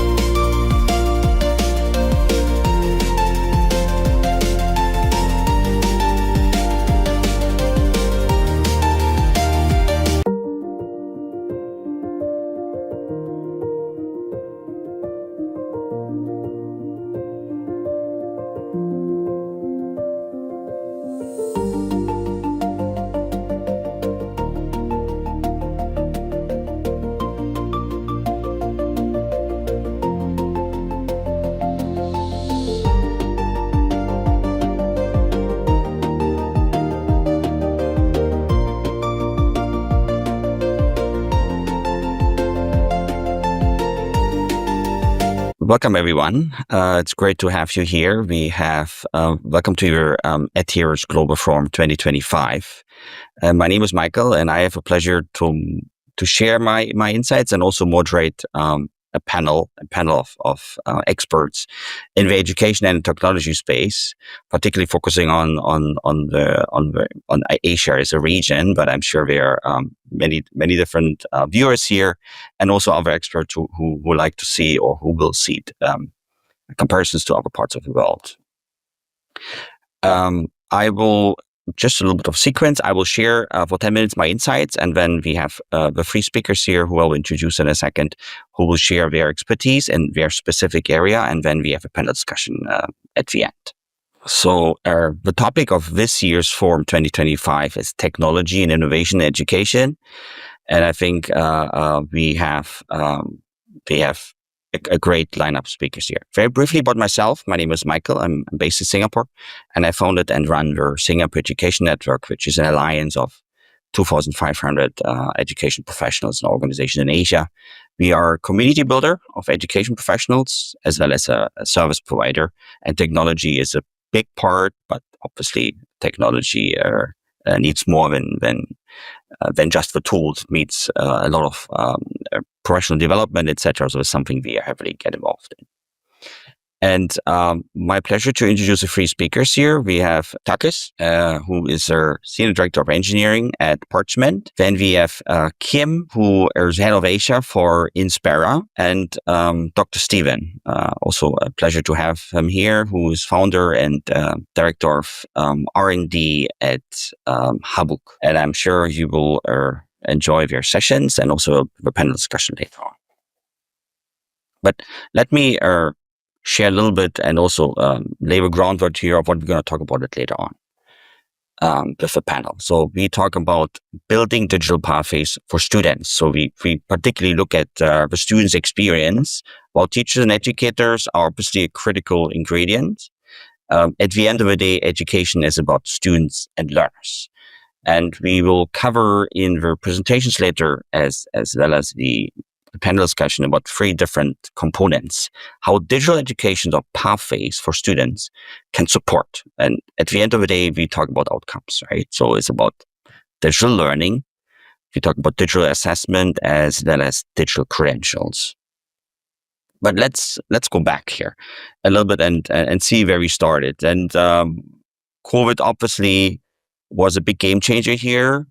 And the technology and education exploded, and what was generally being shared and what has been evolved over time has been technology which is supposed to be or has made, and this is what we're going to discuss later, learning easy, interactive, and interesting. And easy, particularly in terms of accessibility, in terms of content, interactive, particularly to make it more impactful, and also cater to different skill sets and age and capabilities. And then literally interesting, to raise the interest that more people, more students, more learners, more children are interested in learning. But you hear other voices. And with the emergence of AI, particularly, which obviously created a huge buzz around education and a huge amount of promise, you hear the other side. You see that the revolution has failed. The revolution which we were promised will revolutionize education, will make it better, impactful, cheaper maybe. And of course, there are always people who fall through cracks, but also the naysayers, the organizations, so the experts, the academics who didn't like what they saw as a revolution, but didn't essentially revolution didn't achieve what was promised. So of course, they are also saying that with over reliance on education, that this has not achieved what was generally promised. But I'd like to start or continue here. Probably many of our viewers here have seen that a million times, but I really love this example. Long time by Albert Einstein that an education system right now needs a change. And I hope this is why we're all here. I hope this is we agree upon. but education needs, I don't like to say drastic change, because drastic change in education is a very difficult thing to do. But at least we agree that it needs the continuous, gradual, but also a change which really moves the needle more than just a little bit, right? And this refers here to assessment, and I'm sure Kim can share about this later on, also from his perspective. This case study or this example here shows exactly how education used to work. We have 12 years of schooling, generally very similar curriculum or syllabus with an assessment and test, and then we have vocational training, our university degree, 3-4 years, and then we join the job market. We join employment, and with a bit of professional development. But as we have seen with the involvement of technology, in particular, but generally with the speed of how job scopes change, how different areas of education were left behind with what is in our job market, we need a reset. And education is part of it. Let's look at some data here, right? I mean, data depends on the context, depends on the country and region. But overall, there's a great deal of adoption among students and also among institutions. Without going into the details here of each data point here, students without institutions also learn a lot, right? And that's something you need to keep in mind. If institutions, schools, universities, our institutes are reluctant to use more technology-driven tools, students will do it anyway. The biggest learning tool or biggest institution in the world is YouTube, right? When you look at the number of students using it, so that's something we should not forget. And here, trust your own data. Trust your own data counts, meaning whatever global data or country data says. If you run an institution, you run a school. If you know what your students, your teachers believe in using technology and innovation, I think this is really what counts. On the other side, nobody needs everything. That's, I think, also fully agreed. I think it's important, if you look at the transformation of your institution, that a gradual approach is important. Nobody's left behind. Teachers need time to adopt. Students need time to adopt, right? And there will always be parents and other stakeholders who may think it's too fast and too much.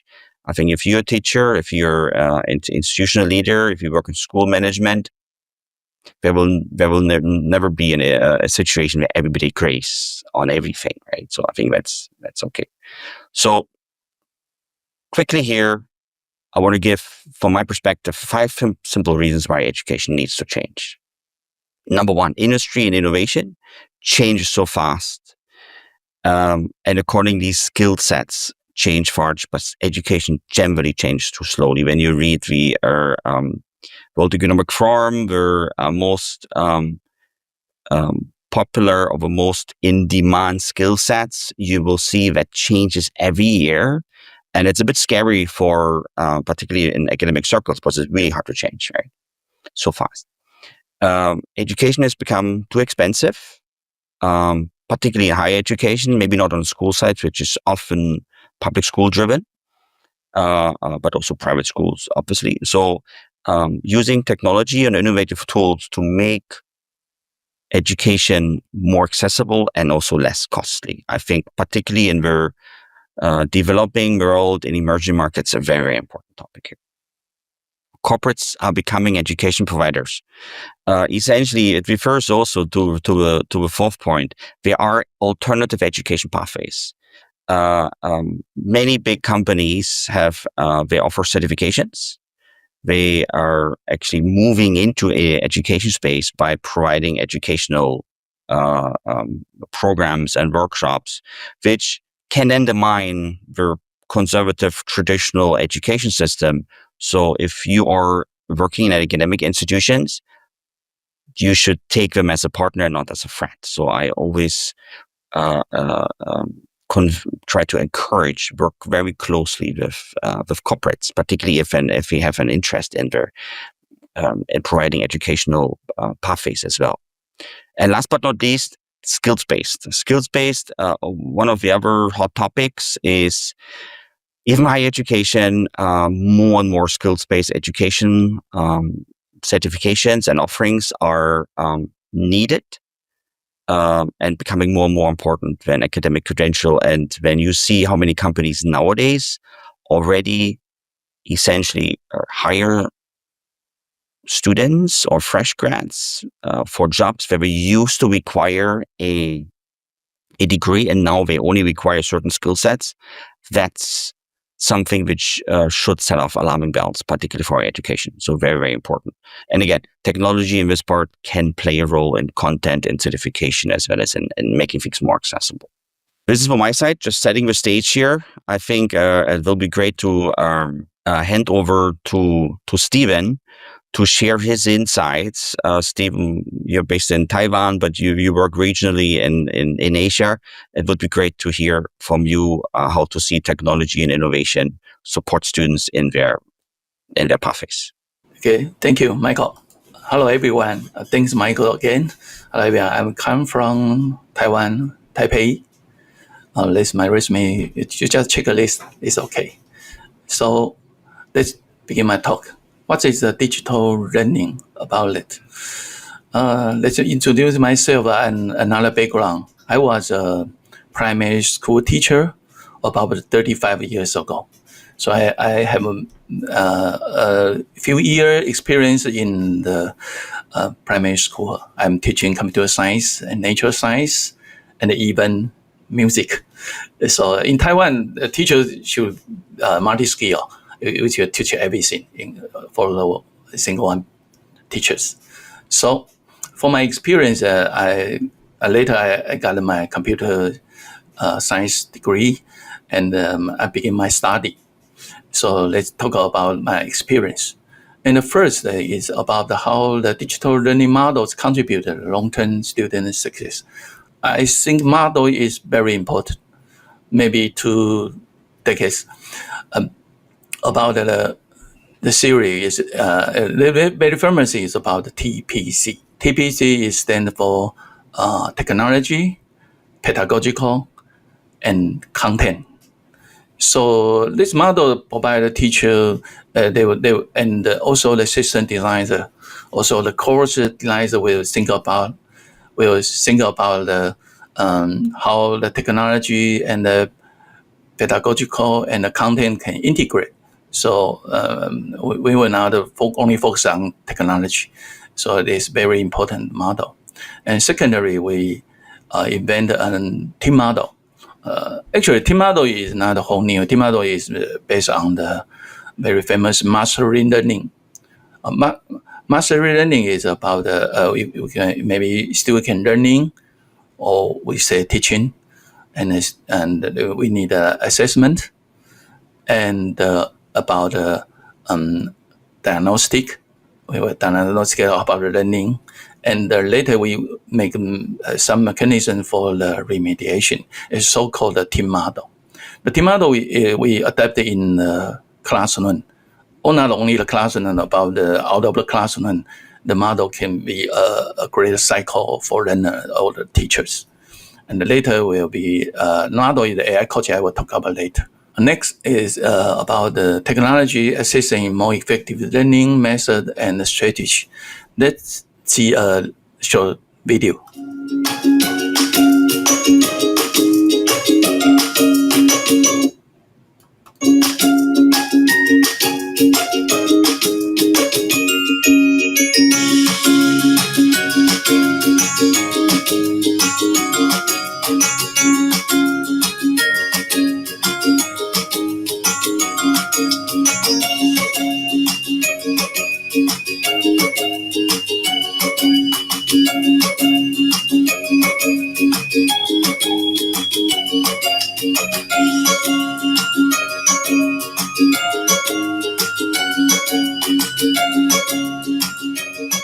So the tool provide we invent a tool provide class management and also interactive whiteboard tool, and teacher-student interaction tool, and learning assessment tool. That's all about the tool scope. So next, and how to effectively implement diverse assessment under the demand of competence-oriented teaching. I think the competence-oriented teaching is very important. For the tool view, is a diversified tool should be adapted. So we manage so many different assessment way. And the first, when teacher use the different tools, they should have own clarity, which is so-called teacher's clarity. We will focus on the learning goals and outcome. And most importantly is data-driven. A system will generate many data from teachers and students. So teachers should properly use the data and for maybe some decision making. You can change in the stage to change some material, something like that. And then the model we adapt and tool adapt is about the peer instruction. It's invented from the Harvard University professional Eric Mazier. This tool is very good for every teachers. I think if you have chance, you just looking for the peer instruction. It's a very good model for this. Next, we will talk about AI. Some say AI may damage education. I agree a little about because if we using the AI technology, sure, education should be damaged. But so when we adopt the AI in the system, we are very, very carefully. So the first, we are focused on help teachers, and help to process the data.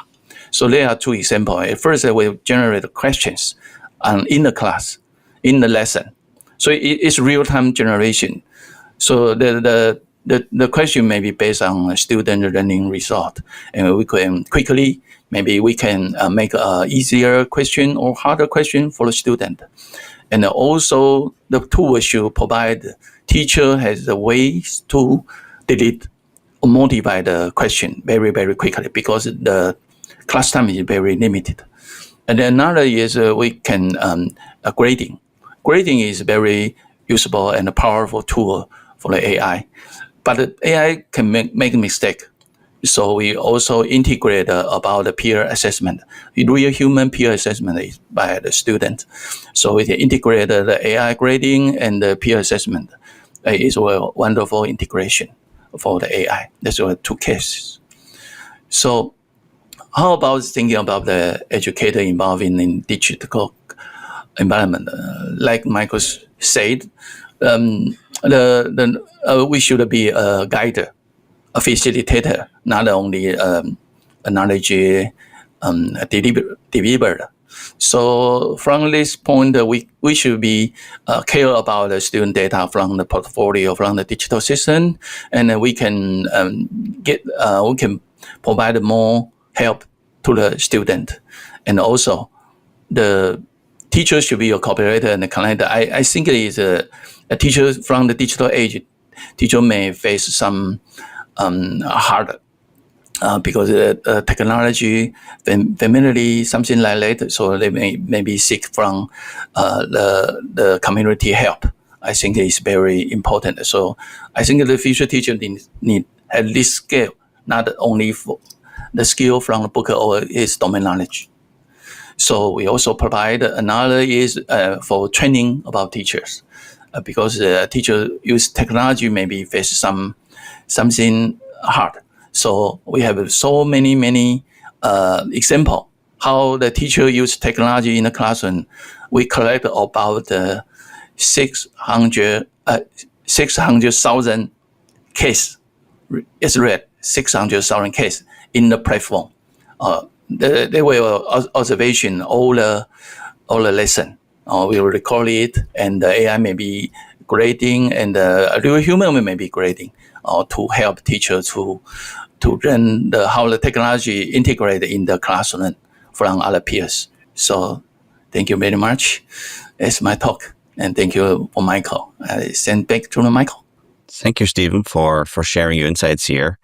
You brought up some very interesting topics, particularly AI. I guess this is an overarching theme for any technology company in education. And of course, teacher training is something else. I'm also personally and many other people are very interested because PD is the key to unlock potential of technology.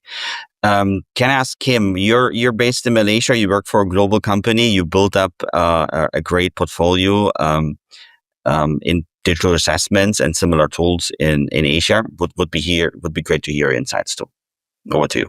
In the interest of not speaking too much, because I think we have quite the half hour ahead of us, I'll try to keep this brief, and I promise Michael to absolutely not go over 7 minutes. But I also want to thank you very much, Michael, for the introduction. Thank you, EdHeroes, for the opportunity to be here today. And also thank you, Stephen, for the introduction to a book. Now, I don't have a great CV. I went to business school, believe it or not, and yet I work in pedagogy, or technology that enables pedagogy to be correct. In a nutshell, we are a Norwegian company. So what we do is bring innovative Scandinavian educational technology to the world. And we do that to enable pedagogy. And that is incredibly important to start with. While we are a technological company, a tech business, our core driver is pedagogy. And we've done this for about 25 years. We serve teaching and learning professionals and, of course, learners from primary school all the way to higher education. And we do that by offering our expertise and solutions within assessment. So the design of, the delivery of, monitoring, and the feedback on assessments, any range from exams to coursework projects, both informative and high-stakes settings. I want you to look at these numbers while I speak over them. But what I can assure you is this is not what I'm going to tell you about. They are supportive of the message for the slide. Assessment and academic integrity in the digital age. That insinuates that there was an age where this was done analog. And that is true. So the question is, what has changed from that analog age? When did that happen? And more importantly, why? All of this started early 2000s or maybe even late 90s, when educational institutions, some of them in Scandinavia, some of them in the US, some of them in the UK, also some of them here in Asia, started using simple word type essay formats to allow their students or learners to deliver essays rather than writing those for hand. Now, what happened was, obviously the world changed pretty drastically with full access to the internet. First in Europe, North America, down to the Middle East, out through Asia. And that required a significant drive of change in the delivery of various assessment formats. And it was easy to see the potential wins for both the education institutions, the teaching and learning professionals, and the learners. So with an accelerated pace post-COVID, the entire educational climate around assessments took a technology-first approach rather than paper and pen. Now, with that said, in a region like Asia, we do still have educational institutions, in particular in the earlier years of education throughout primary school, where the technology, unfortunately, I'd say, not yet is at the level where it would need to be. And that is a change that we need to accelerate together, both as an industry, teaching and learning professionals, and actually as humans and citizens of these individual states. Because the world has also changed significantly. And the students or learners in primary school, in secondary school, in colleges, universities, they are coming out into a world where the analog assessment model no longer is fair, valid, and sometimes not even applicable.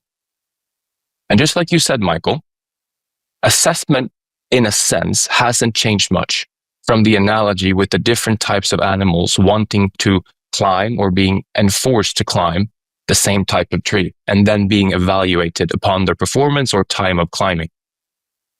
That is not evil by default. It is just a sign that times have changed. And with that, so does assessment.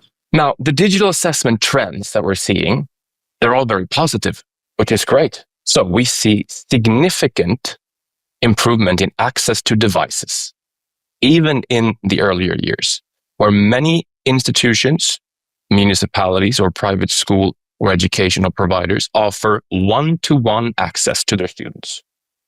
We see a significantly higher adoption rate of digital assessment across the board, also in primary school. Inclusivity in terms of how we support learners with special needs or other potential challenges. We also see now in the last, let's say, 4 to 5 years, a big uptake in bring your own device strategy, which also allows students that are in a program where there is no centralized device policy to partake in digital assessment exercises.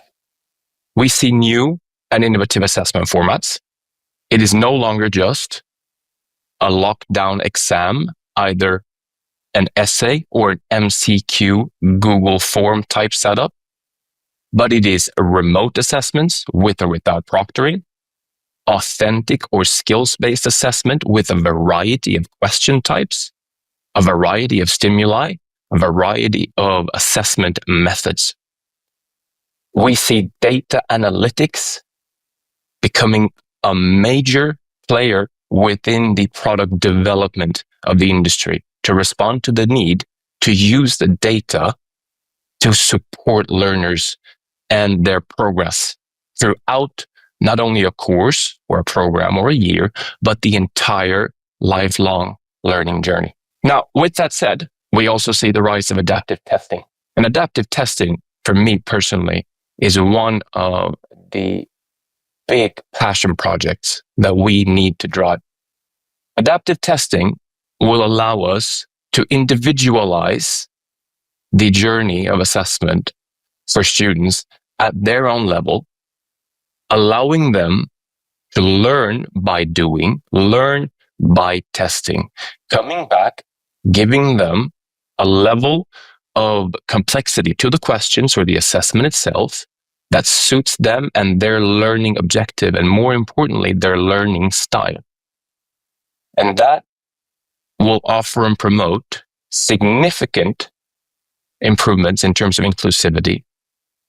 And it will also give us a fair educational assessment journey rather than the one-size-fits-all that is the traditional model. And the technology is what enables this. You could do all of this on pen and paper in a ledger as a teaching and learning professional, but that will take 99% of all your time. And then you miss out on something that's even more important, and that is the personal touch with your learners. I have one last slide, and you might ask me, so why is this logo on here? It's not just to impress you. It is actually for a completely different reason. So the drivers for change may seem different. Oh, higher education has a much higher adoption rate of digital assessment. Or why would we in primary school do this? Where's the benefit to us? The interesting thing is, if you look at the need established on this page, it sounds quite academic in a sense, right? But it isn't. Behind these words are the exact same drivers and needs that you have in your primary school. It's reaching learners, making sure that you assess what is right for that assessment, for that learning outcome and objective, and doing that in a fair way by using technology. So as a closing remark, I just want to say that digital assessment is here to stay. Some people are now afraid of this movement because of something we call generative AI. I want to encourage you all, in particular those of you who are active teachers, to see generative AI as your assistant, not your replacement. Because what you have inside of you in terms of experience and knowledge will never, and yes, that's a bold statement, translate across to the screen. It will never replace you, but it can support you. Thank you very much. That was me. Thank you, Kim, for sharing. Really great insights. I took away the bring your own device concept I haven't heard of. I think that will be very useful for other companies to look at it too. And technology or Gen AI as such to be your assistant. I think that's a very, very powerful statement. But let me not take up of our next speaker's time. Takis, you're based in Australia. You work for a global company working across the world. Tell us, what is digital credentialing or digital credentials? I'm not sure if everybody knows that. Wonderful. Thank you. Thank you very much, Michael. And I am very, very excited to be a part of this rather interesting group.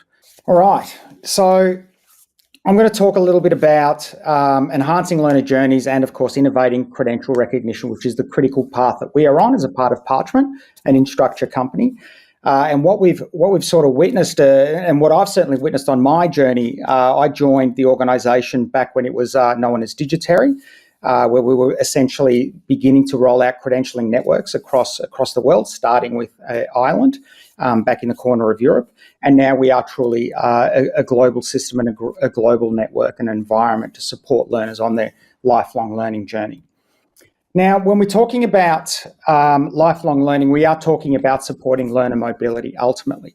Now, first and foremost, we are all lifelong learners, right? There are people who are listening to this. I've already learned a ton from the speakers beforehand that we've already heard. And we are continuing our own respective journeys towards wherever it is that we want to go, to what I sometimes term the job to be done. Now, global learner mobility is only increasing. We're seeing skill-based migration move country to country, continent to continent, as people search for new opportunities for further advances and for further learning. And what we found is that there's a critical need for credentials to be recognisable, to be portable, and that means a lot of things, and critically to be trusted across different borders. Remember, when we cross borders and we move between regions, we want to take those credentials and awards with us and have them clearly assert our learning in a verifiable and trusted way. Now, there have been a number of conventions, conferences, frameworks, and so forth that have developed and evolved over time, including the Bologna process, which goes as far back as 1999, which was when the EU probably first came together to discuss what learner mobility is and what credentialing and recognition might look like going forward. And more recently, of course, with the Groningen Declaration as well, sort of propelling and having hundreds and hundreds of signatories of educational institutions from across the world. And of course, more recently, UNESCO starting to formalise some of its skills-based frameworks. One of the key points around credentialing and recognition is, of course, the idea around trust and, of course, in fraud prevention. Now, credential fraud is growing. We have a plethora of fake diplomas, diploma mills, organisations, websites where you can go and essentially order what is ultimately a fake credential, and it ultimately essentially it can devalue a lot of the marketplaces that we all operate in, and it misrepresents, obviously, people's achievements. Now, paper is easily forged and has been easily forged. We have also seen insecure electronic versions of credentials, such as through the use of PDFs that don't have some of the security characteristics that, in fact, we use as well. And ultimately, what we want to move towards, especially with some of these different technologies, is something that can provide verifiability and cryptographic reliability through the use of digital signatures that can give us ideas around tamper evidence or calling home to essentially check on verifies and so forth. Critically, with verification, we want fast verification. We want to be able to sort of consume a credential, be able to understand it, to make sense of it so that we can understand what's been presented and how that can be utilised as a part of that job to be done. And indeed, me as a verifier, I can get a good understanding of what that learner is presenting to me for their and our collective journey.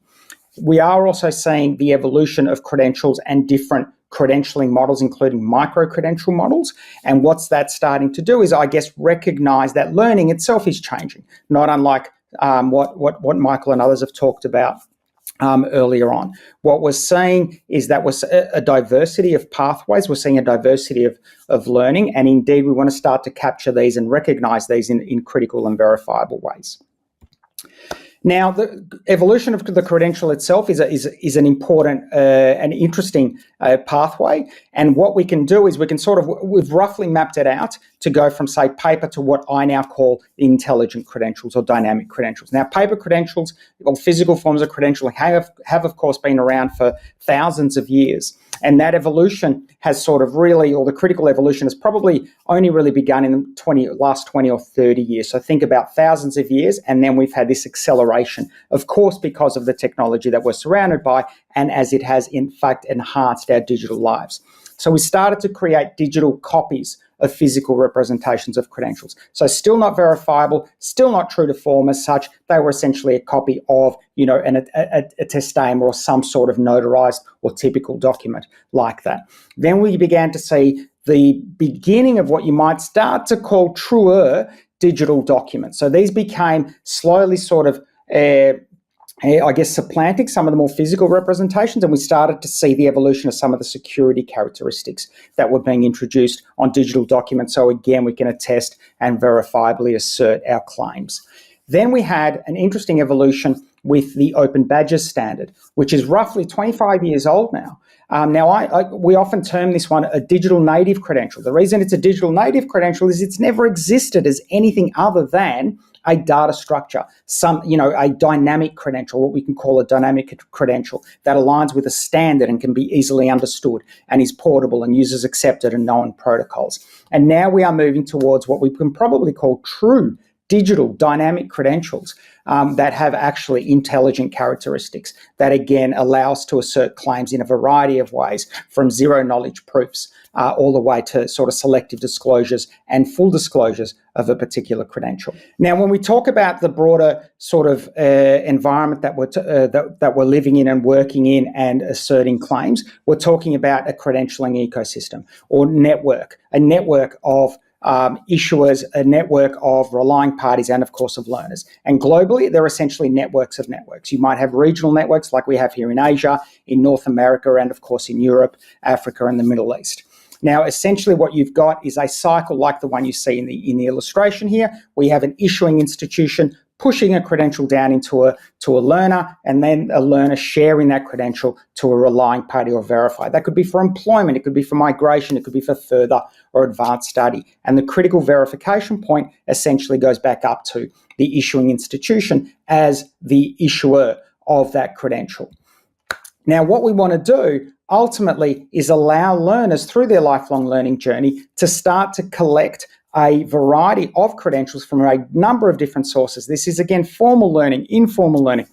I might have a tertiary institution, I might learn on the job, I might get a short course or a micro credential. What we want in a credentialing platform is the ability to sort of collect a lot of these different types of credentials and be able to create stories and have them then represent us in a truly trusted and verifiable way. And that's essentially what we're building and working towards.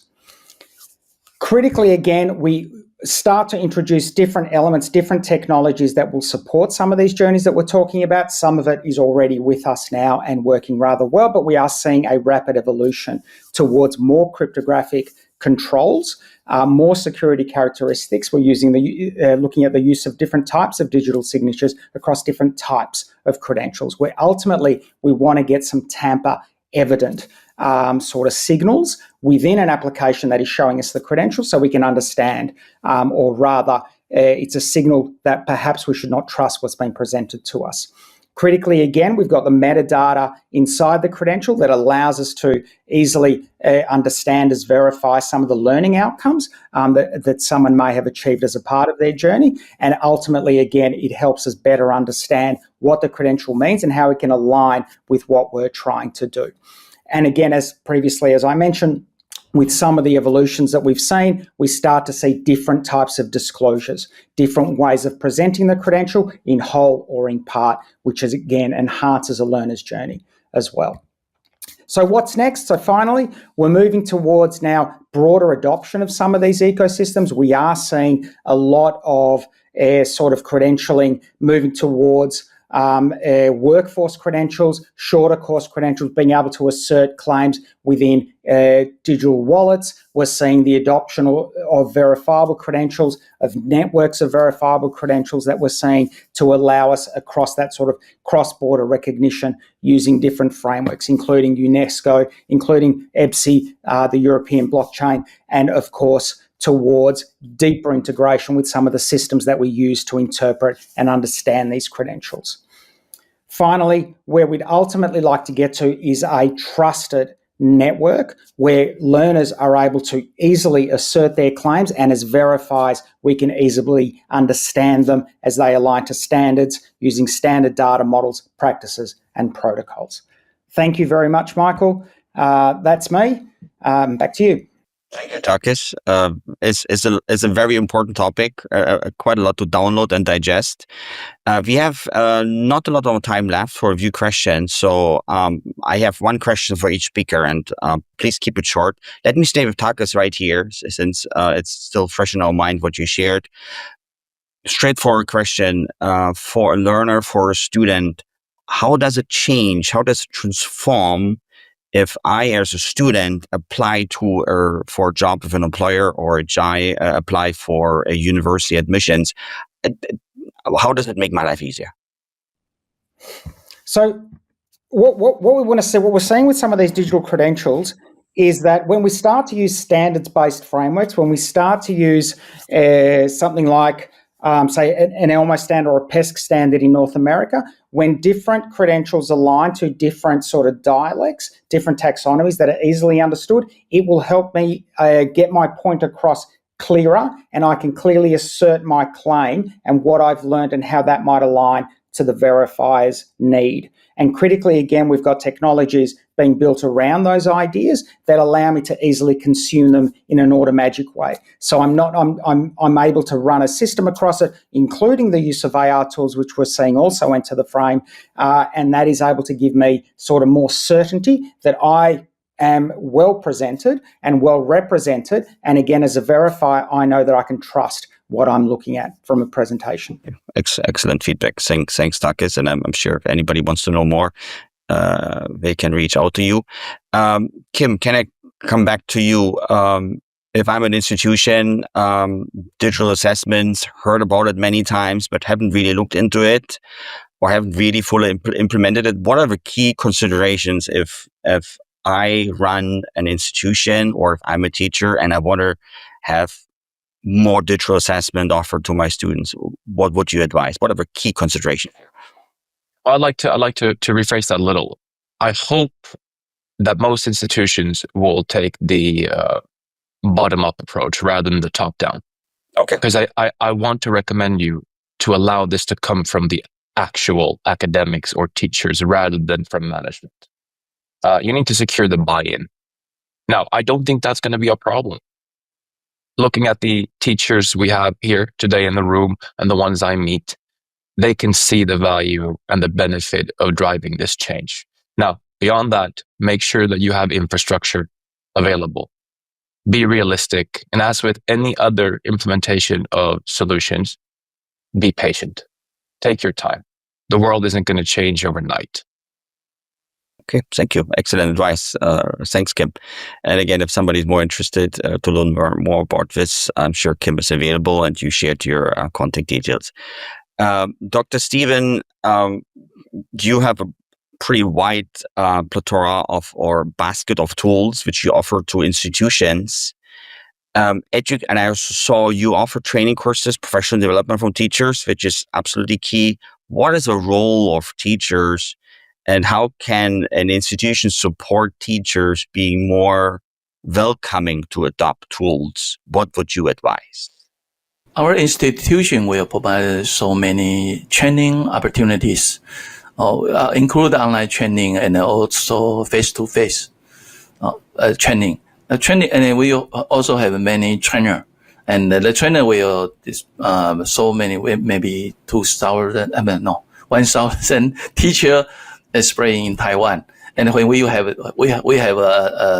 a training course, and we will invite the teacher to share their experience or demonstration, something like that. And some teacher will maybe go to the school. The very, very hard teacher, they go to school to help the school teachers. So, and our institution also provide a certificate, something like that. Yeah. Okay. Thanks, Dr. Stephen, for sharing. So we have 2 more minutes. I have one question, the same question to everyone. Make it short and sweet. Which country or maybe 2 countries do you think has made the most progress in education? And please just share in 1 sentence, why do you think that's the case? And if the starting point is important, right? It could be any country, but it's the biggest jump in terms of the last 5 or 10 years. Maybe Takis, we start with you. Great. That's an awesome question, and certainly puts everyone and the world on the spot. I would actually say, bias notwithstanding, which is clear, I would actually say Australia and New Zealand. The reason I say that is from a credentialing and recognition point of view, it was the first country to have a true digital credentialing network through the My Equals program. It's been going now for about 7 or 8 years. It is an example to the rest of the world. It was born out of the Groningen Declaration as well. So some critical points around there. So Australia and New Zealand for me. Okay, you are a true Australian and a New Zealand, and you can't forget your important neighbor too. Fair enough. Kim, over to you. What do you say? Make it please short. Yeah, I'll be very short. You think I'm going to say Sweden, but I'm not. Actually, I'm going to say the opposite, which is Finland. And do believe me, I don't usually say good things about Finland. We have a very friendly rivalry. Finland's gone from being, I wouldn't necessarily say far behind the other Nordic countries to being far, far ahead. The quality and engagement, the overall standing internationally is just fantastic what they've done. And as you might know, here in Asia, the Finnish school system is actually now imported and operated in many countries. And then you have to say Singapore. You can't leave them out of the equation. Now, a very different, very, very different system to Finland, but certainly successful. Okay, cool. Finland, Singapore, I heard this before. Certainly. Stephen, what would you say? Please make it brief. I think maybe China, because I'm familiar about China, because China from the COVID-19, after COVID-19, they invested many money for the AI in education. So you can see something like DeepSeek, the event from China. So I think the education face many big change. I have also a company in Sichuan. So they have some feeling about China, make a big change in education. So that's my opinion. So maybe everyone take care about China. It's very we all know they've made big jump, and it's great to have 3 different opinions. It's good to agree to disagree, but different perspective. And I get nobody's wrong in this context. Well, thanks again, EdHeroes Forum, to organize this, having all of us share our insights, and especially thanks to Dr. Stephen, Kim, and Takis to share our insights. Hope you enjoy the rest of the other discussions and forums. Have a great day ahead. Thank you. Goodbye.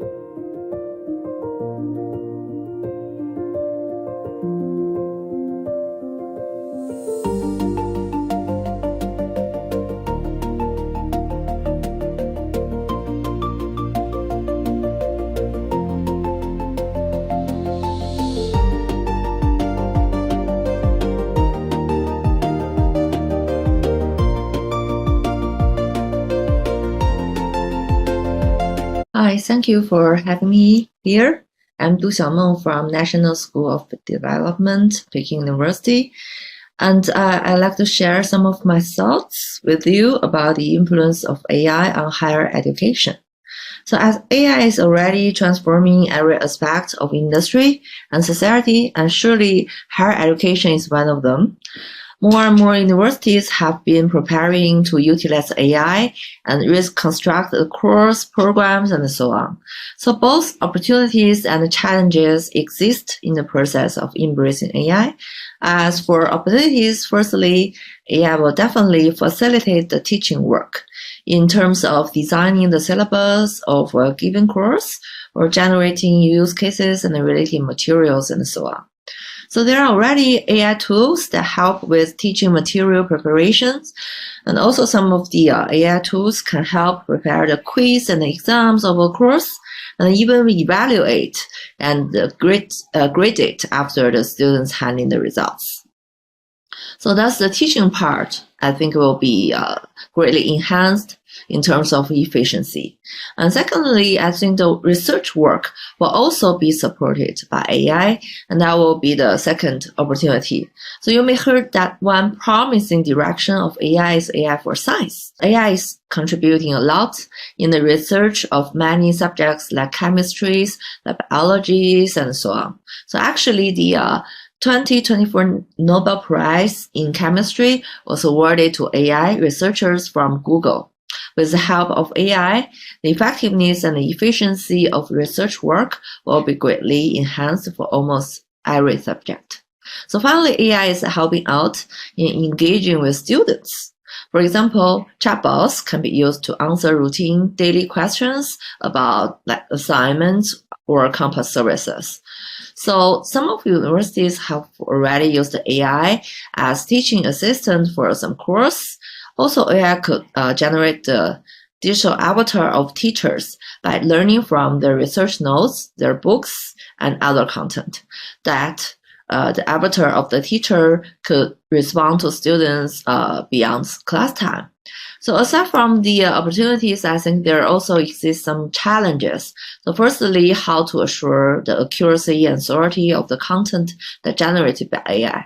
So we all know that AI has hallucination, and higher education and academic research, we cannot tolerate incorrect knowledge and inaccurate data, since we do not want to mislead our students, right? So how to ensure this accuracy of the content that generated by AI is our first challenge. And second, I think digital literacy gaps exist among different faculties.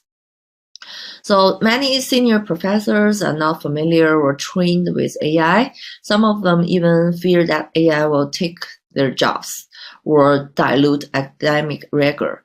Thus, there still are some faculty resisting to change. So universities may have to invest heavily in terms of time and energy and money to achieve a campus-wide upskilling with AI. So finally, what worries me and my colleague is the over-reliance of AI by students. So students might skip the critical thinking part if they lean too hard on AI hints. This will undermine the learning objectives of education. So all in all, we can say that every coin has two sides.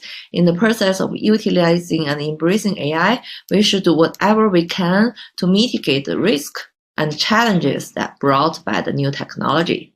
So one thing to be sure is that AI will greatly change the way that higher education works, and those universities among the first to be ready could have more change in building up their competitive advantage. Also, to foster the development of AI in China, I think top-tier universities like Peking University should play an active role, at least in the following three aspects. So firstly, they should provide academic and research support for breakthrough at the cutting edge of AI technology. So leveraging their rich resources such as national key labs or deep academic research foundations, they should make a substantive contribution to AI innovation. Secondly, universities should supply the talent that meets the needs of the AI sector and its related industries.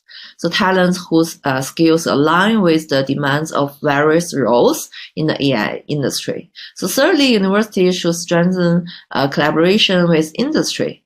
On one hand, to collaborate with AI technology company and to enhance faculty and students' capabilities through instructor trainings or like co-developed courses. On the other hand, work with companies that have real-world scenarios to accelerate the adoption and applications of AI across industries. So Peking University has already begun contributing to the development of artificial intelligence in multiple aspects.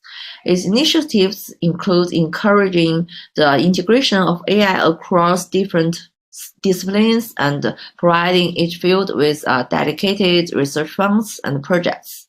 In addition, the university organized series of AI-related training sessions and workshops for faculty and students to enhance their ability to apply AI in their work and research. So I think all universities should prepare for the advent of the AI era. Here I have some suggestions. So first, you may need to reposition your mission and outcomes. So the AI era poses significant challenges, especially to the labor market, while also creating new job opportunities such as data asset manager, prompt engineer, and AI creative designers, and etc., etc. So universities must rethink what kind of talent they could provide to the society and industry to make sure their students, when they graduate, they can find a job. Right. I think this is one of the most important responsibilities of universities. So secondly, universities should reconstruct their disciplines and the curricula for future needs. So universities should redesign departments and courses around the talents demanded.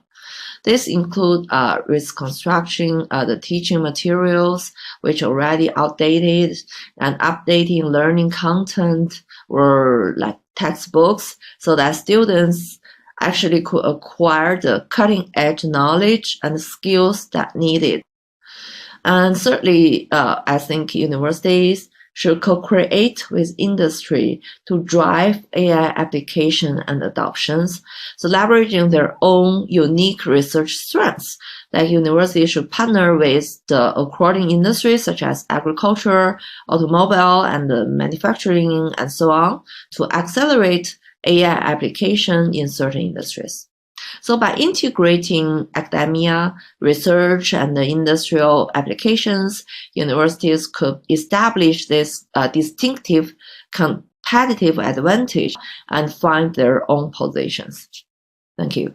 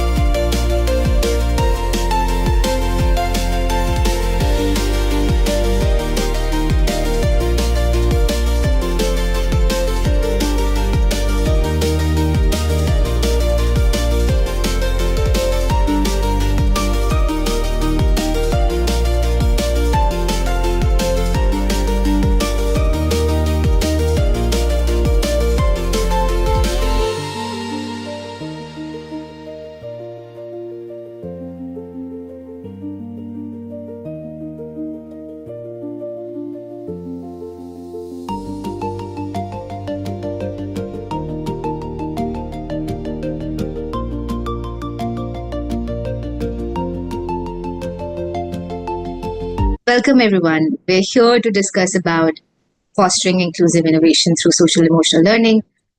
This is a topic very close to us at Dream a Dream of how social emotional learning sort of surfaces everywhere.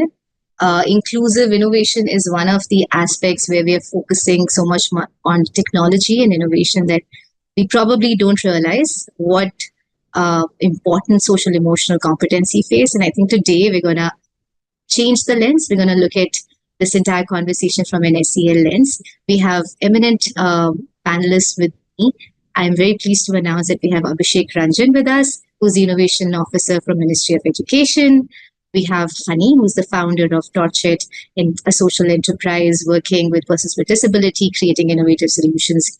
We have Professor Bharti working with Central Institute of Educational Technology, CIET, NCERT, a very prominent body with Ministry of Education, creating sort of dynamic, inclusive educational technology material for all the students in the country. And we have Netravati, who is not just a young person, but a person deeply passionate about technology and innovation. She's currently pursuing engineering. I will not take much of our time, and I'm going to just delve into the conversation for today with a check-in question. The check-in question today is a little reflective. I would invite you all to maybe go back into the past, think about a time when you met with a challenge that really made you think about things differently, a little more creatively, a little bit more with innovation. And I would invite you to maybe share that experience. And if you can, like, what were the social emotional competency that helped you while you were figuring out how to solve this challenge in your life? And the floor is open. Anybody can start. Abhishek, Hani, Bharti ma'am, Netravati, anybody. Okay, so let me start. If nobody else is opening the conversation, let it be my privilege. So you said delve into your past. So I looked back and I went to the moment when I was preparing for developing a handbook for teachers to include children with autism in the primary schools. And you know, for children with autism, the major challenge is to express themselves, how to share their emotions, and the language is a big challenge for them to understand the language that is spoken by others, and also for their self-expression, emotional expression, expressing their pain and how do they feel. And the biggest challenge for me around 10 years back was how to make the regular teachers working in the inclusive schools connect to the disability called autism, the condition called autism. Because when I started the work, the teachers were not familiar with the term autism because it is one of the so-called invisible kind of a disability, wherein you have to be a little more sensitive to be able to connect to the condition called autism. So this was the biggest challenge. So how did I overcome it? I never wanted to make a handbook which is theoretical, which starts with what is autism and all. So we were like, the entire team was puzzled and were thinking how to move around it. So we put ourselves into the teachers' shoes. We tried to be as empathetic with the teachers as possible. We went to the schools, we visited inclusive classrooms, and then when the chapters were put together, we revolved it around the day of the teacher in a school per se, right from the assembly, what needs to be done. So that was the biggest challenge that I'm able to recall right now. Then there are other challenges associated with so many other initiatives called Pressures, the disability screening checklist, and also the one currently I'm working on is Touch Soundbook. So class 1 mathematics textbook. We never imagined that would be the greatest challenge in front of us.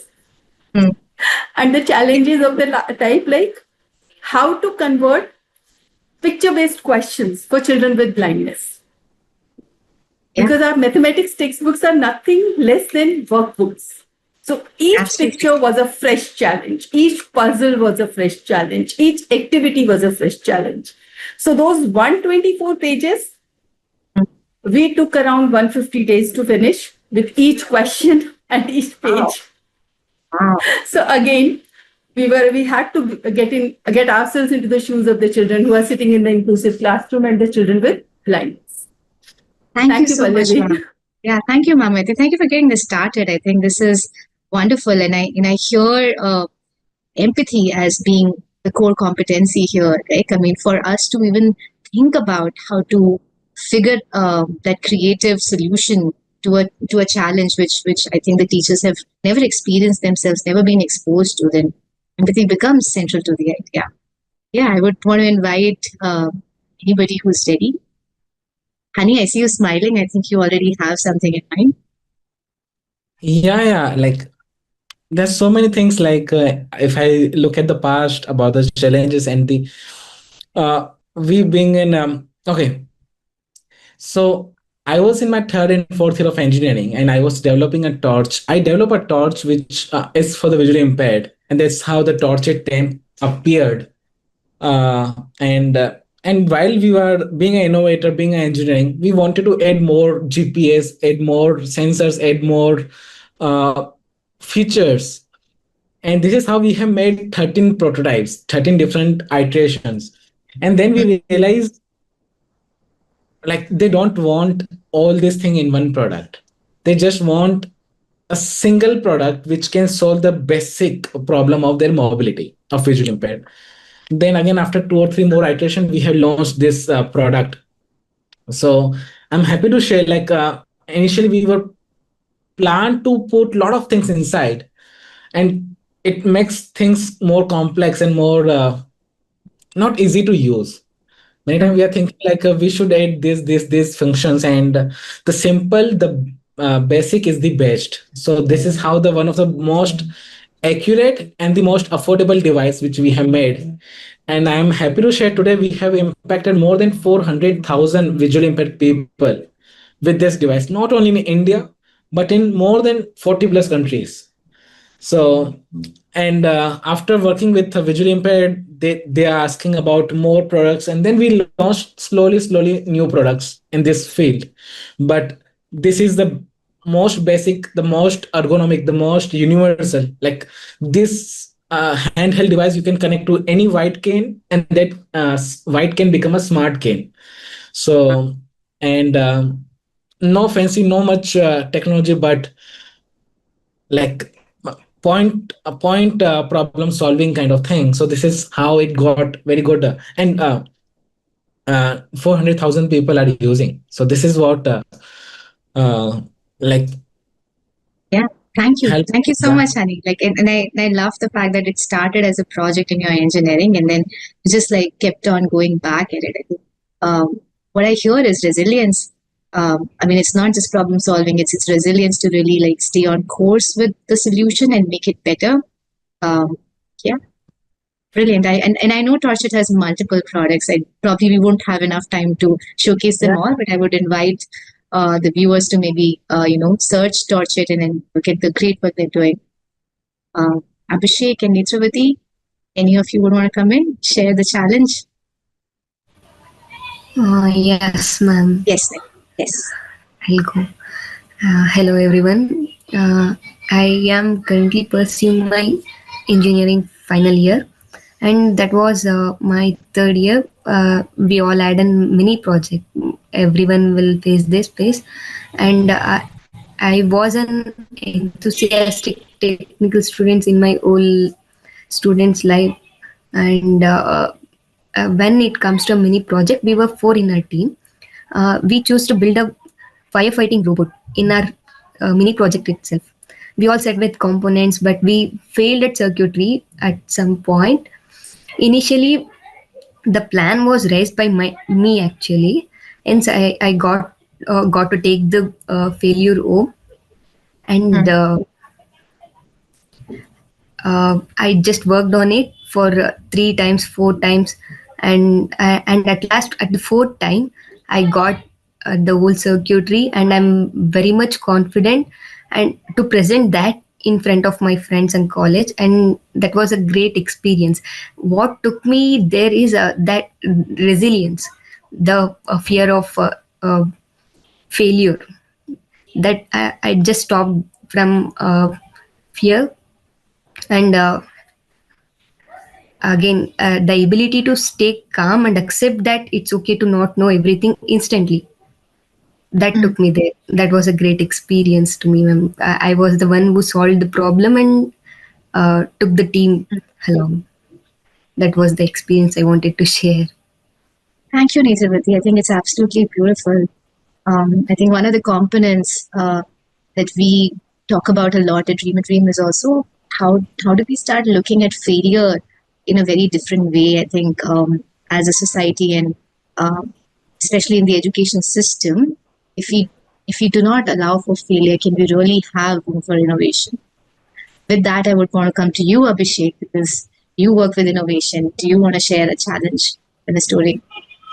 Yes, thank you, Pallavi and others. So I'm just recalling 6 years old incident when I was working in one of the aspirational district called Baravani. It's in Madhya Pradesh district. So that time I was working with the district administration, how we can ensure that the district is using education related indicators, like especially one of the indicator was how we are ensuring 100% transition rate in terms of enrollment from class 5th to 6th. And we have observed that a large number of students were out of school. So then we started, and that block was like, I'm still recalling that block name called Party. So that due to geographical challenges and all, so many students were out of school. And then we used to, like, with my fellow, I used to interact with the parents. They used to say that, sir, for us, we can't send our kids to schools because we can't afford, and they have to earn something for their family. And it was very difficult to convince them in terms of endowment. And I was like, see, this is your primary role, right? You are working on multiple factors, but ensuring endowment is also important. And that because of so many challenges, they were not able to send their kids starting from class 6. So that time was like when parents are not ready to send their kids. And on another side, you have to ensure that they are getting at least formal education as per India's rule that each and every children, they deserves at least till class 8 educations.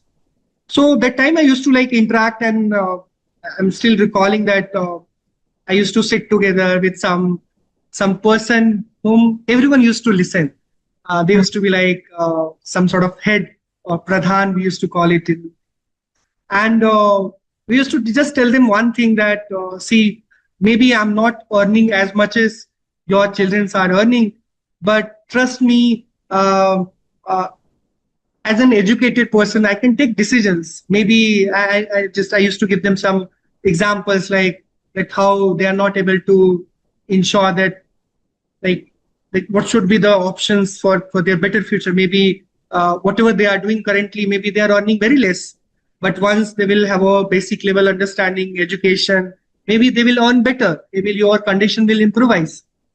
And that way we used to motivate, and that way like we ensure that a good number of students are returning back to the schools. And I'm still recalling many grassroots organizations. They have also started following those things. I'm just sharing one of the example that they used to tell us that we are not having money to give them some sort of notebook or something where they can write it in their school.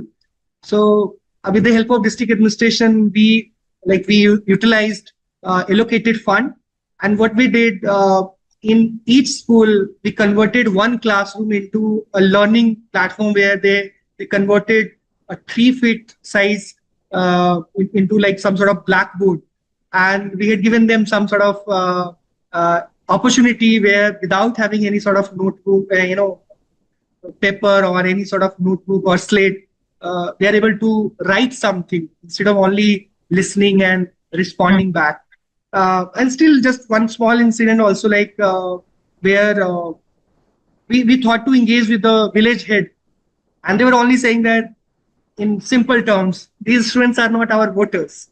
And end of the day, they were having only money to invest on schools, and government is spending lots of money, but at the end of the day, in India, was a tradition where society used to take ownership.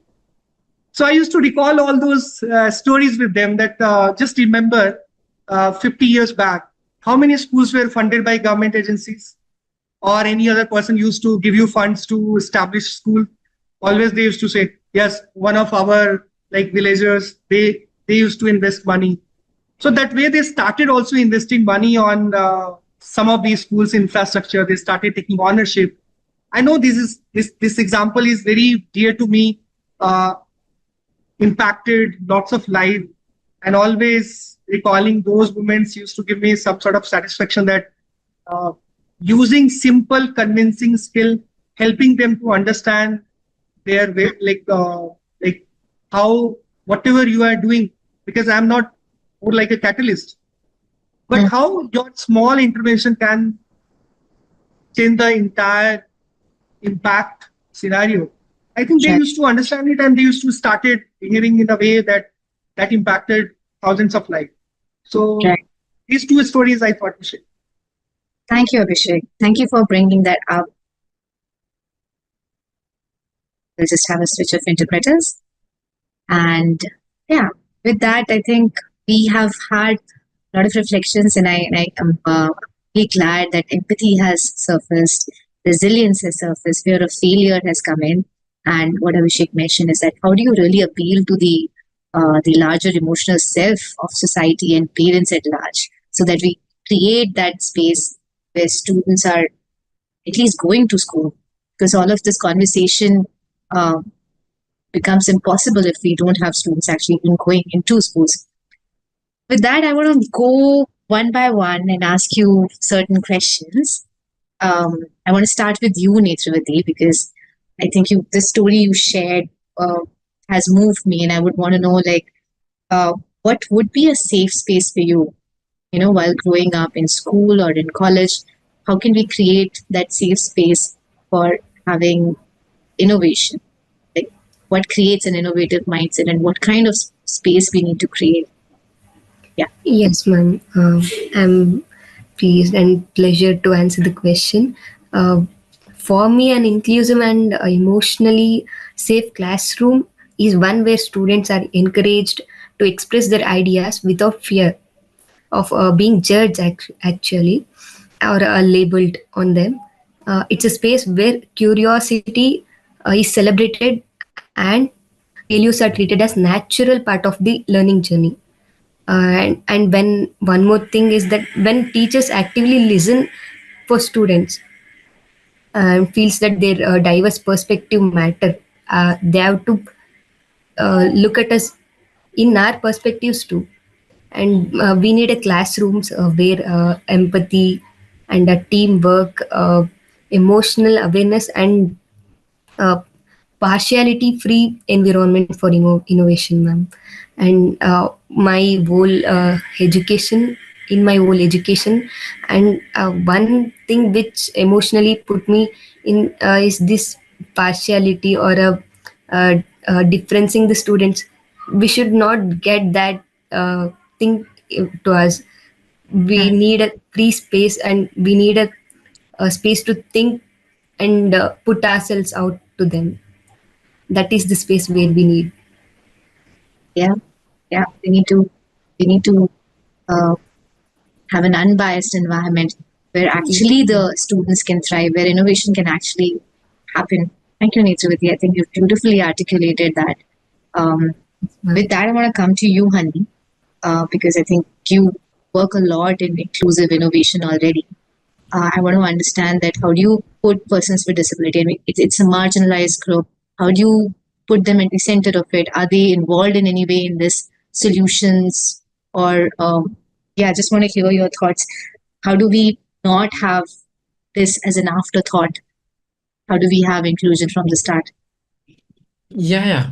So as I mentioned, regarding the first product which we have developed, it is like I was putting my more what you call interest to make this product happen as a more tech product rather than what they want actually. So from that day, I decided to keep them in the center of the process. And today I'm happy to share like Torchit is for the persons with disability, by the person with disability, and to the persons with disability.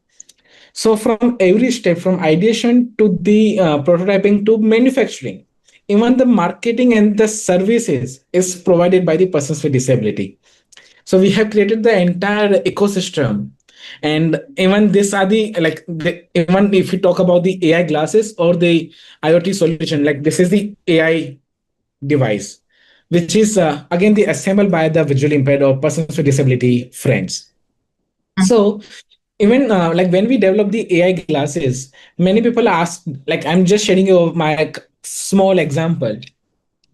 Like a person has asked like why I should attach wear the black glasses only in the name of AI glasses. Why cannot I can attach to my glasses? So what we have done, like we have made this portable, and you can disconnect from this and connect to any glasses, and any glasses can become the AI glasses. So this is what the innovation which we have created from prototyping and everything. So we take their feedbacks, we take their inputs, even the small documentation, internal documentation are 100% accessible. And okay, second point, we are not an NGO, we are not a government organization. Sorry. Why we are hiring a persons with disability? Because if we are providing a accessible environment to them, they provide their 100%, 150%. And trust me, guys, like they are very much resourceful and they just need opportunity.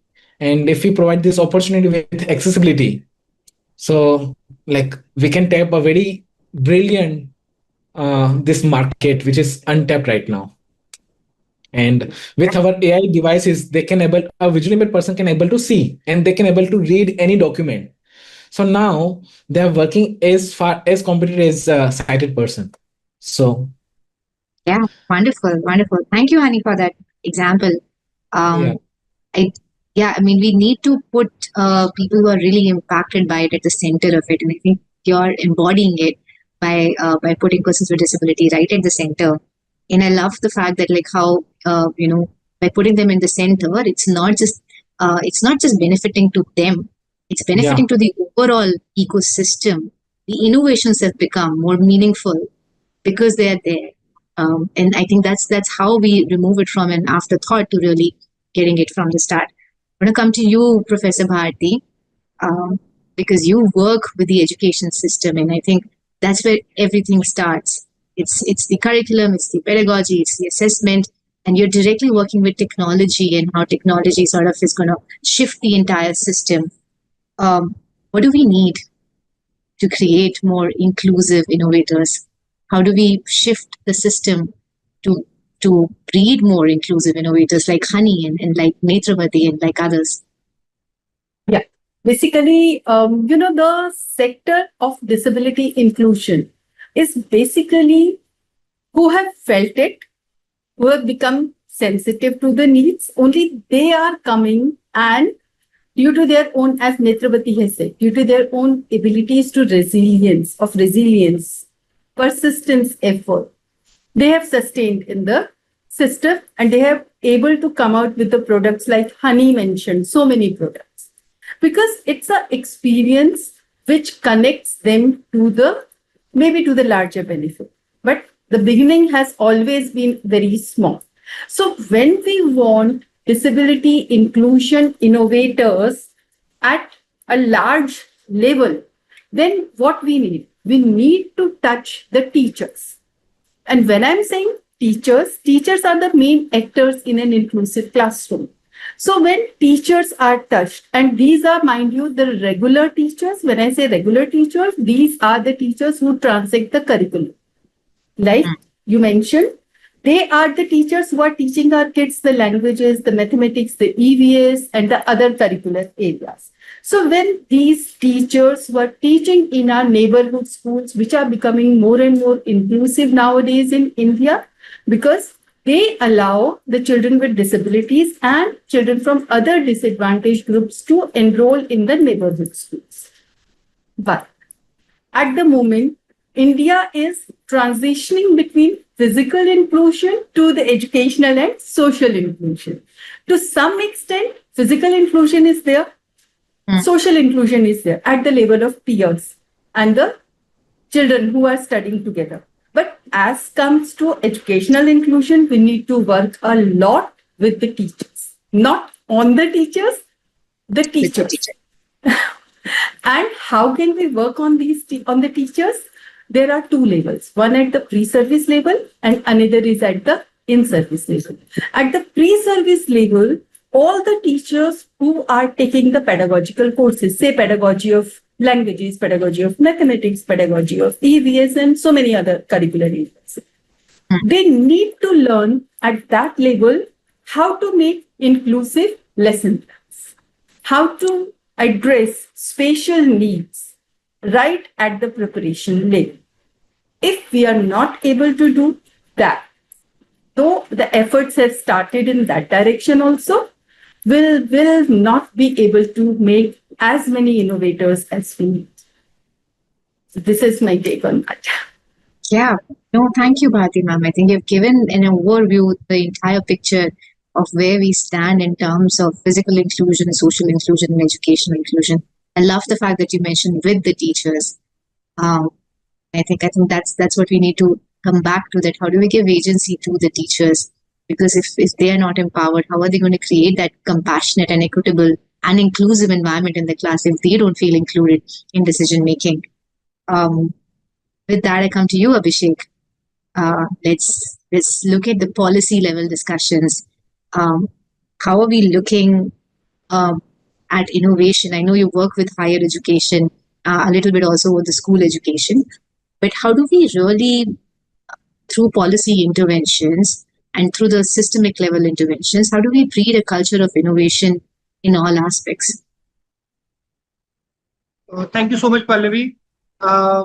So I used to we always used to believe that innovation should not be a privilege, but it must be a participative process. We all know that India's strength is its diversity. And if I start sharing my own experience working with in innovation entrepreneurship landscape, when I'm talking to you, we are having 67,000 higher education institutions in India and close to 1.5 million schools.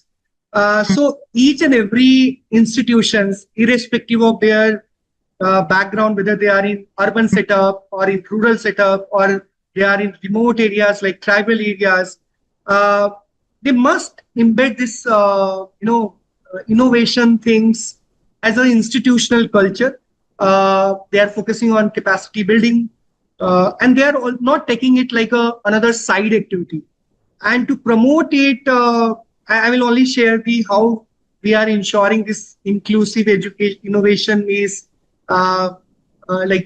in each and every policy. So just giving 2-3 examples. One is we started one initiative called, I'm proudly part of it, is Institution Innovation Council. So when we started working with the institutions, we found that few institutions are promoting innovation, entrepreneurship, and they are having good culture. But majority of institutions are maybe not focusing on it because due to so many reasons. So we started doing engaging with the higher education institutions. And when I'm talking to you, out of 67,000 institutions, we are having 15,000 plus institutions who are actively working under Institution Innovation Council. And this includes not only our metro cities, but tier 2, tier 3 cities, in fact, in rural areas also. And we are having one big initiative we used to call it Smart India Hackathon. And since last 6 editions, every time we try to engage institutions as well as innovators from all sort of lives. And here I just wish to share one beautiful example, how you can ensure that each and every innovation entrepreneurship related activity is also engaging all sections of society, including ensuring female participation. So in SIH, we used to tell all innovators to have to form a 6-member teams. And each member team is, first we thought to make it compulsory, but now because of that compulsion, initially there was some less participation, but eventually we have seen that all girls team are coming forward and they are making a team and they are participating in the India's largest, in fact, we can say safely world's largest open innovation hackathon. Until today, close to 2 lakh teams participated in it. And I may say proudly that almost all teams were having female participations. How to ensure that institutions in remote areas are also doing some sort of activities related to innovations, irrespective of the challenges. We thought to, we are giving some sort of incentive to them. And through our initiative called Impact Lecture Program, we thought to give them some small incentive so that they can organize some sessions and they may invite some person who is having some legacy of work in innovation entrepreneurship. Same, we try to include our school children. Many times people used to believe that these are small children, what they will do. But in last couple of years, especially our national education policy, critical thinking, design thinking, these things are part of it, but how to integrate it in our operations. So we started engaging with the schools through our School Innovation Council. And now thousands of schools, when I'm talking to you, close to 18,000 plus schools are doing some efforts related to innovation, entrepreneurship. In fact, since last couple of years, we, through various government initiatives, we also started supporting them through various kind of events, competitions. In fact, we are also supporting them. We used to believe, in fact, I used to believe while working with school for almost 10 years, that these are small children. Maybe they will develop some working prototype, but maybe they will not be able to convert it into product. But I'm proudly saying that in last 2 years only, close to 40 plus innovators from a school background, they came forward and they were selected, and we are funding them. And last year only, when we floated a challenge that if you are having any ideas that can solve real problem in our society, in your area, we received more than 1 lakh submissions through a school innovation contest, and madam is here, she's aware about it. So basically trying to not only focusing on some, like we are having very premier institutions, we are having some institutions who are having legacy of working on innovation entrepreneurship, but here because government policies, we are not only working for selected schools, we are not working for selected institutions, but we are working for all, and to ensure that each and every schools and higher education institutions, they are focusing on innovation entrepreneurship, and they are seeing it as as our honorable PM used to say that we are not innovating just to solve our problems, but we are innovating to solve world's problem. Okay, we are not only innovating for our own growth, but we are innovating so that we may be the job creator, we may contribute in wealth creation, and we may solve real-time issues. And the interest of honorable PM and the policies we are making through various activities, like I can cite so many examples, like India is the first country who adopted design thinking starting from class 6, and it is impacting life. And I believe that design thinking skills is more like inclusive in nature. If each and every person is started adopting it in their day-to-day life, I think they will be more inclusive than others. On the same pattern, we came up with a policy starting from school to college, that how you can have some vision where you are thinking from different angles, and you are creating a space where each and every innovators, irrespective of their background, irrespective of their subject and others, if they are having something, they may do something for the nation. And just last one point, that in last couple of years, how we can help others who are not maybe aware about this ecosystem. So we started focusing on their capacity development.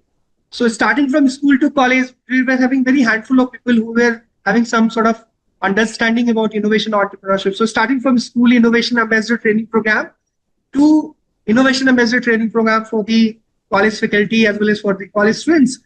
This is also helping others to we are having more and more resource person. more and more hands who may help others. And from pharmacy institution to rural art and science colleges, all are participating in multiple type of challenges, innovation. So I believe as a nation, we are progressing, and we are also ensuring that this inclusive thought process is also part of our innovation, entrepreneurship, startup landscape. In fact, number of female startup founder is increasing day by day. And also people are developing, like young kids are focusing on SDG related startup innovations. They are also solving many health related projects, and all are passionate about how we can do some meaningful intervention for any human being. So I believe that, yes, it's like more like very important integrated part, not like an optional these days. Yes. Abhishek, I think, thank you so much. I think you've given us like the entire landscape of what all is happening in terms of creating that culture of innovation. I love how you brought gender into the equation and how innovation, we can't really look at in isolation. And when we think of inclusion, there are intersectional layers to it. Women in STEM, women in technology, women in innovation. I think a lot of things there. Keeping young people at the center, having innovation councils right from school to higher education. Yeah, I think that's a lot for us to maybe just process and understand that all this is happening. Then what more do we need? And with that, I want to come back to you, Bharti ma'am. And just want to hear, like, I know you are working with CIET, and CIET already is doing so many, steps have been taken. You mentioned teachers and pedagogy and curriculum, but want to know, like, if there are specific steps being taken to create that sort of innovative, creative mindset, that design thinking mindset. NEP already talks about it, but how is CIET sort of implementing it at the scale of school education? India is a country of scale. We think of solutions at scale. So, yeah. Okay. So, I would like to add few things here. Very first thing that, as I said, we need to work with the teachers. So we need to create space for teachers for trial and error. They need to be able to work in their own workspace without the fear of error, without the fear of any punitive action for any innovation that they have done. The administrators need to have faith in them that yes, the classrooms which are noisy may not necessarily mean indiscipline. The teacher might be doing something innovative there, right? And then the teachers need to make accessible teaching learning material. And accessible teaching learning material requires nothing but common sense approach to teaching learning material. Say, for example, if you're showing a diagram, if you are showing mathematical figures, why can't we make them tactile? Why can't we make the labels just in braille? This is the simplest thing that we need to do. And many a times in schools nowadays, I'm seeing peer tutoring, cooperative learning at the level of school children. But my take would be, where and when our teachers will start team teaching, when they will start doing interdisciplinary teaching. Say, for example, in English, in languages, you are doing the theme animals. Can I have worksheets in mathematics made out of that theme, wherein children are counting maybe animals, or maybe acting like an animal, maybe becoming familiar with the sounds of an animal, so that our children with blindness are able to connect with the animals whose sounds they are hearing in day-by-day basis in their immediate environment. So this is at the teacher's level. So I think a lot more needs to be done apart from this. We have made a very small beginning. And as far as CIT's initiatives are concerned, allow me to give you one page on NCERT website. When you open your Google browser and you type on that NCERT initiatives for accessibility, you are taken to a web page where all the initiatives of NCERT towards accessibility are listed. Then be it talking books, be it pressures, the disability screening checklist, then be it the textbooks that are being converted nowadays into Indian sign languages using the audio, the video, as well as the text material, which is highlighted. Now, of course, signer is there. Half the space and very prominent space is given to the signer. Then, from time to time, CIT, NCERTs are running small orientation courses for particular conditions. Say, for example, every October, we are running 5 days orientation on SLB, making the regular teachers and anybody and everybody interested in knowing more about SLB. In last February, we finished a very basic level course in Indian Sign Language to make our participants become familiar with basic signs that they might be using in their day-to-day life, and also to demystify the Indian Sign Language. And in this series, our upcoming course is Let's Understand Better the Deaf Blindness, which would be starting very soon. Wonderful, wonderful. It's so good to hear that like we have the dimensions between special education and mainstream education. We are bridging that gap finally, and it's happening.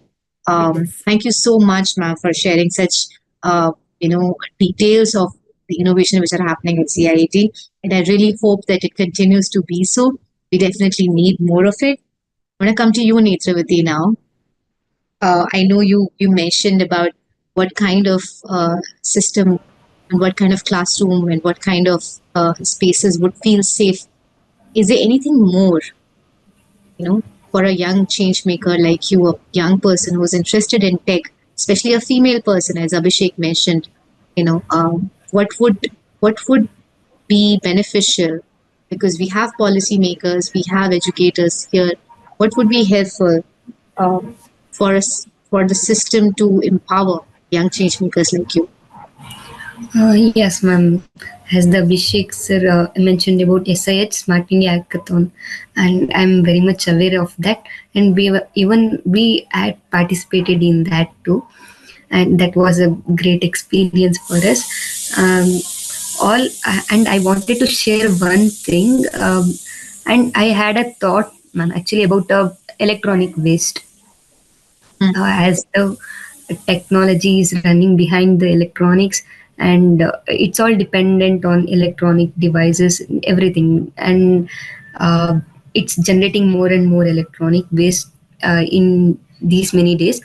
And I had a thought of what about disposal of these things, and it will become a dump actually in future. Nobody thought, maybe they are thinking, but I had a thought of how to dispose all these, and this would make an problem to environment and all. And I come up with an idea of collecting. Main problem was in the society was that collection, e-waste collection, and I come up with an idea, and I just presented it in front of my friends and my teachers, and I talked to them actually. And I don't know what was the problem, and I didn't get the great response from everybody. All we need is a great support, and we need a emotional support actually, and that is what will drive us to lead the world and help the mankind.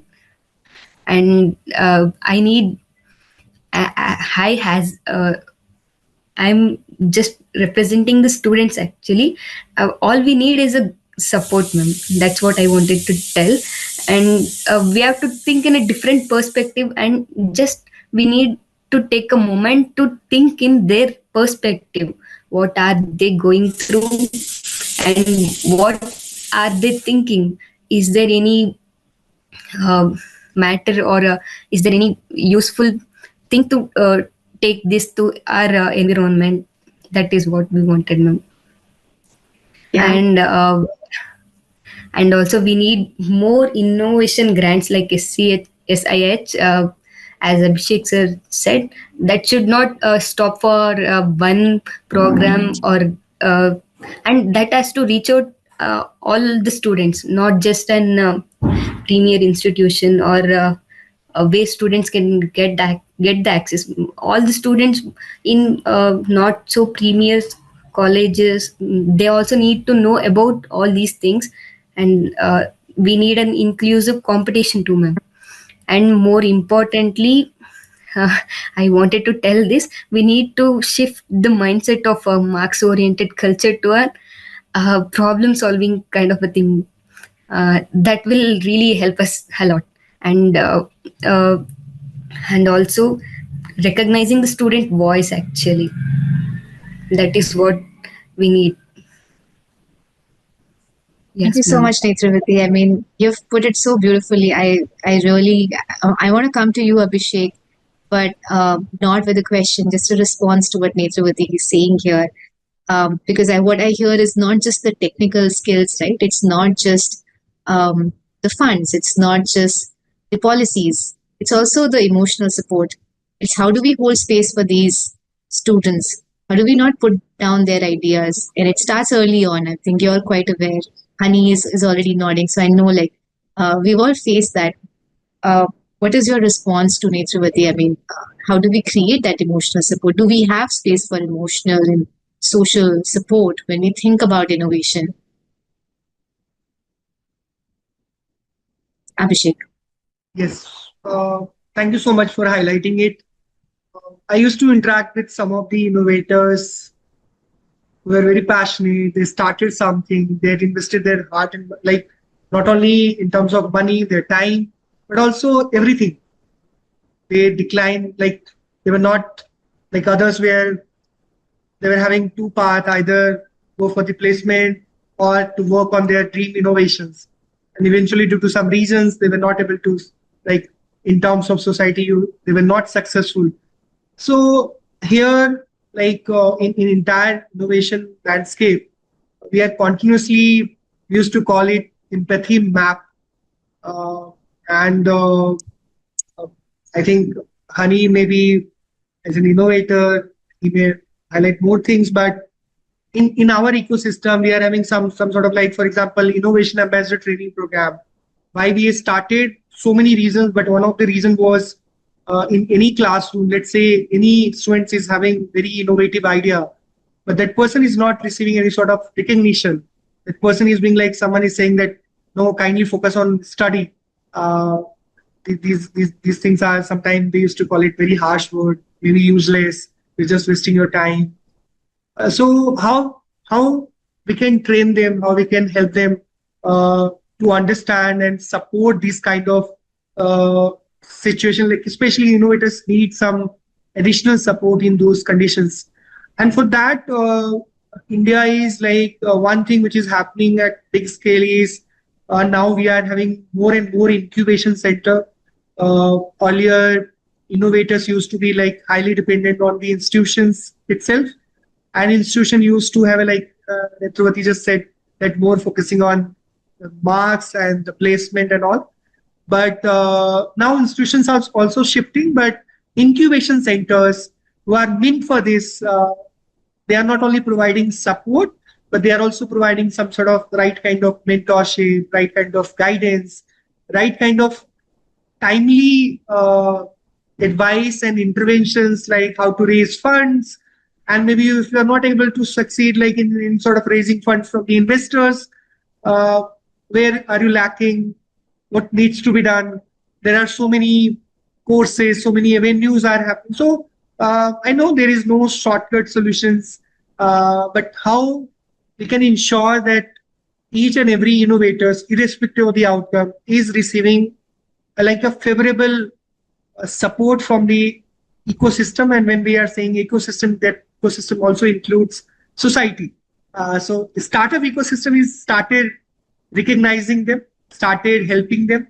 In fact, I can't reveal right now, but we are thinking to initiate one special program where we are planning to invite those who may have started some good startup ventures. I don't want to name, but they may be right now, people used to call them you started something, but now you are more like a failure. So what was the failure point of some some learning, something which they can share, and more like a celebration of failure. So we are trying to integrate it, and slowly, but that speed is very low, very slow, I would say, not low. And it's more focusing on training, learning. So through various kind of training program, like recently, first time we conducted faculty development program on innovation and entrepreneurship. Right. And one of the day one was only focusing on that each and every innovator is not going to be successful. Okay. And we should not aim that each and every innovator will convert their idea into startup. So what should be the approach? So I think these things we have to do. Yes. Yeah, thank you, Abhishek. I know you have a lot to share, and we just don't have enough time. I think we have a few more minutes left, and I want to come to Honey. I know you're creating that inclusive innovation, and you're creating that the tech. But how do we have more people like you? How do we create more people like you? First thing is the market, the environment. The Netravati pointed out very rightly. One second. I think we need to switch the interpreter. Can we switch the interpreter? Sorry. Yeah. Sorry. Yes. Go back. Yeah. So as the Netravati said, the emotional support and a lot of things. So I won't say name, but people are saying why you're making a torch for a blind person. So how they use it. So this is the feedback I got, and I'm a university topper, and even the lot of good mentors have said to me, but out of good, one or more a mentor has given an idea, if you don't develop, who will develop? So this is a very niche market, very small market, but if you look at it from my angle, it's a huge market of 1 billion opportunities. Out of every 7 or 8 people, 1 person need assisted devices. It's a huge opportunity out there. And how we can create more tortured or more this kind of entrepreneurs, because we have to create more awareness into the system. We already in our mind, we already excluded persons with disability. So this, if we include them from the childhood, if we have inclusive schools, if we have inclusive education system and everything inclusive, so when you have inclusive, then they are the part of the society, and we will solve those problems. And how we cure the polio and all those things. This is how we can. The more the visible the problem is, the more we can create work on the solution. Now, right now, the problem is not visible because there's a special schools, there are special blind, visually impaired universities, and all those things. If those are inclusive, the more the problem is visible, the more the solutions will come into the light.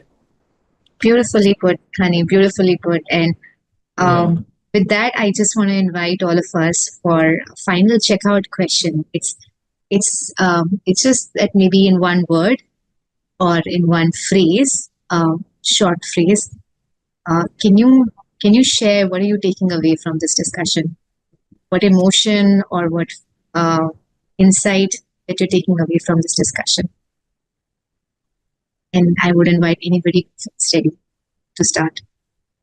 In one word or in one phrase, share the emotion or the insight you're taking away from today's discussion. Should I go the first? Yes, Honey, absolutely. As Abhishek sir said, we should celebrate the failure. Even at Tortured, we follow the same thing. We know this might work, this might not work. Don't waste much of energy, fail fast and move forward. So we should celebrate this failure. So we have to teach to younger innovators, and the idea will fail, the entrepreneur will never fail. Beautiful. Celebrating failures. Yes. Abhishek, I'll go next. I think in our national education policy also, we are not only recognizing critical thinking, collaboration, but we are also wish to see India, which is focusing on holistic education and also focusing on integrating skills like empathy, resilience. So I think these things are very important and we all have to practice it. And that way we can ensure like better build. So you're taking empathy and resilience. Great. I'm going to come to you, Netravati, if you're ready. I'm ready. And not just this 1.5 hour, ma'am. And when I came to know about the webinar and I was going through social emotional learning from that time to now, and I what I learned or what I'm taking away is considering and adopting both emotional and social capacities, ma'am. Both. And how to include those in my life and how to take those along with my life. That's what I've learned and taking away. Social and emotional competencies. Thank you, Netravati. Fatima. Yeah, for me, takeaway from this discussion would be every need, every insight, and every child matters.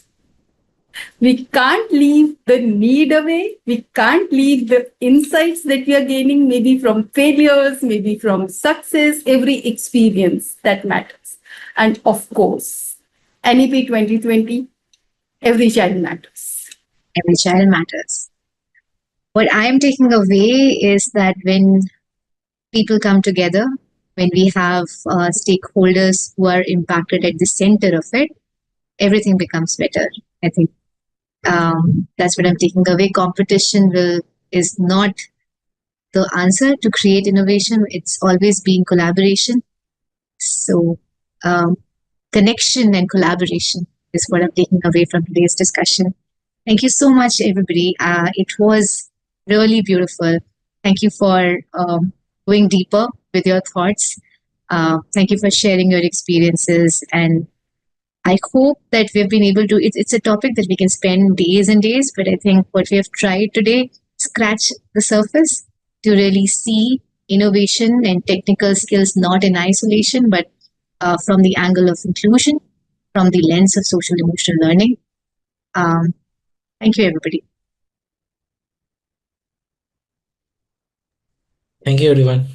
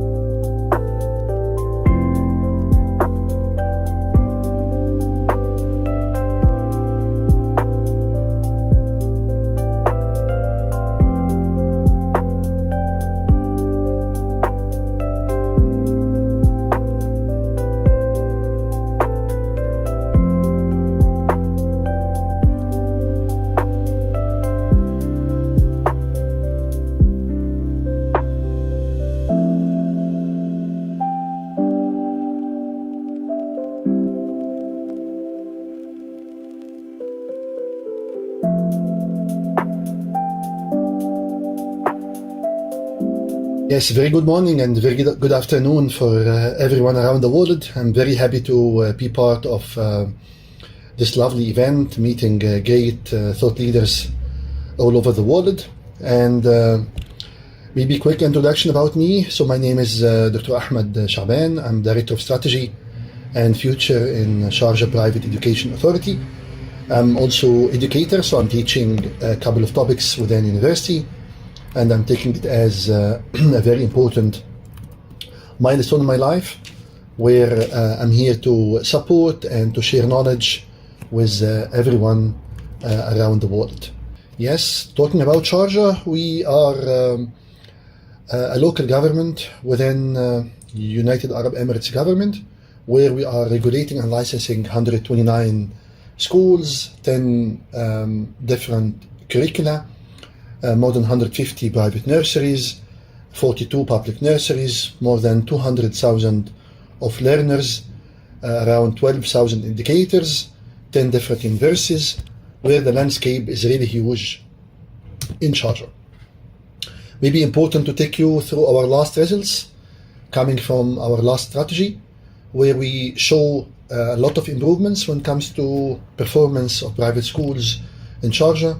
We have in general more than 80% improvement rate, where when you talk also about Emirati teacher, it was 0% in 2018, now we have 436. When it comes to percentage of students receiving good or better education, it was 15% in 2018, now it's more than 76% of students. Again, when it comes to student achievements in Arabic, it was 4% in 2018, now it's 59%. Investment, we have more than 33% increase in education investment in the Emirates compared to 2019. Again, teacher training, it was 15% in 2018, now it's more than 70% teacher training and capacity development. And we have a lot of nice lagging indicators, where student well-being is 86%, where again the trust measurement is showing 93% with parents, and our student satisfaction and parent satisfaction are more than 83%. What makes us very unique in Sharjah, that we are a very young organization, started 2018, and the first 3 years of our work, it was a forming stage where we were focusing on building connection, building trust, and bringing best practice from all over the world.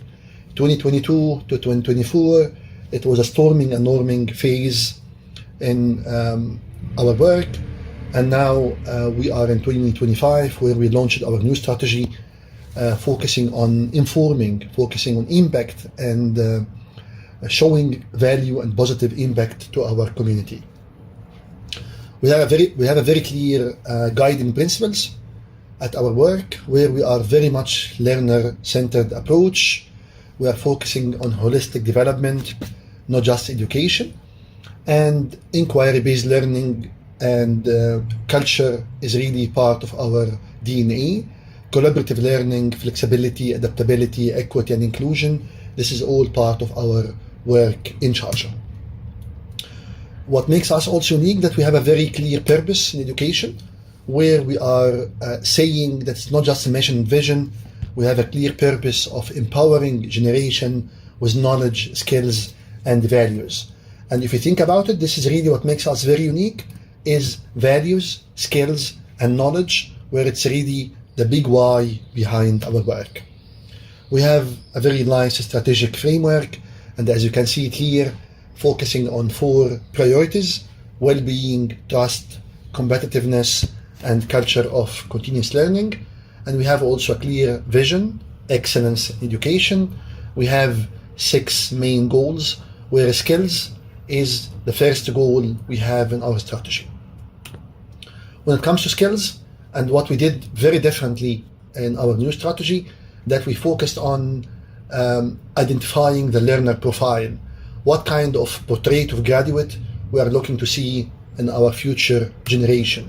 And this is what we are saying it as a strong acronym, where S is referring to steward, leader, caretaker, someone who can manage and protect resources effectively for community benefit. T is thinker, where we are looking for a critical and creative thinkers as learner. R is resourceful. O is open-minded. N is navigator and risk taker. And G is great communicator. This is what makes us unique, as I mentioned, identifying the learner profile. And this is very unique in this part of the world, identifying portrait of graduate.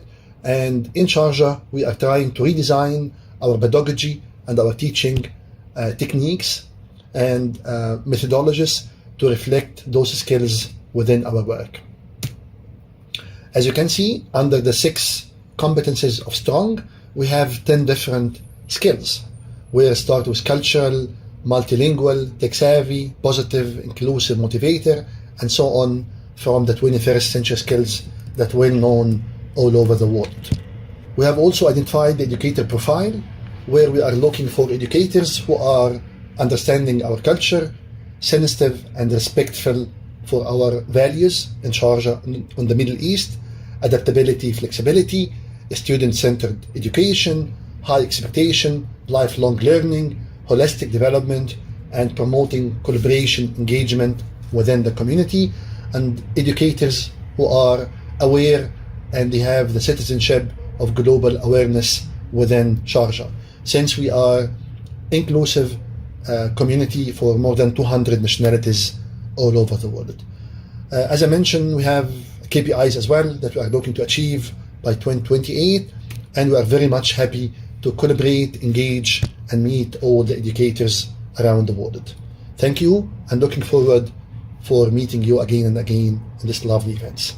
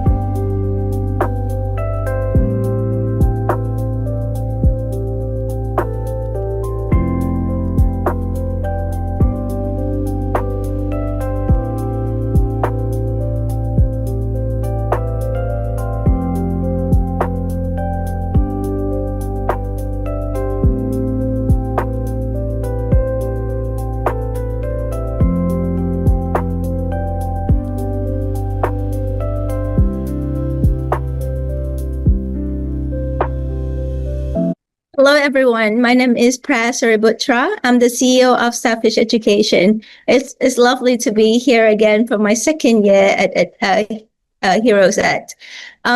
Today I'm really happy to share with you some of the initiatives that we have been working in Thailand, and I hope it gives you some inspiration and also some stories to share with your colleagues in whatever countries you're from. So I'm sure that everyone here is very keen in improving education in their own country, in their own context. In Thailand, we've been thinking a lot about how we can actually reach to our students and teachers who we want to work with nationwide. And as I'm sure that as everyone is aware how we can actually use technology doing different kind of work that, it wouldn't be possible in the past. But now we're still figuring out what would be the best way to actually use the technology to reach out to the students or the children that we want to work with. So I'd like to share with you one of the projects that we've been working here in Thailand. It's called Future Youth Thailand. So this program, we are aiming to scale what we call the equitable access to future skills. I'm sure that everyone is, talking about, the future skills, the skills that the students need, and how do we actually make that equitable and accessible to all the students or all the children that we want to work with. So Starfish Education is a private organization. We are an NGO. And when we work in this space, we also think about how we can actually work it with, work the project or partner up with the public or the main system, because I think that's always been one of the main issue that, sometimes we work in our own private sector and we want to scale it. Sometimes it works, sometimes it doesn't work. So we're just trying to make sure that we set this model as what we call the private and public partnership model. So I'd like to share with you how we actually do that in Thailand. So this program, as I mentioned, it's called Future Youth Thailand. So we really aim to work with the students all across Thailand through technology and systemic innovation.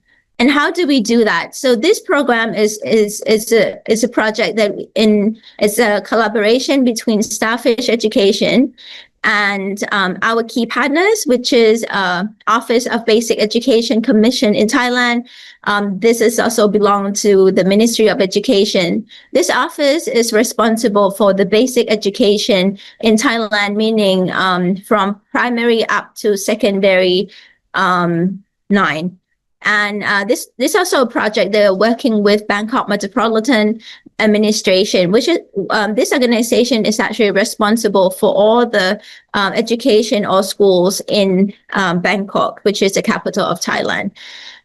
So we are actually partnering with these two key partners with the aim to reach out to students, as many students as possible. So when we talk about the future skills, we actually have to define what they are and, the approach that we're trying to reach them. So we used our STEAM design process, which is the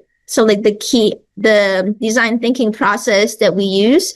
And this is the model that we've been using in our own school, as well as we've been working with other many schools in Thailand through the maker space and also our online learning platform. So we have our own online learning platform, which is Starfish Labs. Currently, we have around 400,000 members. About 70% of the users are actually teachers, and apart from that, we also have students, which are like the older students, secondary school students, and also some parents. So we use this as a key platform to actually work with our youth with this to equip them with the future skill that we actually talk about. So this project is actually looking at how can we actually reduce that inequality and increase the access to quality learning. We talk a lot about, again, this future skills. What does it look like? So we also want to work with the students around the Sustainable Development Goals, or the SDGs, particularly SDG 11, which is about cities and communities, and SDG 13, which is the climate action. So this is actually the program that we want to reach out to our youth, so that they have this, first, the awareness of this SDGs, or the issues that it actually, within their community, their society, and the actions that they can actually take to address them. So the project overview is, this is a self-paced micro-learning course, so designed by Starfish Education to empower the students, equip them with the future skills. So when we talk about the micro-learning, I think everyone here, talk about like how, youth learn these days. How can we actually make the online courses that actually attractive to the students, and the students actually want to do it themselves? So this is a challenge for us, just to make sure that, whatever we design, we really think about the instructional design for the youth, and it has to be for the mobile as well. So this project aims at approximately 2.7 million students. This is a very ambitious project, but having key partners like the MOE or the BMA really give this assurance. And we feel like this is a challenge project, but at the same time, we feel that it's could be the way that we can actually work with all the youth in Thailand. So I just want to give an update. We currently have around 25,000 students who actually, participated in the course. And this is just the beginning of us. So we are really hopeful that we can actually scale this to many more students. So when we talk about, this mobile as a learning tool for the students, I think before this, we talked a lot about what kind of device that would be best for our students. We talk about the tablets, we talk about the laptop. But at the end of the day, I think we all agree that, mobile, especially in Thailand, the mobile penetration rate in Thailand is very high. It's almost 90%. So basically, about 90% of the population use the internet, and about 95.4% own a mobile phone. So it's almost like we can say like almost 100%. So students will have a mobile phone in their hands. So how can we actually turn the mobile phone into their learning tool? Only the device cannot really help them to learn, but more importantly, it's the content that they have access to. Surely they have access to like TikTok or like all the social media that they find attractive as one of their own learning material. But, this is a challenge as an educator. Like, how can we actually make the content or make the learning as attractive as, what they find on the social media? So we have to design or redesign like the whole courses, making sure that it's mobile first. And it's not only like and we also have to think about what kind of mobile they have. It's not like everyone will have like the newest, model where they can use a lot of application workflows and things like that. So we have to design the course that actually engaging enough, and making sure that it's also two ways. It's not like, they only read something and then that's it. We have to design that they have an option to do, after they learn about this STEAM design process, they learn about how they can actually make the innovation. And it doesn't really have to be like a prototype on day one. It could be like a campaign, a way of, they design, the campaign, the thinking, the thoughts, and things like that. And then it gradually, move to the actual prototype. And when they move on to the actual prototype, that's when the teachers will come in and help facilitate, so that, what they imagine can be executed. They can actually build the prototype. So there are different activities that we put in place, making sure that, first, the students have the awareness of the courses, and then the access of the courses. That's the primary goal. So the key objectives of this project, like I mentioned a bit of this earlier, we really want to focus on the future skills. when we talk about these 21st century skills, like critical thinking, creativity, problem solving, communication, so that they can learn through, the model that we have, which is a STEAM design process. Secondly, we really think about how we can actually promote this equity, access to quality education through the mobile phone.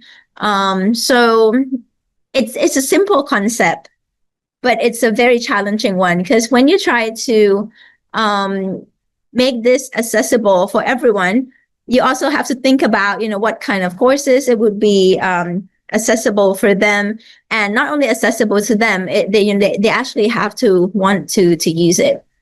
And then we talk a lot about the sustainability side of it, so that they can learn about the SDG 11 and 13, be the change maker, making sure that they can actually make the changes in the community. And this cannot happen only with the students learning. We also have to do or to work a lot on teacher support. Though the students can actually access the courses themselves, it requires a lot of navigations in terms of, like, you cannot just go and tell the students, go to these courses by yourself as a foundation. So you really have to work with the teachers. We have to work with the principals, making sure that they have access to these courses, they know about the courses, and more importantly, they can actually build the prototype after what they already learned about the courses. And with this private and public partnership, it would not be possible without this networking or public relations, because this is not like a one organization project. This is a collaboration work. So this is also one of the key, the networking part is also one of the key objectives of this project. So just give you a rough summary of the target audience that we are looking at. So 13 to 18 age group students in Thailand, throughout Thailand. So we have like different courses for them to take. We also want to work with the teachers and so the parents, making sure that the students are well supported. So the learning outcome, why do we actually do this? So like I mentioned earlier, we really want to target the future skills development. We want to make sure that we can turn the mobile phones on the students' hand into a learning tool. We want to promote sustainable innovation. And of course, we want to support the teachers and also the coaches. And we want to scale this. We want as many students to learn about these courses. And again, this is just the beginning. I think we are in a very initial stage where we work a lot on the awareness level. Once we can find out what kind of learning is suitable for them, how can we actually leverage mobile phones to create this sort of like large scale rollout in the country, I think there are so many other topics that we can actually use to work with the students. So this is just a summary about our own project, which I hope that some of you, when you hear about this project, can think about what one organization, how one organization can work with partners, especially public partners, to roll out this nationwide programs to many students in the country. So just a glimpse of the platform that we use. So it looks something like this. You go inside and then you can have like different programs that you can work with. Not only the courses, there'll be the pitching competition, and also they get certificates from attending the courses. So there are 2 courses. So like I mentioned, one focusing on the healthy cities and another one on climate change. So the students can choose to take one of them or both of them, depending on the interest. Yeah, so that's it. That is the end of my short keynote. I just hope that if any of you are interested in the work that we are doing, the experience that we have, the challenges that we also face, just reach out to us, and we'd be happy to share with you what we learn, and maybe can share with you as well the in terms of like the instructional design of the courses, how we can actually do it. So yeah, we are here to learn together and share together. So I hope this inspires you to look at the project that you're actually working on and how to scale this into other area with the significant partners in your country. Thank you very much.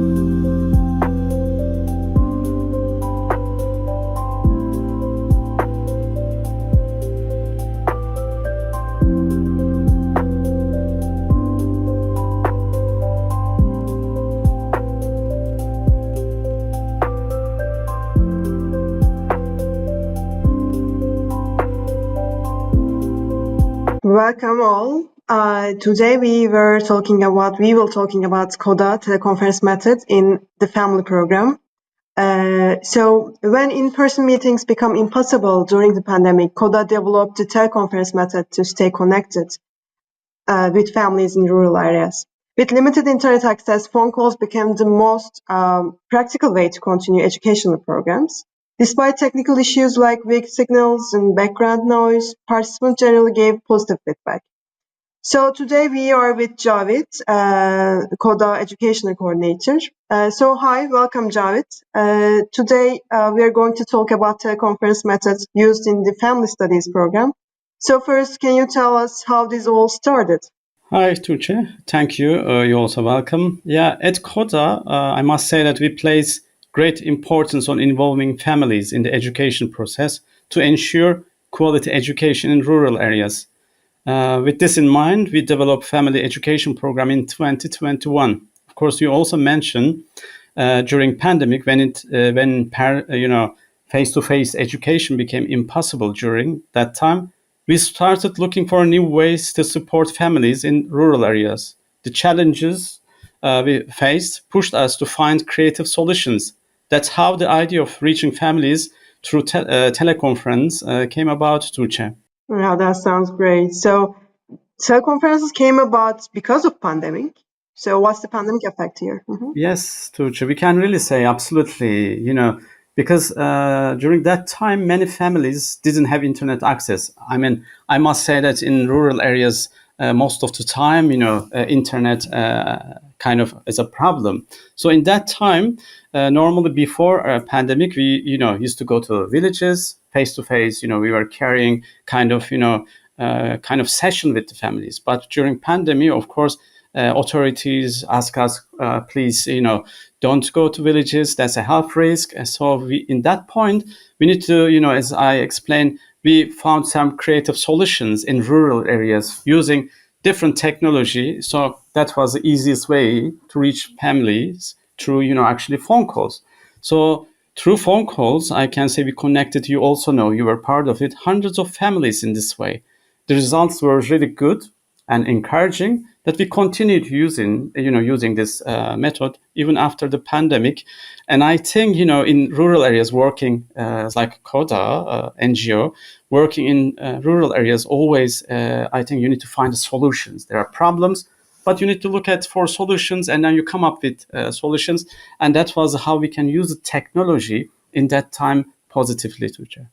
Yeah, I definitely agree. So I wonder about this. How did the session work within the program? So what are the modules?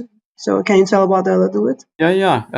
As I mentioned before, we actually created, full family, education program face to face, and that was like 6 modules in there. But of course, through teleconference method, you need to shorten them. We created 3 modules. Actually, each module lasted an hour. The first one was actually we focused how can we improve the communication within the families in rural areas, helping children feel valued at home. That was crucial to tell the parents. The next one was really pandemic is a kind of like a transition for us. It's a quite difficult time. How can we support kids in such time? The last one was, of course, positive discipline. We all know that is a problem in almost every family.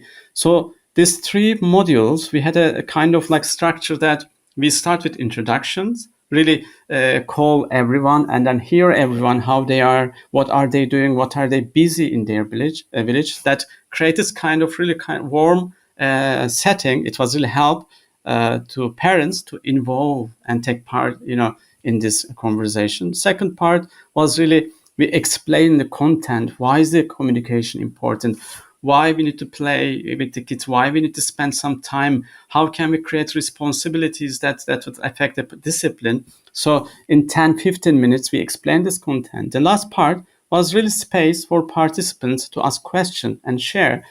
I must say, I don't know your opinion, Tuğçe, but that was my favorite part because you can really openly hear the rural families, which never had this chance, to opportunity to share their problems. Despite the kind of teleconference, you don't see it face to face, but I felt really intimate and personal. It's really valued. people really got involved, and as I said, feedbacks were really great, and I appreciate all the families who got part in this teleconference. Yeah, thank you. Actually, I agree with you that the last part is the most nourishful part, I guess. So it was very, informative for us too. So I just want to ask you that what kind of challenges came up within this teleconference method? Well, of course, most technical ones, because we are talking about the technology, no matter what, is using phones. But you know that in rural areas, you experience yourself as well. The phone signals are very weak. That was the main problem. You are trying to talk, and then connection is broken. That was the main problem. But also background noise, because we hold teleconference kind of in the evenings, because kids are back from the school, families back from the work, and you have some time between 8 and 9 p.m. So, but for parents, this time is not kind of like off time. They have kids has needs. You need to prepare them for the back, and we could hear it in the background. Parents are dealing with the kids, but overall, I mean, I must say, despite all this challenges, satisfaction was very high, very good. Parents took part, and then they asked their question. We try to answer their question. There are challenges, but of course we need to work on how can we solve these challenges and transform them into some sort of advantages for parents and for ourselves. Yeah, definitely. So speaking of advantages, can you tell me a little about these advantages? Yeah, I must say that I think even in the literature, also in academy, we all the time talk about so difficult to reach the families in rural areas. So therefore, we focus on the urban areas, and most of the parents in urban areas get the kind of family education or kind of consultation. Through this method, we really managed to access the rural areas, the families which never had some sort of support relation to family, education. So that was, accessing to rural areas was the advantage, and it was a good feedback for us. And then, many families, as I said, limited internet, and then but everyone had phones, and we used the phone. I felt like as if it's like a radio program. You are listening to radio program, but you can ask your questions. So that created like really natural, direct, warm atmosphere. So, and also we felt that we are kind of like invited the people, home. That kind of opened up the, sessions. We can talk, openly. What's the problem? How can we help? Then we felt like kind of we are talking to our friends, and it's really that was the advantages. Really heart to heart.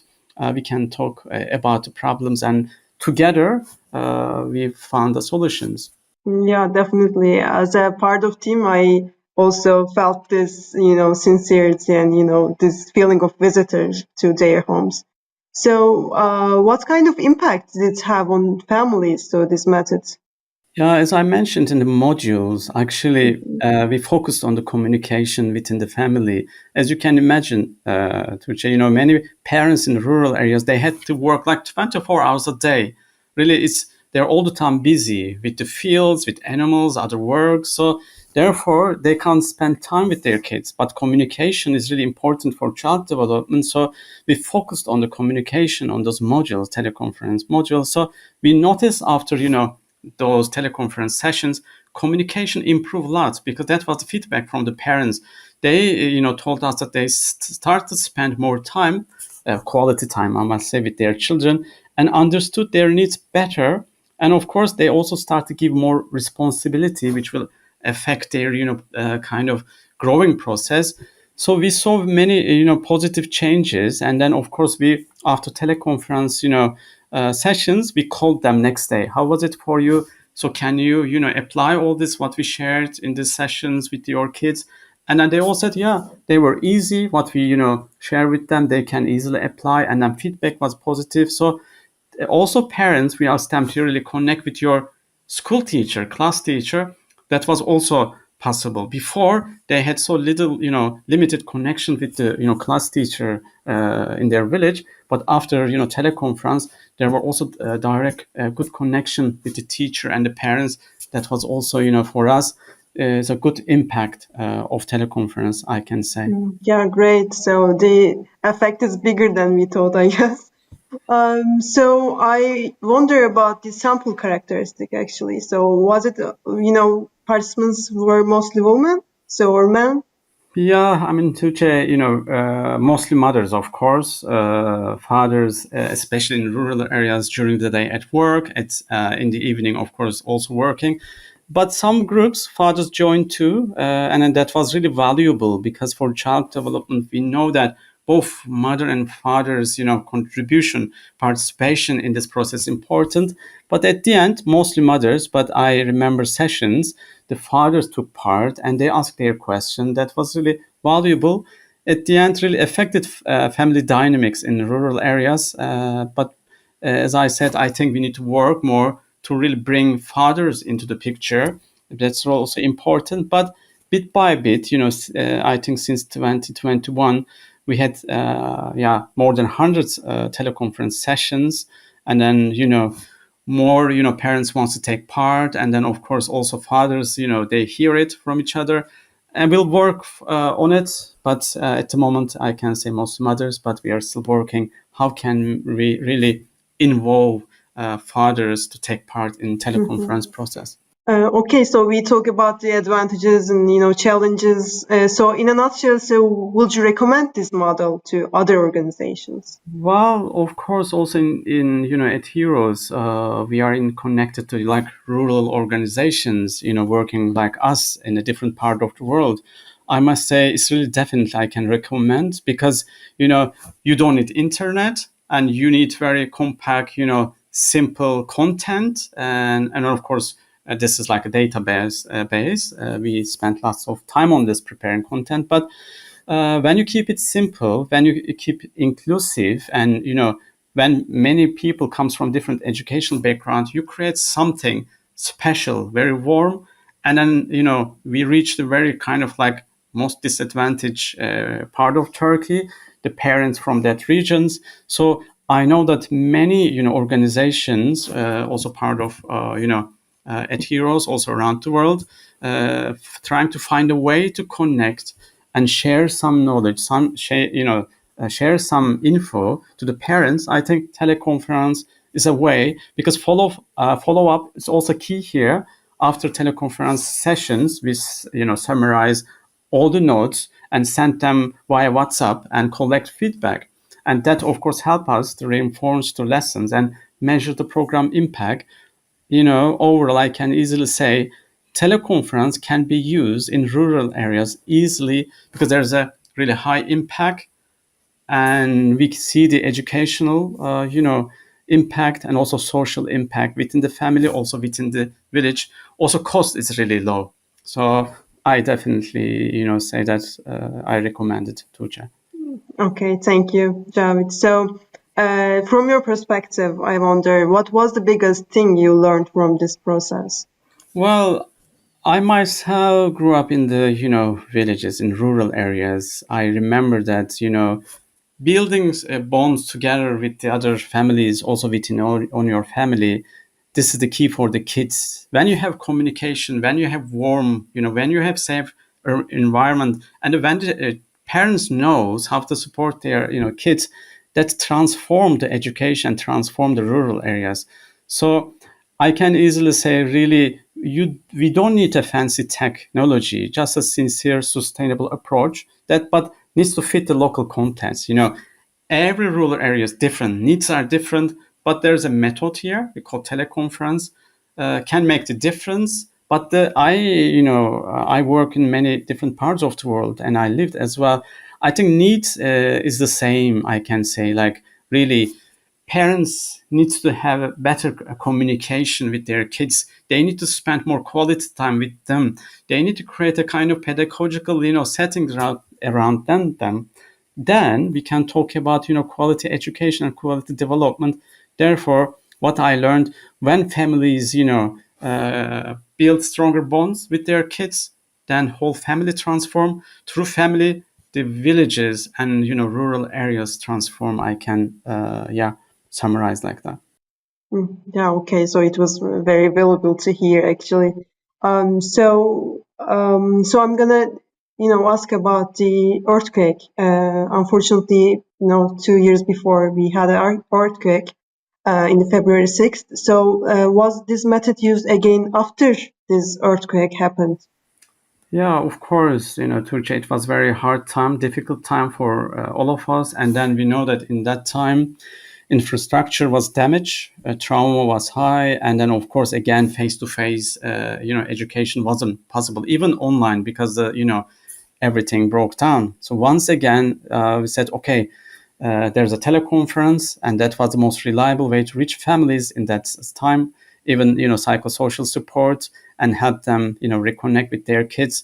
We really use lots, and then also we involve teachers to also involve parents and kids together. It was hard, difficult time, but again, teleconference was very useful, very impactful for us. We could see the positive effects, and I think for such transition times as CODA, we will keep using this teleconference method. Mm-hmm. So as a personal note, I can say that I think it was it had a healing effect on both of the parts, I think. And so it was very available to conduct still after this earthquake. So any final thoughts for others who might want to try this process? Yeah, I spent more than 20 years of my life into education, different areas. I know now that education doesn't only happen at school. When families are involved and approach this feed, their reality, I'm talking about teleconference, learning can happen anywhere, anytime. And tools like teleconferencing, I think, make that possible. In rural areas, most of the time we focus on the disadvantages, but then we forget to see the advantages. There are many advantages in rural areas, and technology help us to reach, any parents in rural areas. If you don't have internet, but you have a phone, and then there's a program. So that's really important. I think we are keeping positive, and then we would like to support really. Then solution can be found, and therefore, as CODA, we would like to share our, really experience and knowledge here. But we are also open for other organizations to share their really, experience and knowledge on this area. Therefore, for us, really great to take part in this forum to really share our side, but also hear from others. Therefore, I really would like to, thank the EdHeroes. I really would like to say this. Thank you. Yeah, it's amazing. Yeah, I also personally thank you. So how was this experience for you personally? So what was it like using teleconferencing yourself? So how is it for you? Well, I'll be honest. In the beginning, as a CODA team, we were really nervous, because we are giving, trainings, education everywhere in school, different parts of, really, it's we used to that, and then we didn't know how it would work, and then I was really wondering, can education really happen over the phone? Because I never did it, but over time we've seen it. I also share it, here. We saw the power of sincerity. We all felt like stepping into someone's home. Maybe I think that's made the whole this method special. So you yourself experienced that when you're hearing one mother struggle with the child, and she openly shares her struggle, and we give feedback and some ideas. Later she says thanks. That's the first time someone listened to me and shared something. Yeah, we need, I think, as an NGO that works in rural areas, that's we need it. Really, we need to really knock the doors, no matter what technology is, internet or teleconference. Hey, we are there to help you, because we know that rural areas neglected, but together we can build this up. Together we can improve the education. I think that's need a kind of network that we've seen that that's possible. Okay, thank you for Javed for your comments. Yeah, actually, in that moment, I'm curious to share, because you've been part of this project, and how was it for you? Sometimes you were in the first part, you were opening, And then, you were asking every, parents, how are you? How is it? And then sometimes you were taking notes. How was it for you? I would like to hear your story and, your experience, Tuğçe. Yeah, thank you. Thank you for giving this chance to talk about this, experience. So as you said, I've been taking part in all of these, parts of this process. So it was very valuable learning experience for me at first. So as a psychologist, you want to, work with families and children. So listening to parents' stories and challenges at first hand and seeing them learn from each other was incredibly meaningful for me. So I can say that being part of this team enriched me both personally and professionally. So I really feel proud of, being at this team. So I think we did a great job. So we know this from the feedbacks. So I think it's so wonderful. So thank you for your comments as well. So as we wrap up, I want to sincerely thank you, Javed, and the entire Coda team for your commitment and heart. Supporting families in rural areas isn't just about education, as you said. It's about building stronger and more connected communities. When parents are empowered, children thrive. So technology may not replace human connection, but it can absolutely help deliver it, especially when it is used thoughtfully, like in this project. So, and finally, a big thank you for EdHeroes for making this conversation possible. So thank you all. Thank you.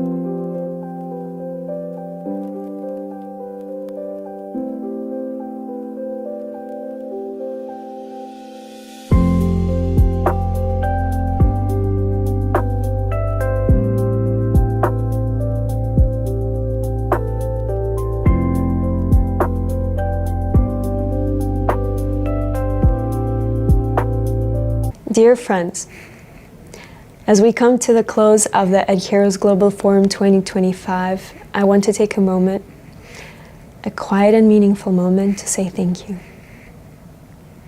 Thank you to all the speakers who shared their wisdom with honesty, passion, and courage. Thank you to every organization that helped shape this day, and to every person behind the scenes who made this forum possible. And thank you to each and every one of you who took the time to join us, to listen and to learn and to dream together. What a day this has been. We've explored how technology is reshaping education, from AI in the classroom to inclusive digital tools to new ways of teaching that are reaching more people than ever before. We've talked about access and ethics and equity, and how we must never lose sight of the human being behind every screen, behind every number, and behind every innovation. We've heard stories that moved us and ideas that challenged us, solutions that inspired us. Most of all, we were reminded of something very, very powerful, that no matter how different our backgrounds, no matter how far apart we may live, we all believe in the same thing. Education has the power to change lives, to change futures, to change the world. Now, we know that this is not the end. This is only the beginning, and the forum may close today, but our work continues in schools, in homes, in research labs, in government offices, in apps, in policies, and projects, and most importantly, in our conversations with one another. That's why I want to invite you to stay connected, to keep this community alive, not just in events like this, but every day. You can join our EdHeroes Discord community, where the conversations continue, where ideas grow, where new partnerships begin. You'll find a space full of thoughtful, inspiring people just like you, who care deeply about making education better for everyone. You can follow us on social media, where we'll be sharing highlights from today, updates on future events, and stories from across the EdHeroes network. And you can reach out to us. Tell us what inspired you, share your project, ask a question, start a collaboration. We're here, not just as a platform, but as a family of people who care. As we close, I want to leave you with this thought. The world doesn't change through technology alone. It changes when people like you, choose to care, choose to act, choose to believe that good causes are worth fighting for. We may not have all the answers yet, but today we've taken a big step forward together. So let's carry this momentum forward. Let's take what we've learned here today and turn it into action. Let's keep building a world where every learner has a chance, where every voice is heard, where no one is left behind. Thank you for your energy, thank you for your hope, and thank you for believing, not just in EdHeroes, but in the power of coming together. Until we meet again, stay connected, stay curious, and stay courageous. Thank you all so much, and goodbye for now.